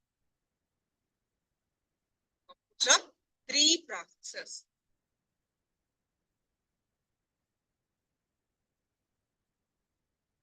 How you take the air? You take the air in, hold, out, right? Breathing in, holding it, and breathe out. This we call the Sanskrit names for these are the Rechaka, sorry, Puraka means inhalation of the prana. It's not the air, inhalation of the prana from outside of the body. Then holding in the body, Kumbhaka. Hold in the breath like a filled up pond without moving the limbs. And exhalation, the Rechaka is exhalation of the body. Consistent and proper practice of pranayama increases our life energy, giving us a greater mental abilities, slowing the aging process, ridding of the body diseases and fatigue, thirst, and helping us manifest the divine powers such as levitation, teleportation, and materialization. Pranayama is where yoga reveals itself as much more than the mere physical practice. Asana we just saw as a physical movement of the body, right?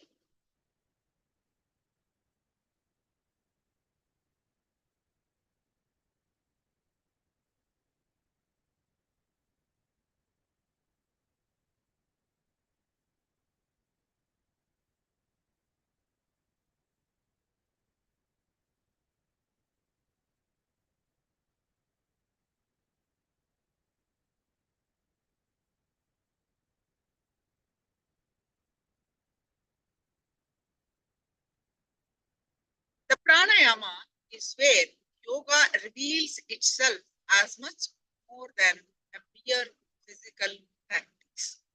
No other discipline has understood and presented the means to regulate and expand one's own life energy like yoga. The practice of pranayama leads to purification of the energy body and its channels. As we just discussed, there are 72,000 energy circuits in the body. They are called nadis. There are various scriptural references. Those channels are purified with the pranayama, the breathing practices. And you also manifest the powers.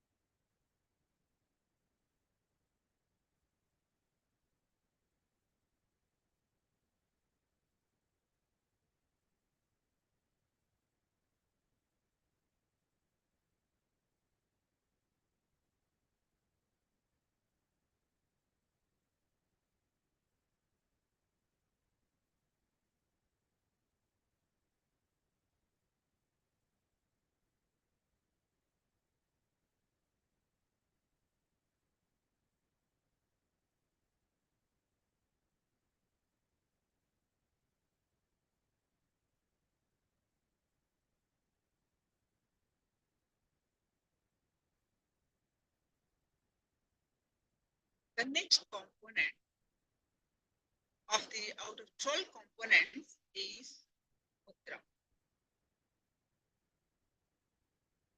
What was Sanskrit terms for holding breath? Kumbhaka. I'll type it out for you.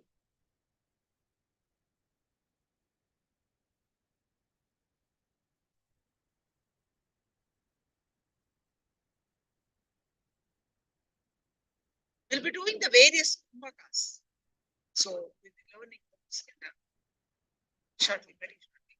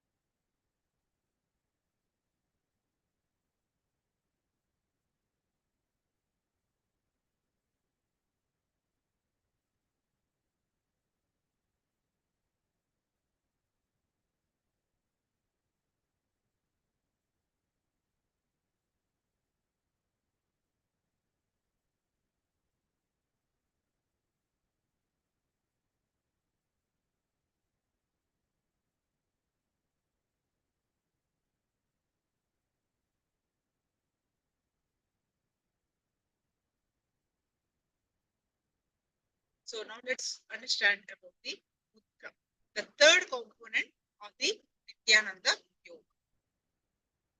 There is a constant inflow of prana happening in our bodies through the nadis and chakras. But much of it usually gets dissipated into the external world. This dissipation into the external world is responsible for the feeling of tiredness, confusion, and powerlessness that we experience.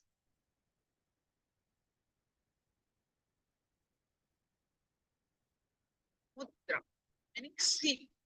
The Sanskrit word mudra is seal. Refers to a positioning of the lips, fingers, or the tongue in a certain way to seal this prana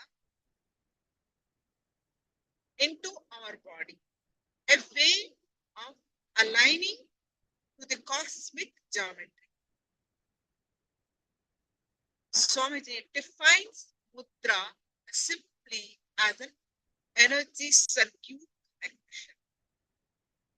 Mudra is energy circuit connection. So mudras are a way to stimulate the flow of prana shakti, the life force, energy, and cosmic currency inside us.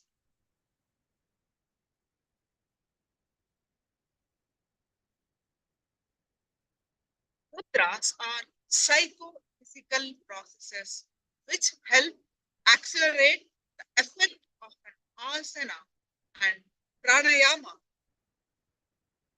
to take us to a higher state of consciousness. By positioning the body in certain ways to block the dissipation of prana and direct it inwards, mudras create the space for pratyahara and dharana. What does it mean? The higher experiences of yoga happen throughout the yoga practices, the sequence of asana. You will experience the mudra, the hands and of a gaze. The gaze is called drishti. Something to do with the eyes is drishti. The scriptures that are direct revelations from Paramashiva reveals the layers of benefits that can result from the integrated practice of mudra, ranging from health and longevity to mental focus, awakening the subtle grooves of the brain responsible for higher emotions such as devotion and gratitude.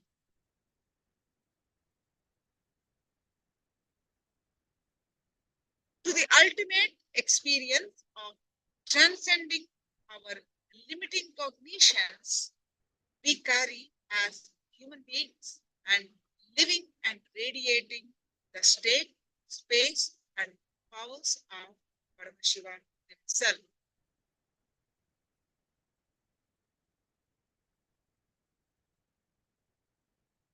It is mentioned repeatedly in the scriptures that initiation by the Guru holds the master that can transform us, the human beings, into the superhuman beings. So initiation can make you divine. From human beings to Paramashiva himself. It's mentioned in the scriptures repeatedly. Guru holds the master. When he gives the initiation, you transform human being to the divine. So it is mentioned repeatedly in the scriptures again and again that the initiation by the Guru holds the master key that can transform us from human beings into superhuman beings. There are various scriptural references. One of the scriptural references is Shiva's Samudra.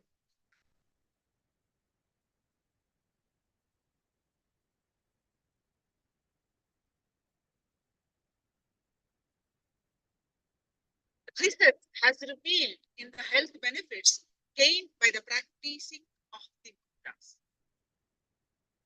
They include freedom from disease and hunger, thirst.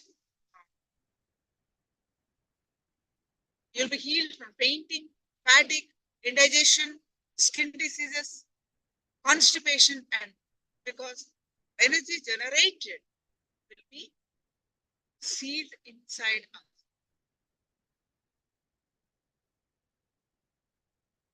Besides, the mudras directly activate the prana and awaken the inner potential energy, the Kundalini Shakti, in each one of us, manifesting the space, state, and Shaktis of Paramashivoham. Mudras are crucial component to it.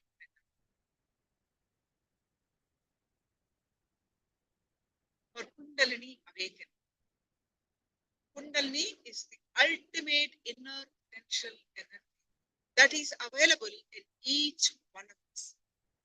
It is the largest untapped potential energy. It's a natural resource available to each one of us, but it is dark.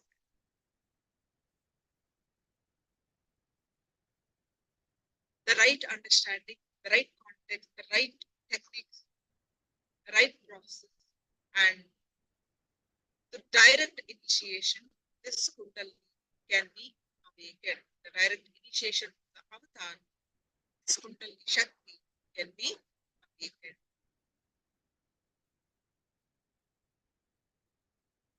Any questions so far?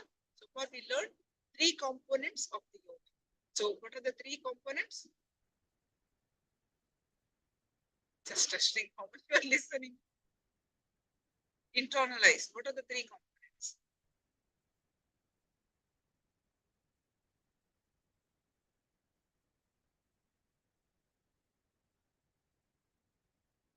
Asana, mudra, and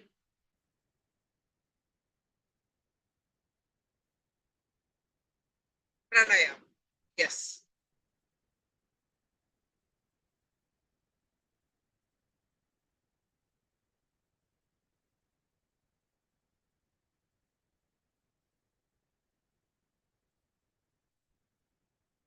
For what? I'm just showing you an example. It's called chin. Even the simple gesture like this. It's called chin. Okay? Seals the energy generated inside. So there are different mudras. I'm going to explain what are the mudras that we are going to do in the Prathama.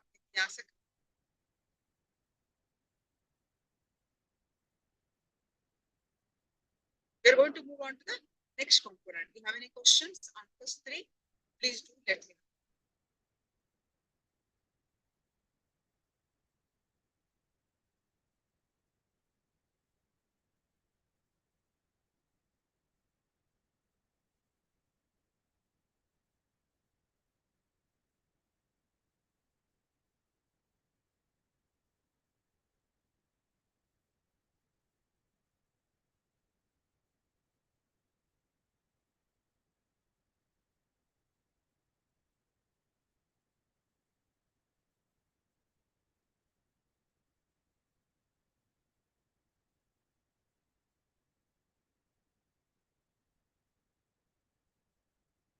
The next component of the Nithyananda Yoga is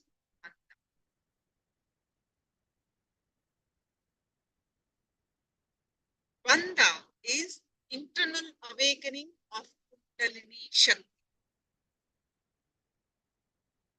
It is a Sanskrit term for the meaning of conductive to or conducive to. It is the active maintenance of the state of contraction or pressure in the body by the yoga. Initially practiced and eventually naturally occurring contraction of different body parts. Bandhas are performed by making muscular and diaphragm contraction in specific parts of the body that pump energy into the dormant or stagnant areas of the body.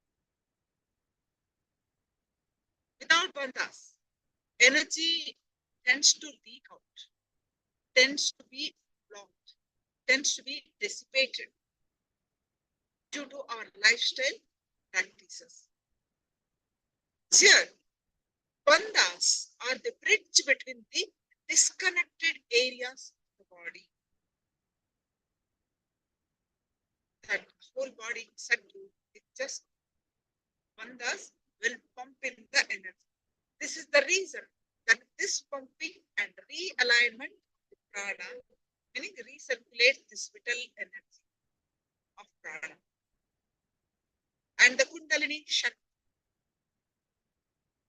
brings tremendous healing and the balancing to the physical, emotional, and neurological systems. Bandhas are described beautifully in the Shiva Samhita scriptures. And all of you know about the 7 chakras, right? So the one at the root center, Muladhara, the root center, base of the spine, and Swadhisthana, meaning the spleen center, that is 2 inches above the root center. Then one at the navel center or Manipuraka, one at the heart center, which we call Anahata, at the throat center is Vishuddhi. Then one at the Anya, in the eyebrows,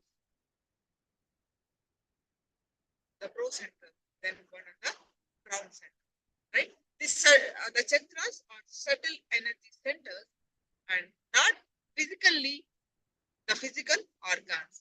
Performing bandhas help to push the Kundalini Shakti. It just helps to push the Kundalini energy through the chakras. Thereby, the diseases can be cured and the function of their associated physiological, and neurological systems can be optimized.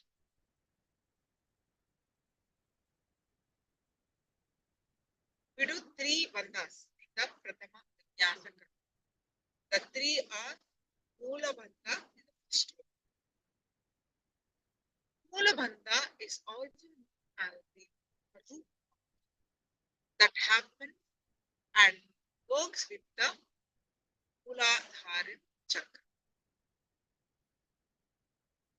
It's a contraction of the pelvic floor.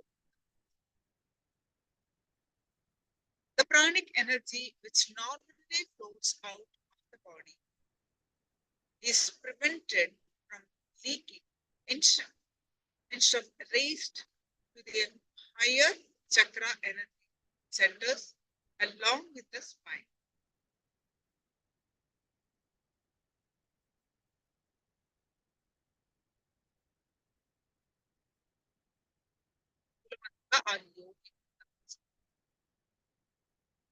Then next bandha is Dhyana Bandha. Dhyana Bandha. The Mula Bandha is this contraction of the pelvic muscles. Uddiyana Bandha is known as the abdominal lock and therefore it happens in and works with the Manipuraka chakra.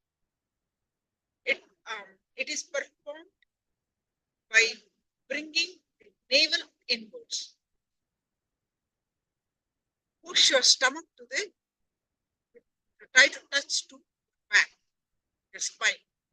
Push your abdomen towards the spine. Through this action, prana flow more easily to the Sushumna Nadi, the center energy channel along the spine when the Kundalini energy can move up the chakra center.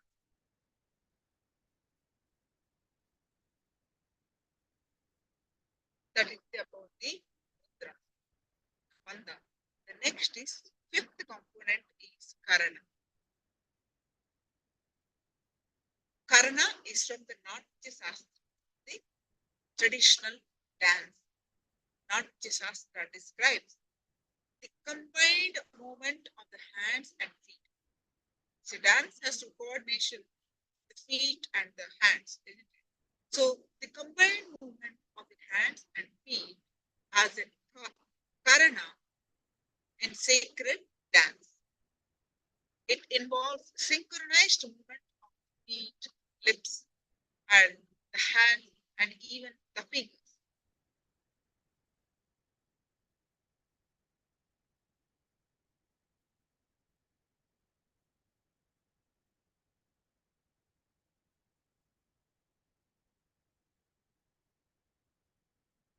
There are 108 karanas are frozen in the temple sculptures. Very first time, Swamiji reveals the effect of karanas on the body and mind and the breathing patterns that they trigger. Performing the karanas puts you into a state of high awareness of your body, engaging multiple body parts at the same time. The half squatting position, commonly called the Arya Mudra, is common to most karanas. When performed, aligns the body to the alignment of the cosmos. Several triangles can be drawn along the lines of the body. Therefore, this posture enables a microcosm to connect with macrocosm. The seven chakras are in complete alignment and aids the Kundalini to rise to the surface.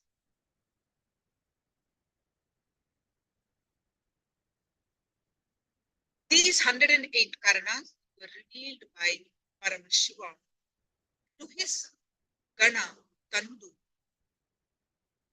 who then teaches it to Bharata, the author of the Natya Shastra, the dance.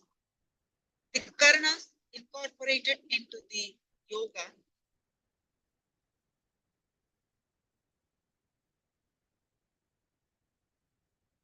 the Supreme Pontiff delivers a major conscious breakthrough to the field of yoga through incorporating the stance movements in the Nithyananda.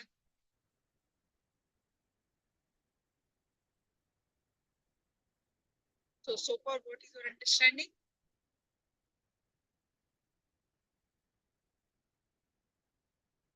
What are the other two?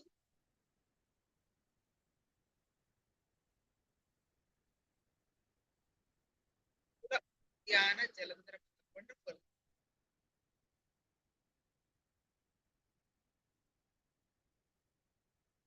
All right. Post, what are the other two components?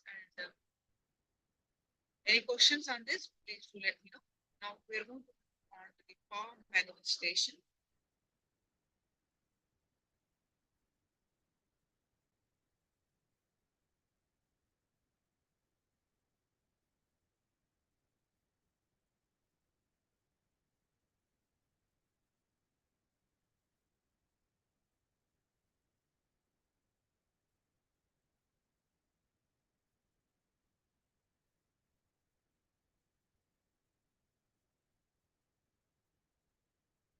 Now we're going to manifest the power of consciousness over matter. So all of you, post your powerful cognition from Living Enlightenment book and bring in an object, preferably coconut. Do not have the coconut, bring in a round fruit like apple or orange. Please quickly go ahead and bring in your objects. A fruit, preferably coconut. If you do not have the coconut, bring in an apple or orange. So we're going to do the power manifestation of consciousness over matter.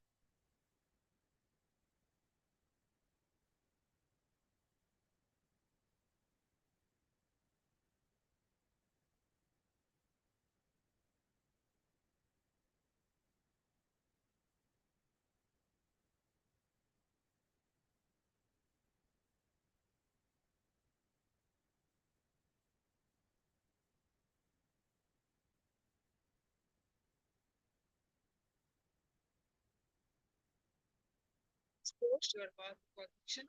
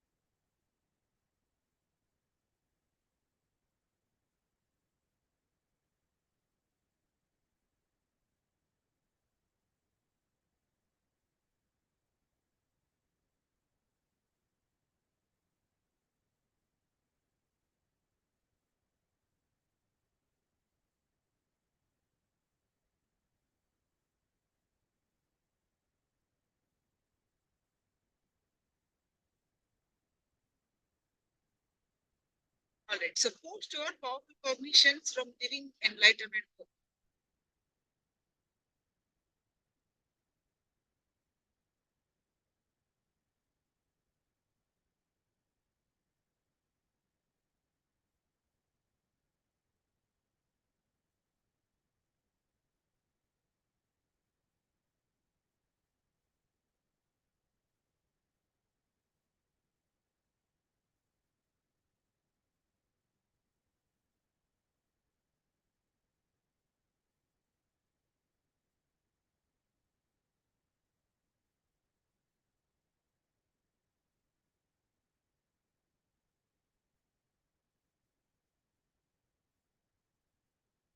Yes. Now, place straight with your object on the palm.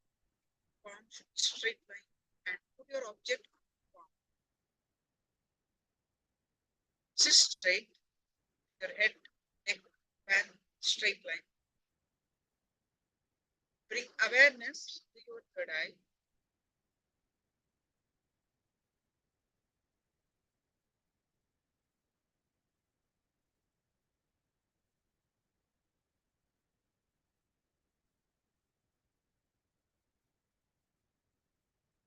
Any thoughts that are coming, Let it come, let it go.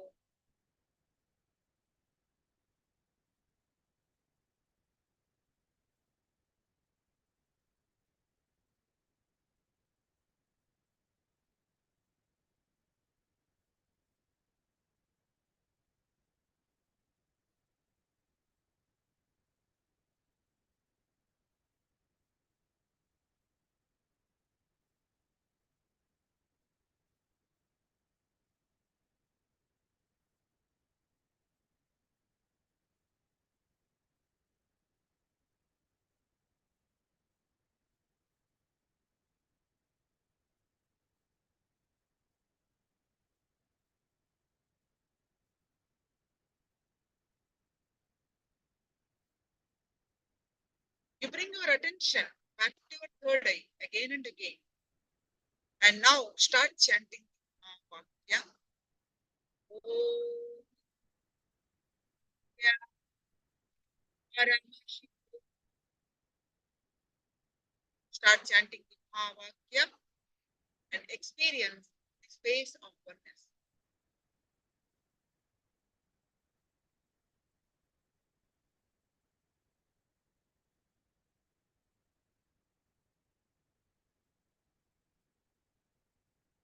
With that space of oneness,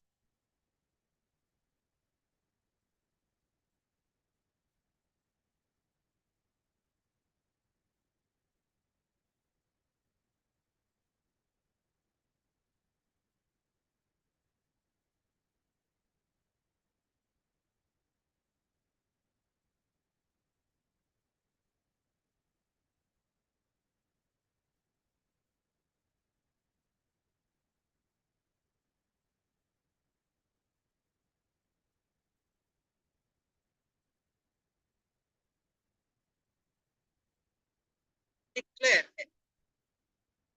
the object to go and manifest the power of consciousness over matter. So all of you start chanting Vakya.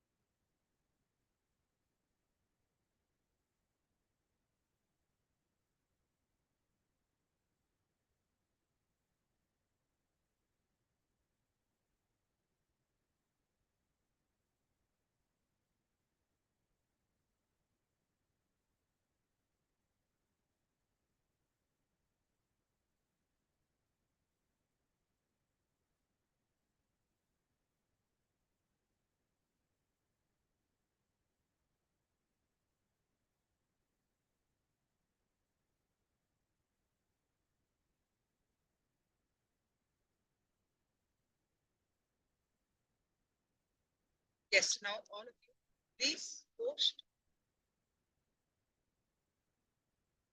post whatever is your experience on the consciousness about matter or manifestation. Please post your comments in the chat.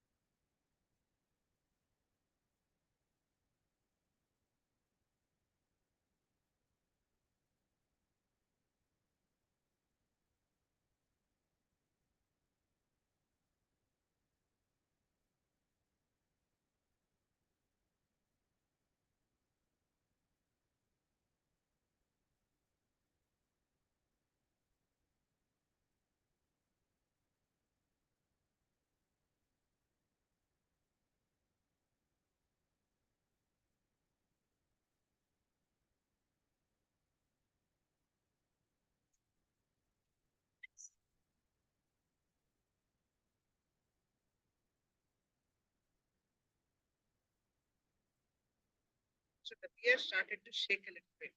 Then I felt an urge to lie down. Okay.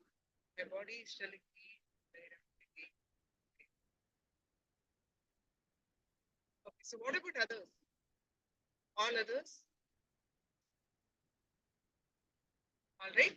Now, what is authentic yoga? Let's learn Swamiji. As per Hinduism, what is authentic yoga? So we're going to learn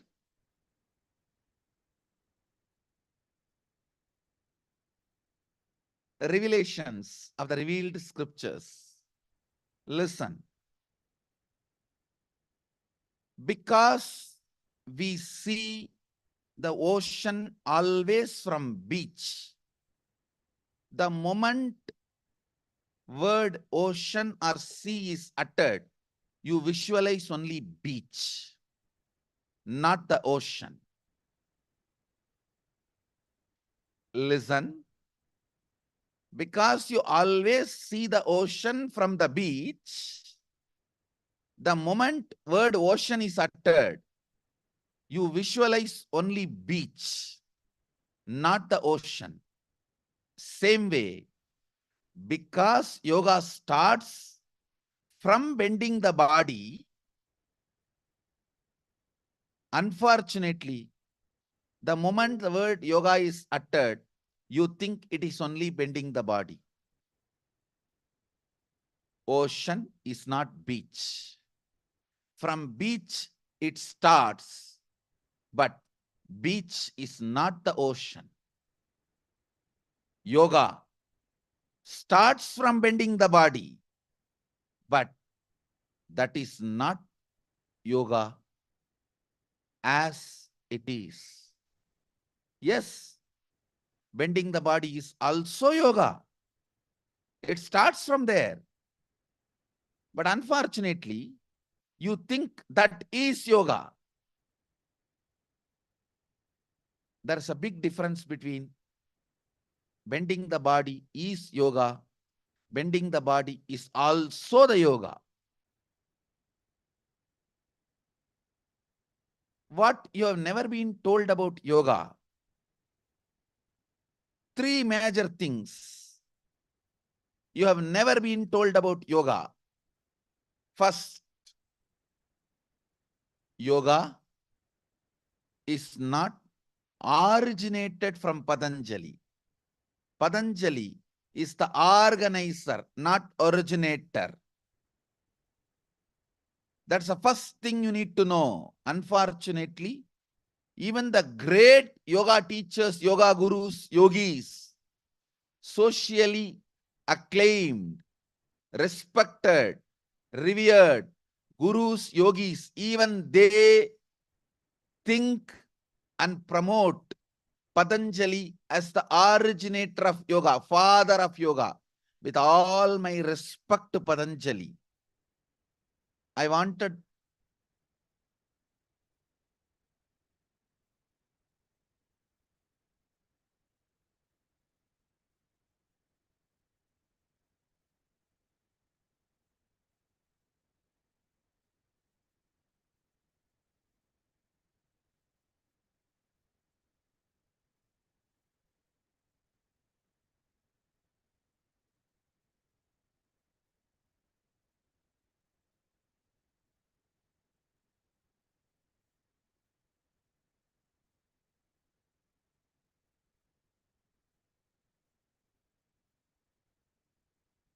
is not myth, it is a subjective truth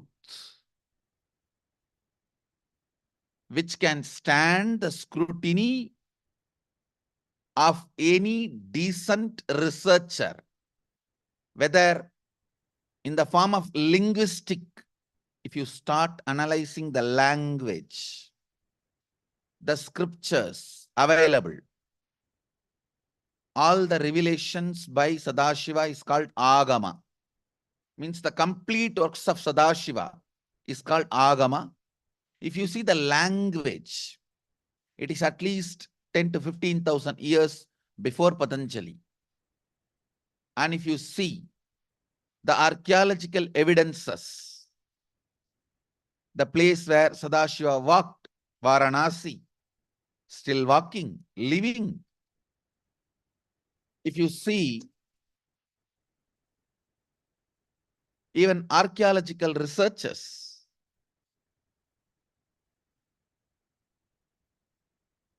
any decent researcher, unbiased, straightforward, seeking the truth, will be convinced about what I am presenting. I have enough of material to substantiate the claims I am making, not just my intuition or ability to see the Akashic records. That's only one side.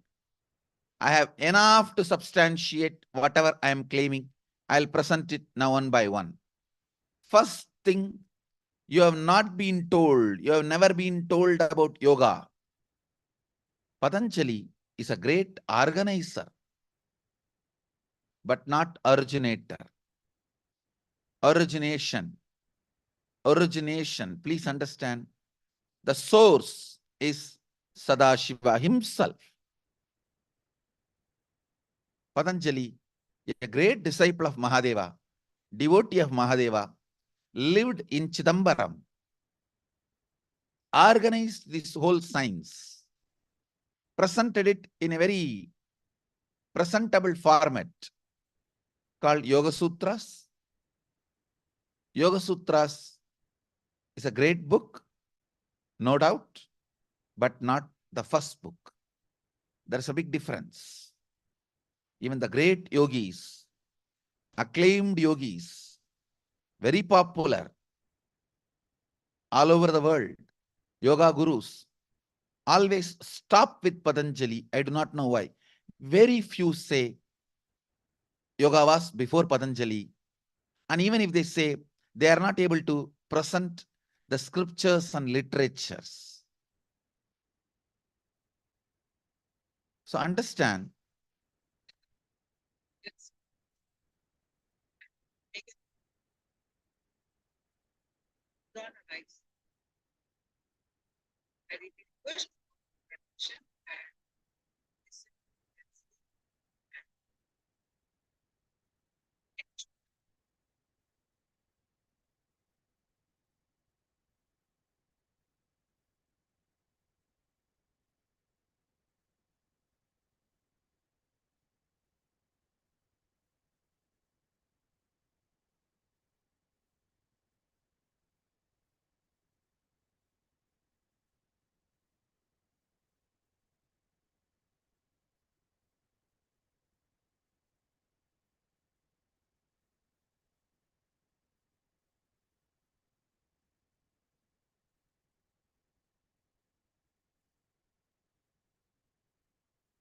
in a very presentable format called Yoga Sutras.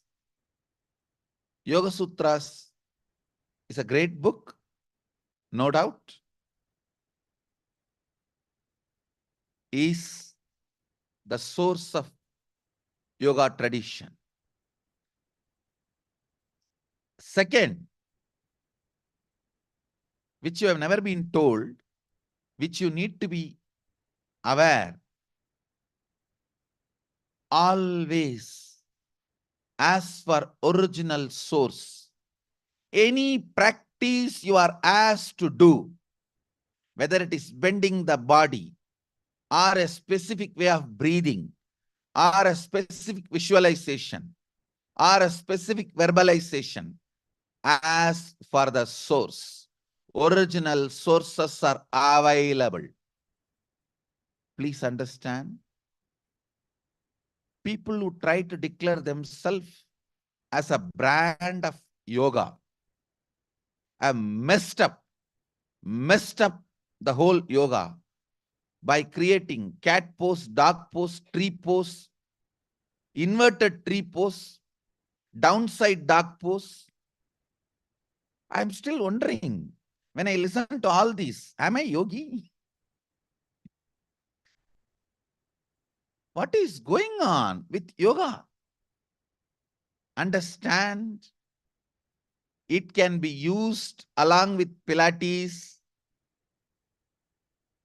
sports, bodybuilding methods, no problem.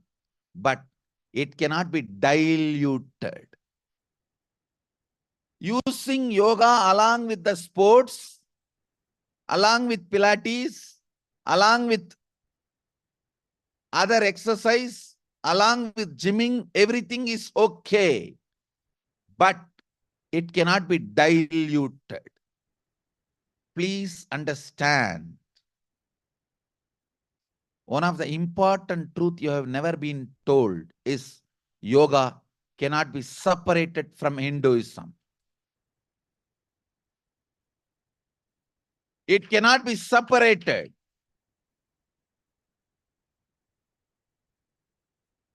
Dilution is sampradaya droha. Understand? Dilution is sampradaya droha. All of you understand? People ask me, Swamiji, who is the real yogi, from where we should learn? How do we know which is authentic yoga? I am clearing all these doubts and questions once for all today. Understand? Even as simple as sitting in Padmasana to as complicated as swallowing 6-meter cloth and cleaning your intestine. Everything is described with tremendous precision, clarity, with tremendous accuracy by Sadashiva directly in Yogapadas of Agamas. You do not need any jum jum, chum chum, chick chick, bulbul fellows to develop any of the yogic techniques and methods. Understand, do not believe if some stupid fellow is claiming he developed it from yoga. He only diluted it. Nobody can develop on Sadashiva. Everyone can only dilute Sadashiva. Nobody can develop on Sadashiva. Understand? I am declaring with the authority as living representative of Sadashiva. Nobody can develop Sadashiva. He is complete.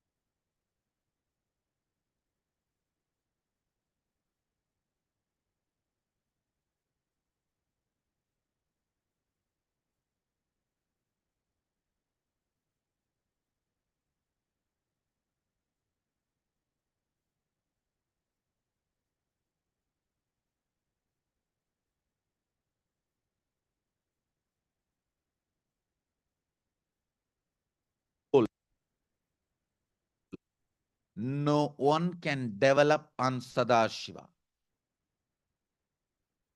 No one can develop on Sadashiva.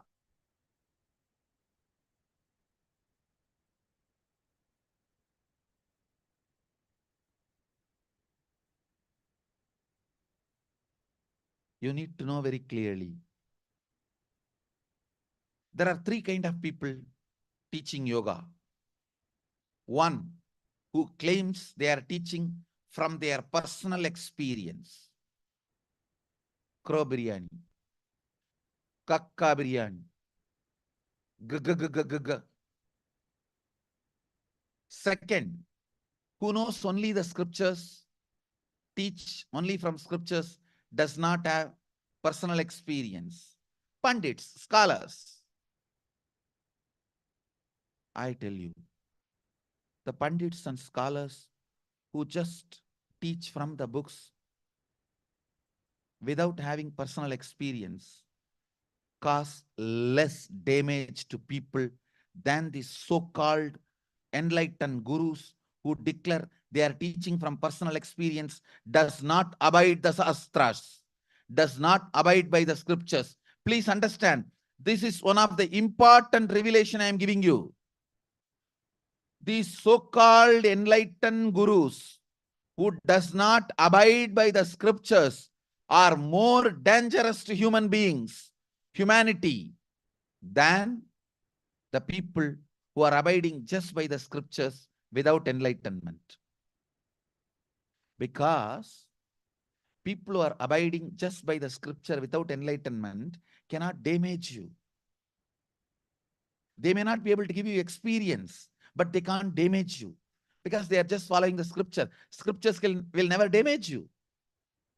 But the so-called enlightened fellows who don't follow the scriptures, because they get your complete trust and authority, they become authority just by convincing you in some 2-3 things, blowing the nose. And see, when you do the hyperventilation, naturally you will feel little peace and calmness. That peace does not mean you have become enlightened or yes, become enlightened. Pick up a cell phone and talk to your spouse, you will see the strength of that peace. Understand? These so-called enlightened masters who do not abide by the scriptures are more dangerous than just the pandits, parrots who repeat from the scriptures directly. They are, see, these so-called enlightened masters who don't follow the scriptures, who don't abide by the original yogic literatures, they get 1 or 2 glimpses here and there. And by giving those 1 or 2 glimpses, they convince the people and the people start following them. They suddenly become authorities. Once they become authorities, all the stupidity they vomit, you will be following. They can seriously damage your body, mind, and consciousness. Very rare are the third category of teachers who have a solid personal enlightenment experience, who are authorities responsible for what they are speaking and completely connected, rooted, centered on the traditional yogic scriptures. Those are the rare beings. We go from Zoom. Possible,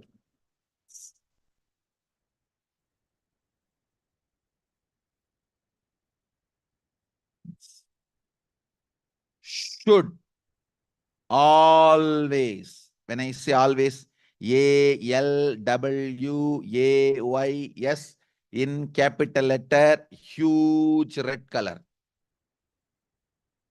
Always should match with Apta Pramana, the earlier Rishi's experience. Atma Pramana should be in tune with Apta Pramana, the individual experience should always be in tune with the original source, the great enlightened masters, the founding fathers of yoga.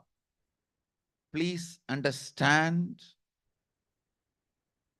One side Atma Pramana, personal experience. The other side Apta Pramana, the experience of the great rishis. A real guru will have both and present both. Otherwise, if somebody says, I only have my experience, I don't care about the scriptures, shastras, the original source of knowledge, please understand, don't become prey for their advertisement abilities, marketing capabilities, and their immature ego. Don't become prey for their immature ego. So, Atma Pramana, only when it is in tune with Apta Pramana, it can even be shared to the world and made as Sakshi Pramana. Understand? People who claim they had a personal revelation, experience.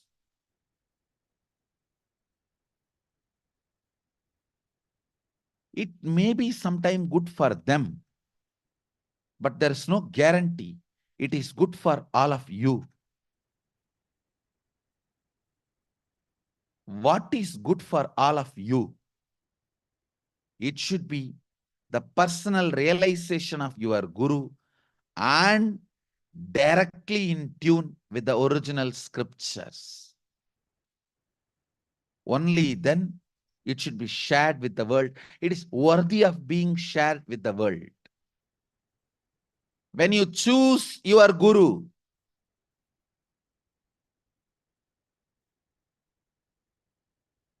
first option,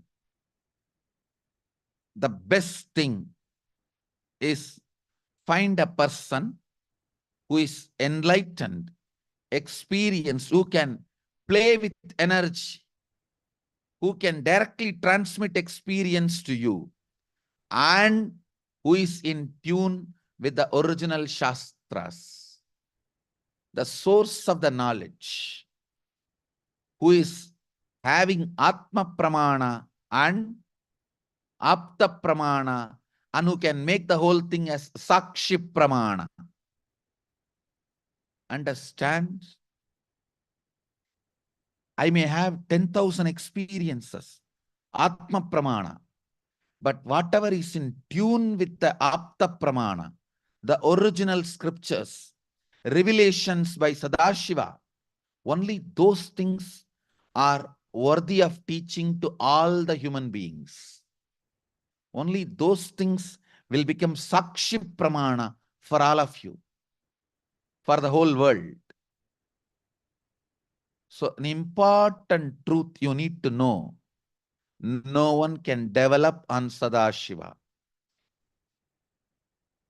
Do not go to people if they claim they developed. No. Don't become prey to the marketing gimmicks and immature ego of some of those great marketers, great advertisers. Marketing and advertising is a different capacity. The original knowledge source, being the reliable knowledge source, is different.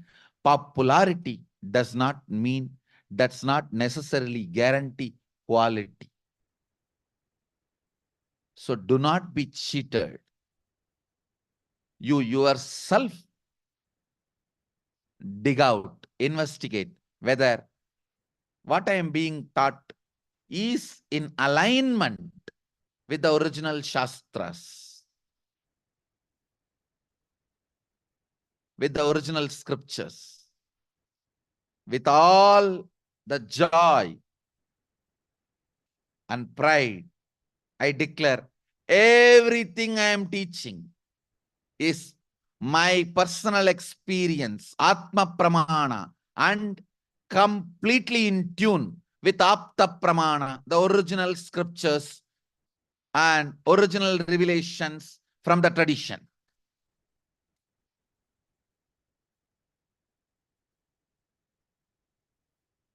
Understand?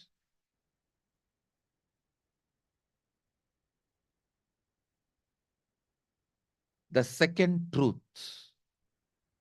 you have never been told about yoga is no one can develop. Do not fall prey for the stupidity of downward dog pose, inward dog pose, inverted tree pose. What nonsense is going on?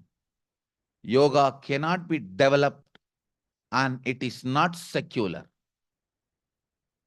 Let it be very clearly told to the world. If it is secular, if it is developed, have some other name. Don't call it yoga. Have the name Roga or Boga. Don't abuse the name yoga. Yoga has to be. Sadashiva very clearly declares qualification of a yoga teacher, yoga guru, who is qualified to teach, to be a guru, to be a master. He gives a clear description. He should have Atma Pramana and he should be completely in tune with Apta Pramana. Through the Atma Pramana and Apta Pramana, his own personal enlightenment experience and in tune with the revealed scriptures, he should be able to make the signs as Sakshi Pramana. Only that person is qualified to teach. Only that person is authority. Only that person is authorized to teach. If you just find the right source, 99% of the work is done. Now you can declare your success. You can declare your victory. You can declare your completion. You can declare your fulfillment. You have a right to celebrate your victory. Finding the right guru, 99.9% job is done. Because the remaining work, making you enlightened, is not your job. It is his job now. Only finding the right guru is your job. After that, making you enlightened is his job. So 99.99% work is done.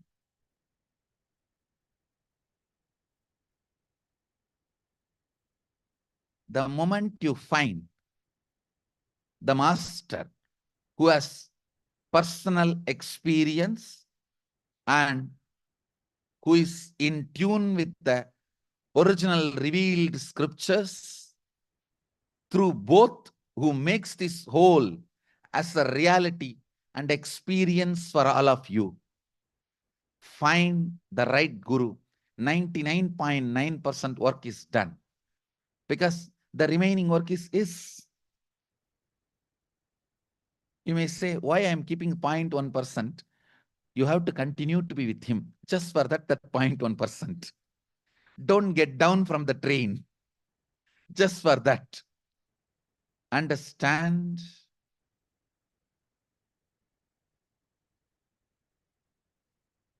Truths need to be told as truths to you, even if it is a little painful. You might have developed your career in yoga and yoga teacher as yoga guru for 40 years. If it is not true to the original scriptures, please drop it today. Drop it today.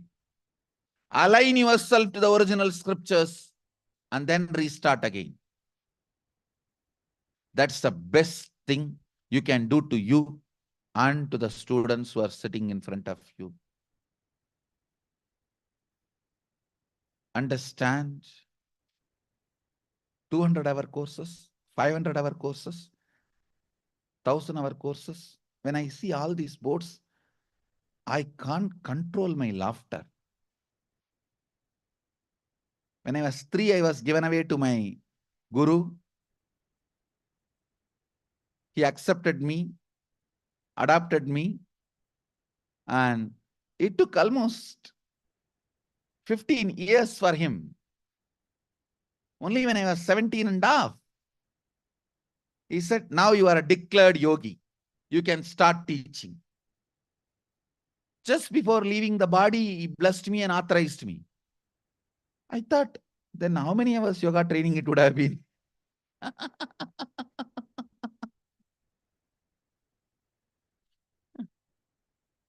So understand,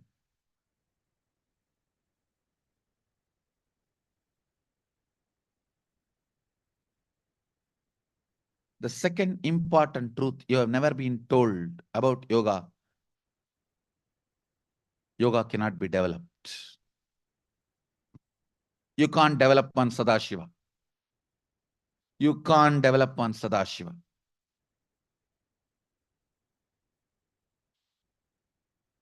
It is unfortunate.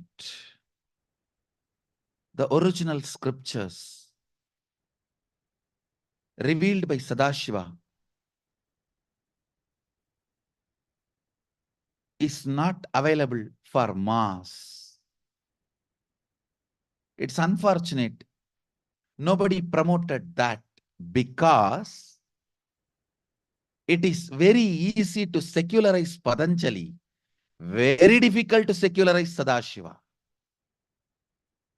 Understand, yoga was originally promoted in the modern world more by the people who are interested in digestion and stealing the best things from Hindu tradition, not by the people who are interested in the original knowledge, the original source.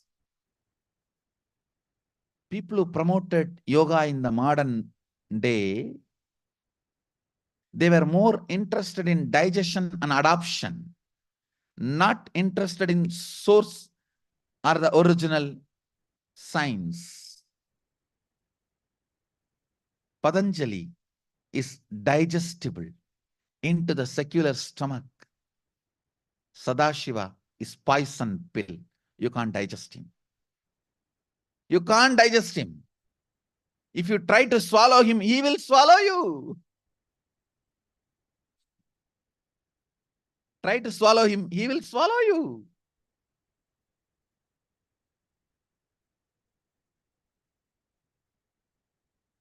Understand? All this stupidity, marketing, commercialization, all this. Sometimes good, sometimes bad. But I wanted all of you to know the time for all this marketing, good, bad, discussions, debates about why marketing is necessary or not necessary. People have their own arguments. Without marketing, yoga would not have become popular so well. Without the dilution, yoga would not have reached the whole world. All these, you guys can go on talking. All the debate time is over. Now it has already become popular. Come on, it is time. Let's get back to the original source.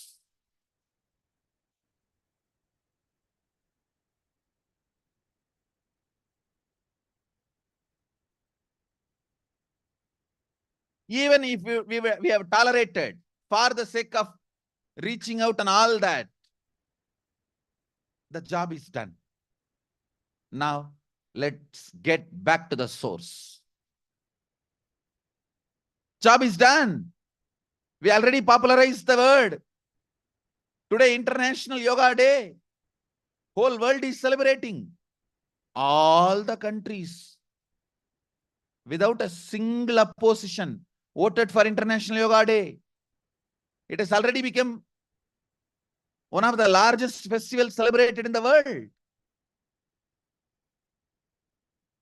So understand, we have done popularizing. Now, the next important job is getting back to the original source. That is why I have happened. I happened to bring the integrity and authenticity.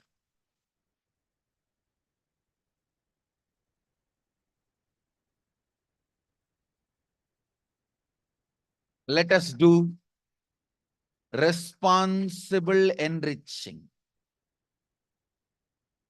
by being integrated and authentic to the original source of yoga, the yoga pada of agamas, directly Sadashiva's own words. Let us be integrated and authentic to that. And by being integrated and authentic to that, let's bring responsibility in our enriching. We are enriching the whole world with yoga. When we are putting so much of energy and intelligence and resources, enriching the whole world with yoga, we should be responsible for being integrated and authentic to the original source. To the original source. Understand? Unfortunately, the original source was not available, popularized to the world. It is time.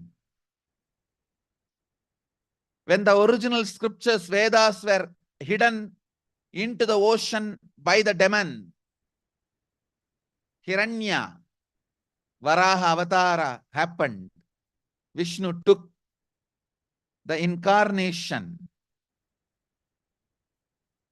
and brought those scriptures out and revealed it to the world. Now it is my responsibility, collecting it from all the corners of the world, wherever it was secretly lying, the original agamas, the yogic scriptures, and gathering it, revealing it to the whole world, and making it available to the whole world through the internet. We are successful in collecting more than 3 terabyte original material on yoga. Revelations by Sadashiva. And we are scanning everything, cleaning it up. Today we are ready with 600 megabyte original material. Scanned palm leaves. Revelations about yoga by Sadashiva and his direct disciples. Today, it will be offered to the whole world, copyright free. You have a right to copy. I am declaring it as copyright free, and you have a right to copy. If you are copying, not only you are welcome, you are celebrated.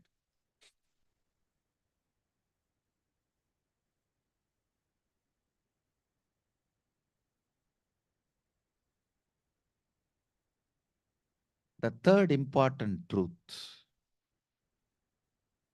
you need to know, which you have never been told about yoga. Please understand.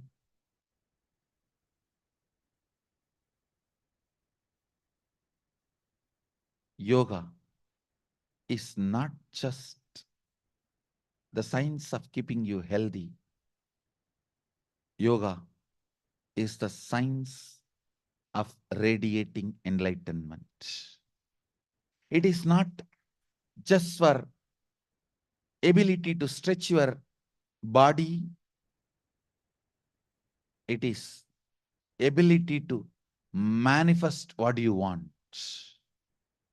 Yoga is not all about making you better man. Yoga is all about making you Superman. Don't follow something which makes you better man after 35 years. Do something which helps you to reveal, radiate powers immediately. Please understand, do not have patience with your practice. You have been given wrong instruction. Have patience with your practice and continue for years. You will have result. No, don't wait for Godot.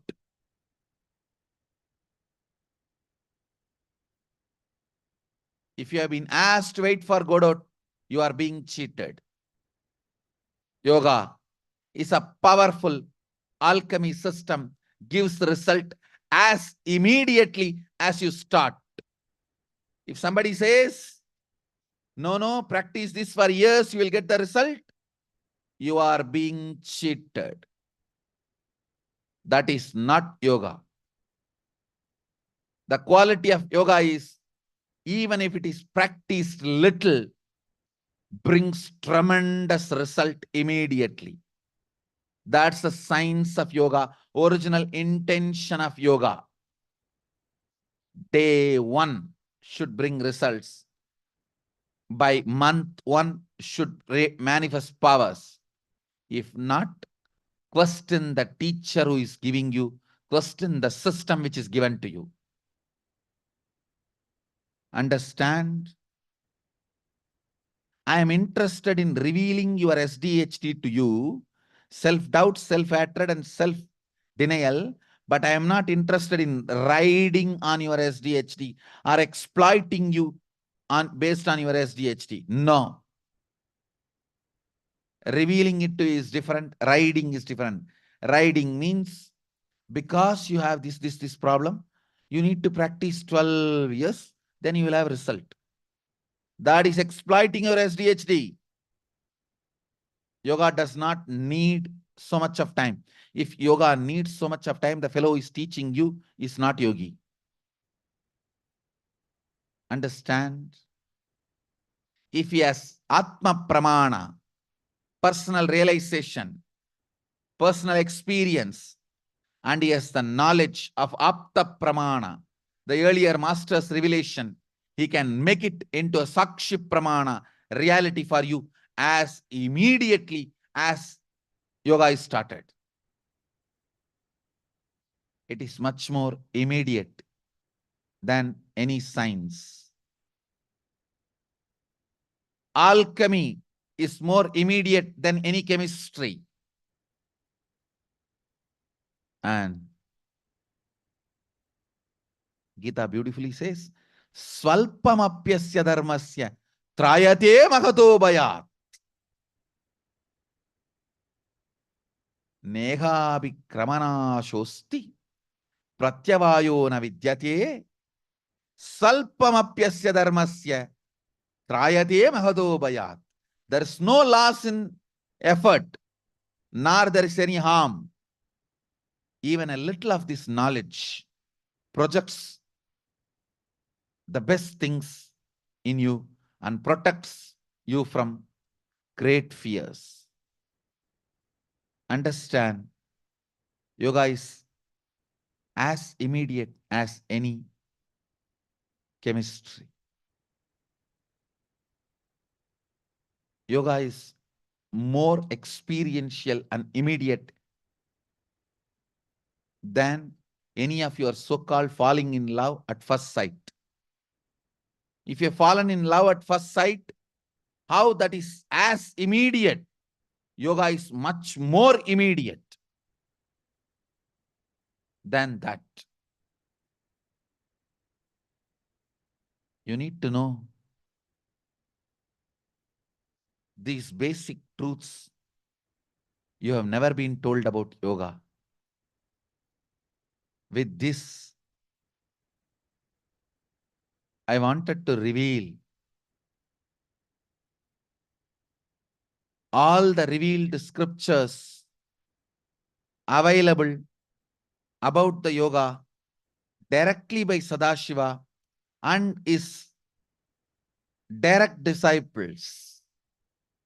Please understand, I will not make the mistake of declaring all the things Sadashiva revealed is available now. I will not make that mistake. But whatever is available now, by the grace of Sadashiva, I'll make sure they don't die, they don't get lost. We will collect, organize, and publish it, share it with all of you. Till now, whatever we have collected,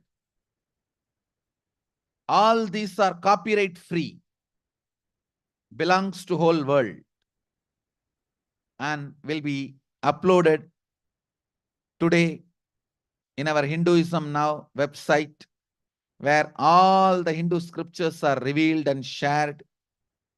I have a huge list, around 600 megabyte material, which will be uploaded freely for all of you today, for you to do research, study, practice, question the people who teach you.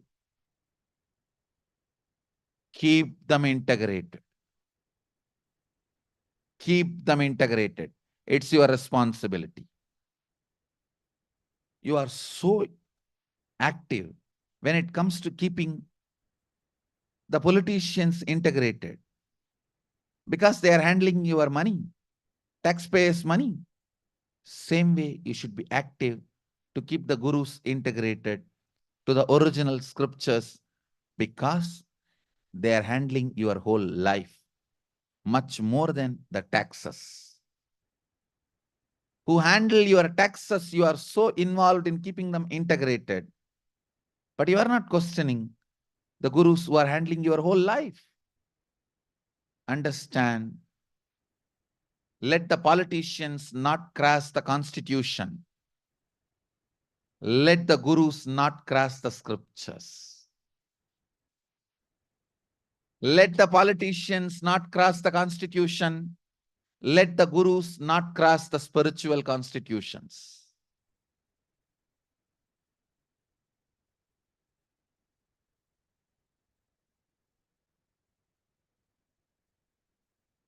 Once the scriptures directly delivered by Sadashiva are revealed to the whole world, once you all start reading, you all are exposed to these scriptures, then we don't need people who develop kriyas, who develop techniques, who develop yoga. No, no need. We have enough of people. Sadashiva himself has given. So you can't develop on Sadashiva. Let's abide by Sadashiva. Let's abide by him. That is enough. And bowing down to Sadashiva, surrendering at his feet, and all his disciples, and all the great people, beings involved in keeping this whole knowledge, experience current alive on the planet Earth, bowing down to all of them, surrendering at all their feet. I'm revealing whatever is shared by them and kept alive till now on the planet Earth to all of you back again. Now it is in the form of the original palm leaf scanned. Soon you can expect the various language translations of these scriptures. Please wait for all those translations. It will be soon available to all of you. But the original scriptures will be revealed, shared with you all today on this International Yoga Day. So here I am offering symbolically the original manuscripts, the scanned printouts of the original manuscripts. So by revealing this to all of you, symbolically, with Sadashiva's grace, we are sharing this whole thing with the world.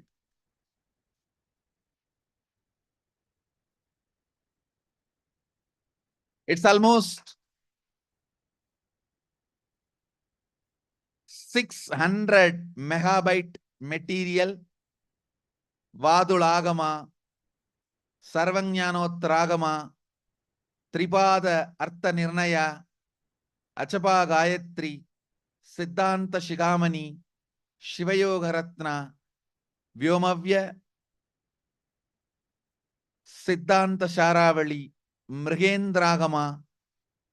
It goes, the whole list goes on and on and on. Revealed directly by Sadashiva and written by Sadashiva's direct disciples. So, bowing down at the feet of Sadashiva, surrendering myself at the feet of Sadashiva, I am sharing his knowledge to all of you with the whole humanity. Let the humanity be enriched by his knowledge, by his blessings, by his grace.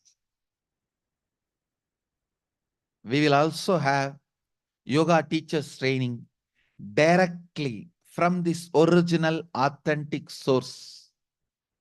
You will be taught these original verses and the asanas and kriyas and the practices. So you will be a perfect teacher as Sadashiva wanted. As Sadashiva wanted. My blessings to all of you. By the grace of Sadashiva,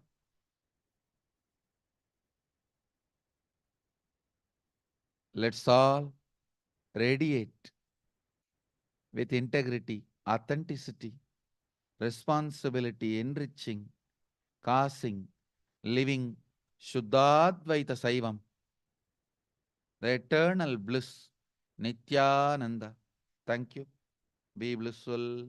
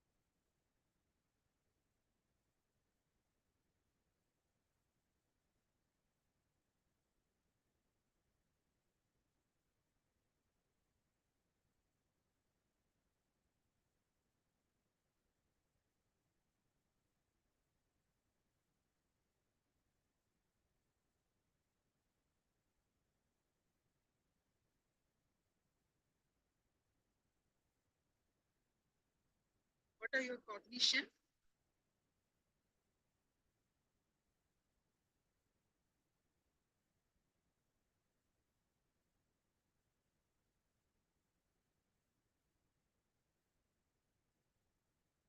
Nithyanandam, everyone. Am I audible?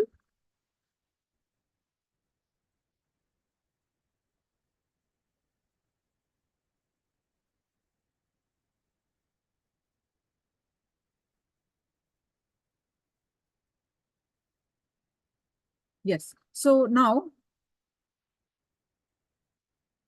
we'll continue with the other components of yoga.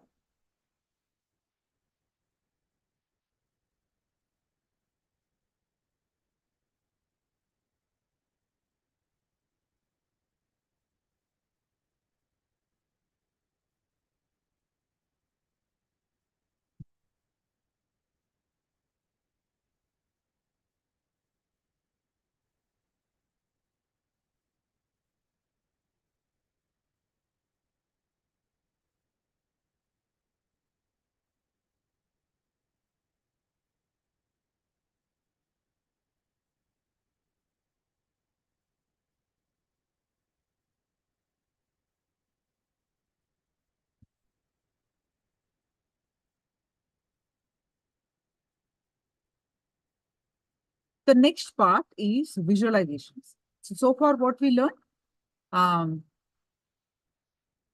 first is asana, second is pranayama,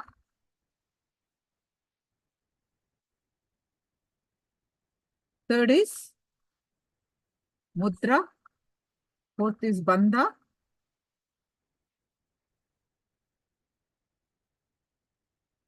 and what is fifth? What is the fifth one? Karana, the dance form. Yes. Perfect. Now, sixth one we are going to learn. We also learned the why Nithyananda Yoga and the significance, all that we have learned. The basics we have covered. Now, the sixth part of the sixth limb or sixth part of the Nithyananda Yoga is visualization. And there are various references for this also in the significance of the visualization. Tejo Bindu Upanishad talks about the visualization.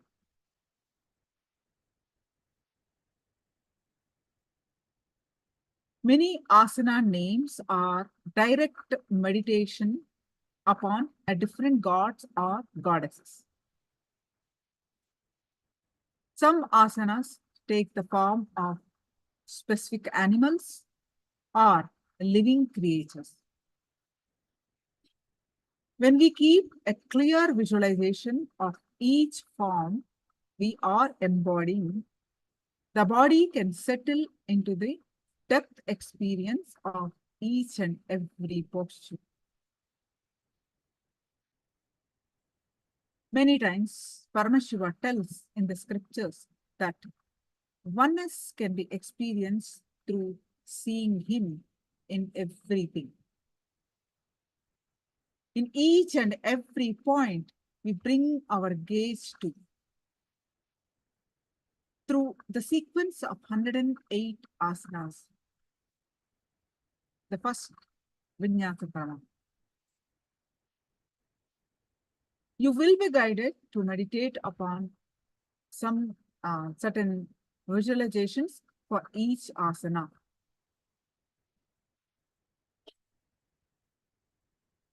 The next is japa. Japa is chanting. Japa is the internal chanting of mantra. Now we are learning the seventh one. Seventh component. Internal chanting of the mantra with the visualization of it rotating around the throat in a circular way, allowing the yogi to feel the mild vibration of that mantra. When chanting, wear an energized Rudraksha bead exactly on the Vishuddhi chakra, the throat center, the hollow of the throat. This is the place where the air is getting converted into the sound. And if you wear energized Rudraksha here, constantly every word coming out will have the quote of that mantra.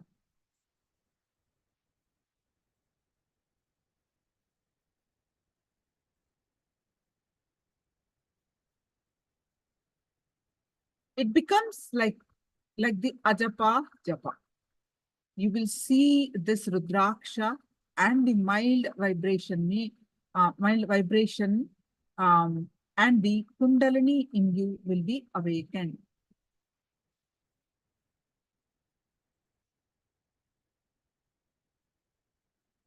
Ajapa japa is one of the most powerful process and technique. It releases a certain kind of energy from our body, the nectar from the throat. When you do ajapa japa, it's not that every second you chant the ajapa japa, your heart chants. your lungs chant, your throat chant. The more and more deep it goes into your being, more and more parts of your being resonates with that.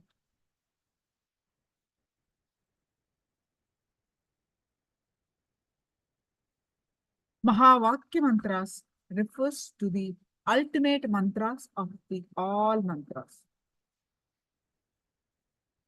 used to invoke the divine presence.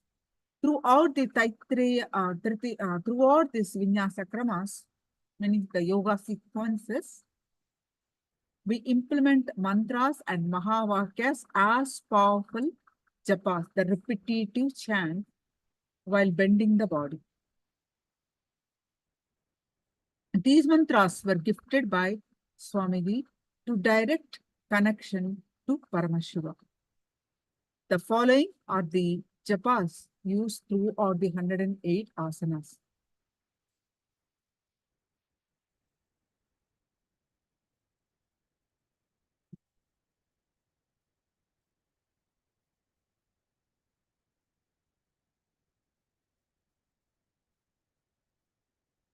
The next is chanting, the Akashic revelation.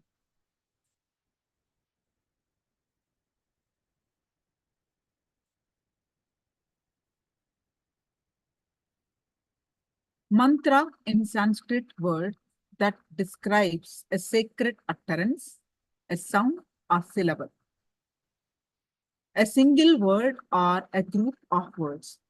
A mantra has spiritual powers with or without systematic or literal meaning. A disciple needs to be initiated into a mantra by his guru using the right procedures, the mantra diksha, for the mantra to have its maximum potency for that individual. It is given by the guru and received with gratitude and respect by the disciple. Clear instructions are given about the number of repetitions, the right speed, and the duration of the chanting in order to experience the truth of the mantra.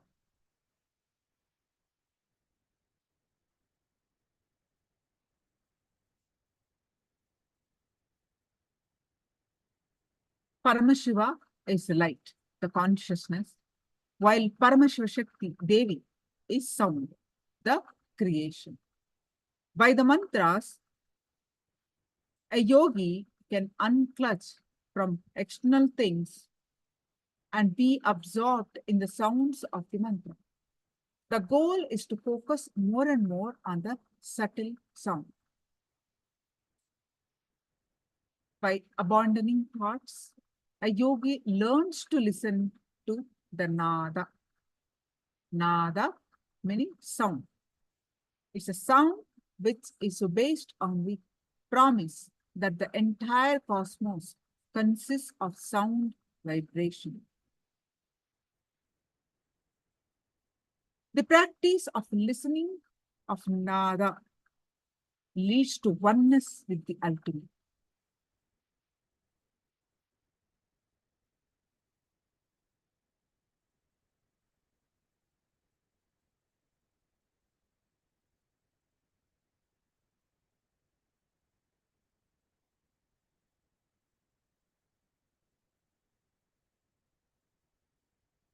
See, when the body bends with a certain sequence of asanas, the aura, the energy surrounding any person opens up. Therefore, only the highest vibrational sound should be entering the space. That is why KAILASA's Nithyananda Yoga, the Sanskrit pramanas, the scriptural references from the source text are continuously chanted out loud throughout the vinyasa kramas. As the asana or energy body is vulnerable and opened up while bending the body in yoga,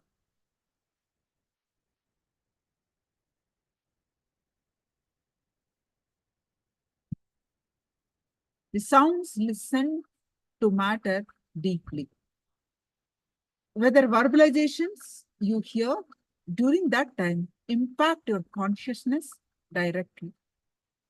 The Sanskrit words of Paramashiva are the most powerful verbalizations.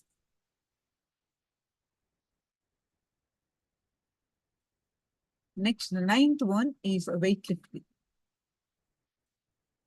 Ninth component is weightlifting. Long before the rise of modern day bodybuilding methods, in the Vedic civilization, weights are applied to the body as a method to raise Kundalini, expands one's consciousness, and connect to the divine.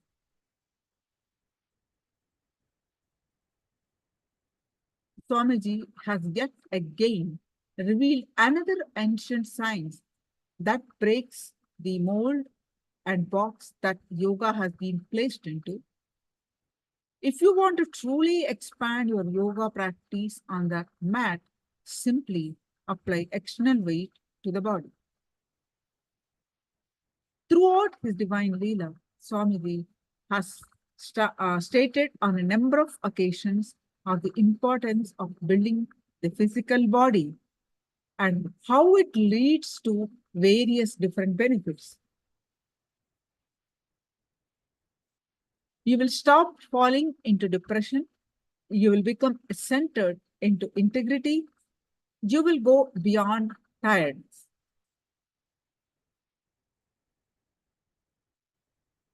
That's why Swamiji says weightlifting is a spiritual quality. I strongly promote, support all the activities of you working out on your body, like weight training, bodybuilding, everything.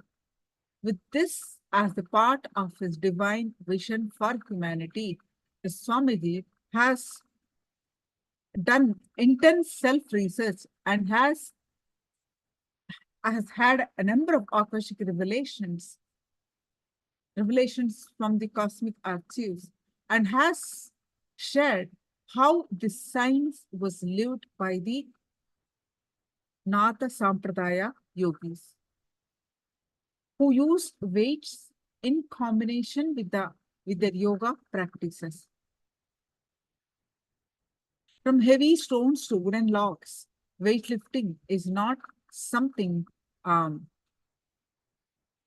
new to Vedic civilization, such as an increase in flexibility, improvement in strength, and in the increase in flexibility, improving strength, and the deep, heavy breathing of pranayama that is involved.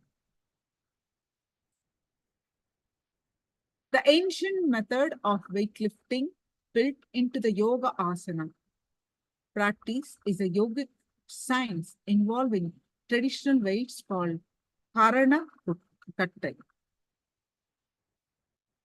commonly known as Karala kattai, and is the reason for why the Natha yogis are called Karana yogis or Karna yogis.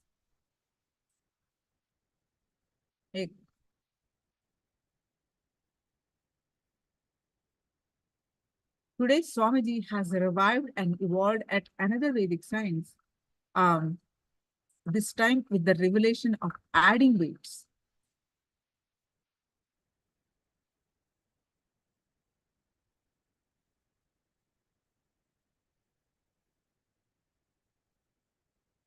The 10th component is mandala. Mandala is the representation of the cosmos. The human body is analogous to the cosmos itself. Mandalas representing the cosmos and yantras representing the deity.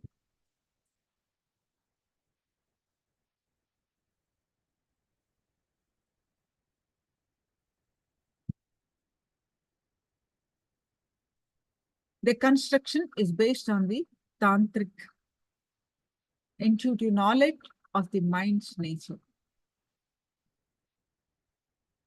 The relationship with the subtle channels of the energy in the body and the human need for a scientific life. Yantra is basically a diagram into which a deity can be invited by using the corresponding mantra. They can be used towards achieving oneness or self-realization. The symbolism of the yantras represents a universal pattern and a mantra, the cosmic sound.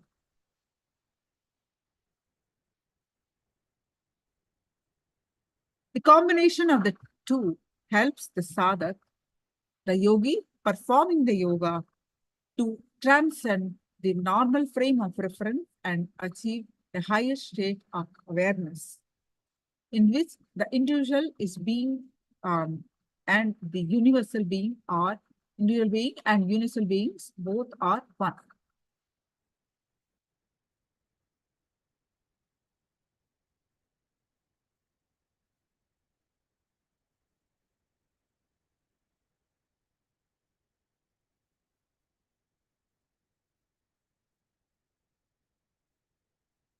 The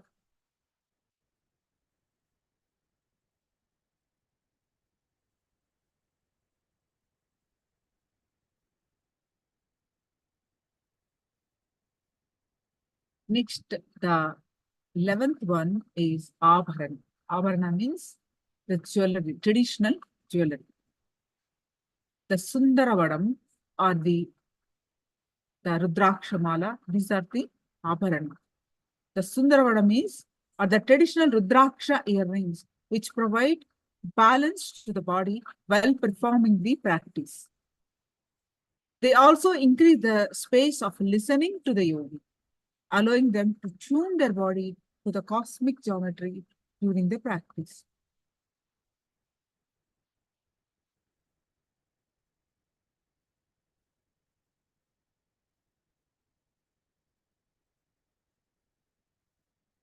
Wearing the Rudraksha necklace in the Vishuddhi chakra as the Kantamala given by the Guru radiates the energy of the man, energy of the mantra initiated by the Guru.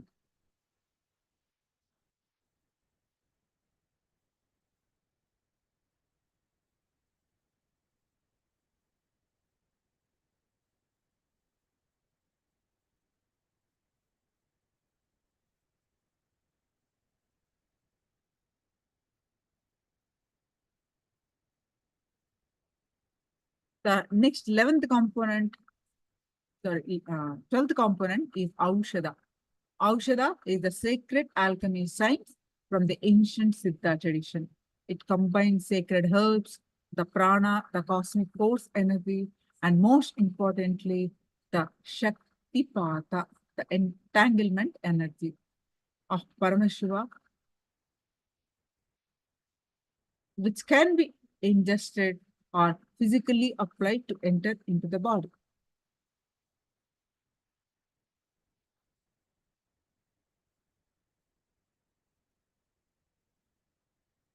So an Aushada is basically sacred herbs, the prana, the cosmic life energy, and most importantly, the entanglement energy of Paramashiva, and which can be ingested or physically applied to enter into the body.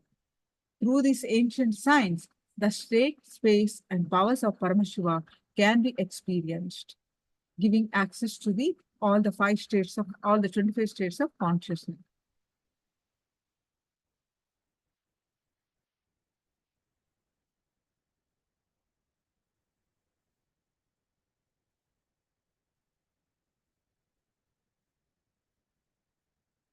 Now, can you all go ahead and post what are the 12 components of yoga? And what is your understanding?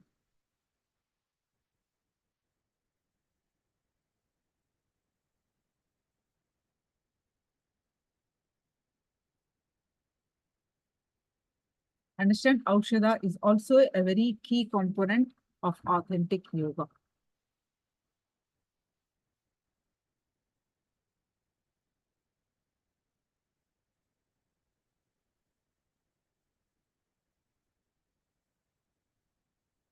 For example, turmeric is one of the most powerful ways to detoxify the body and absorb the higher levels of prana throughout your yogic practice.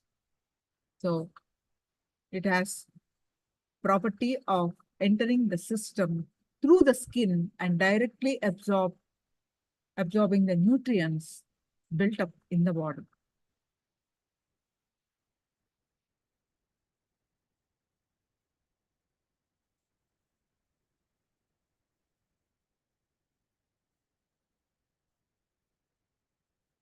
Sandalwood, Rudraksha, all these are energy, the Aushadha components. So can you all please post what are the 12?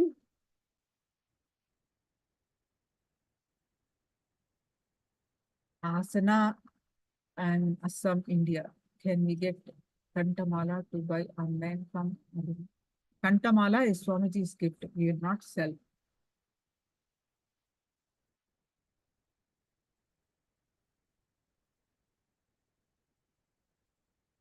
Aushadha herbal pack.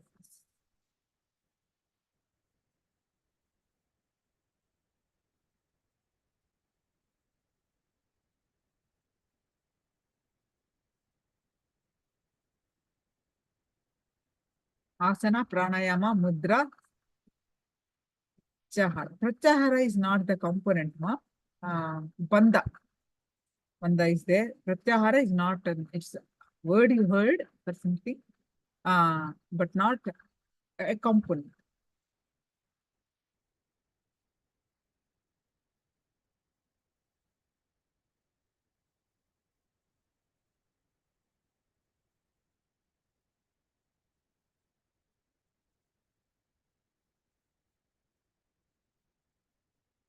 All right. So now let's do one more round of power manifestation.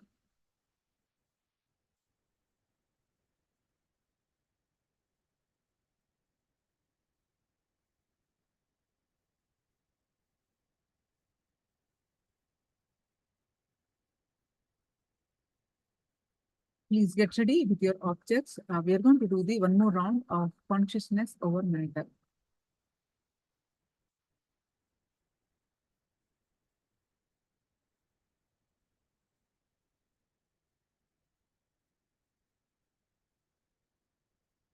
Oh, it's wonderful.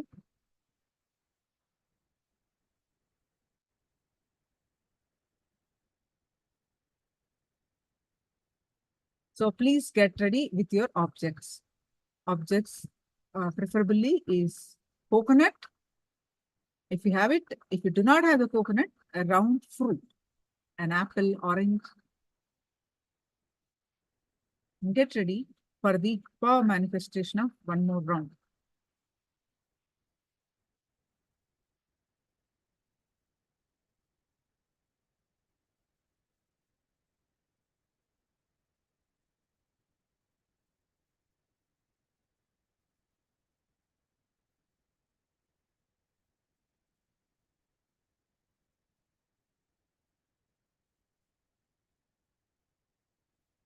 Please, all of you, go ahead and get your objects.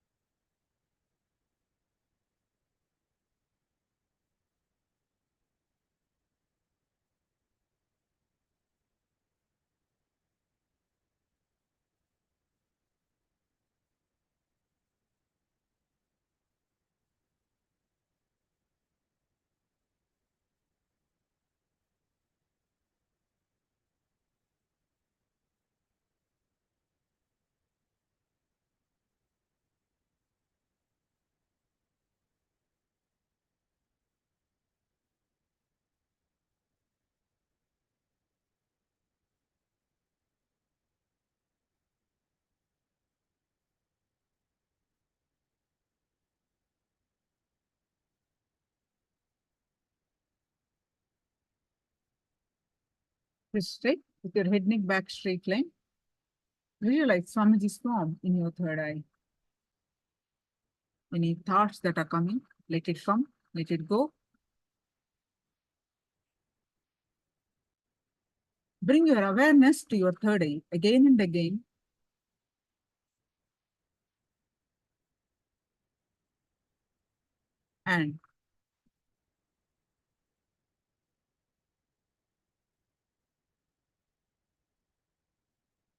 And start chanting the Mahavakya.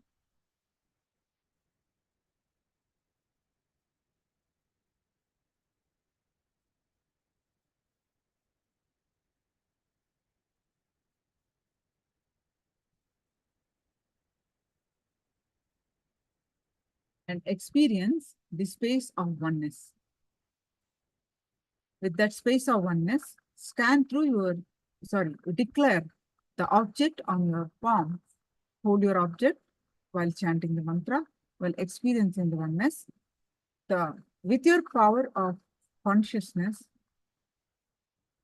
declare the object in your hand to roll, move, to vibrate.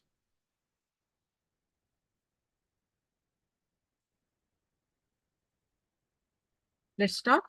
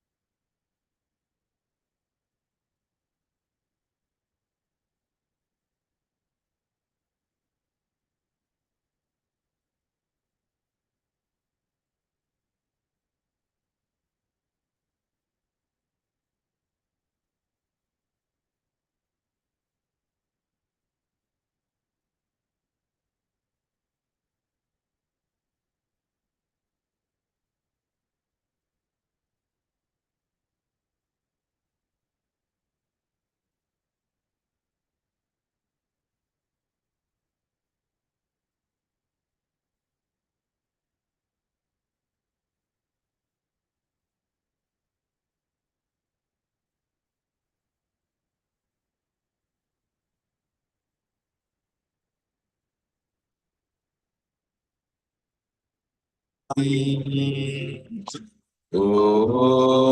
Nithyananda Paramashivoham. Om Nithyananda Paramashivoham. Om Nithyananda Paramashivoham. Om Nithyananda Paramashivoham. Om Nithyananda Paramashivoham. Om Nithyananda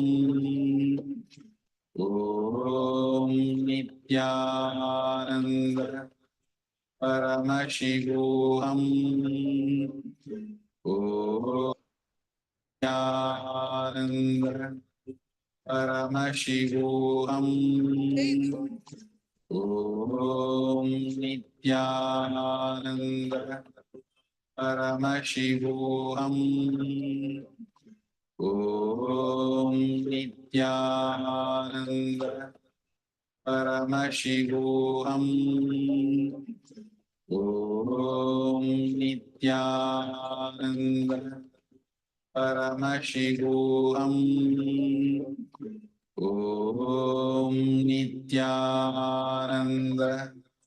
Paramashivoham. Om Nithyananda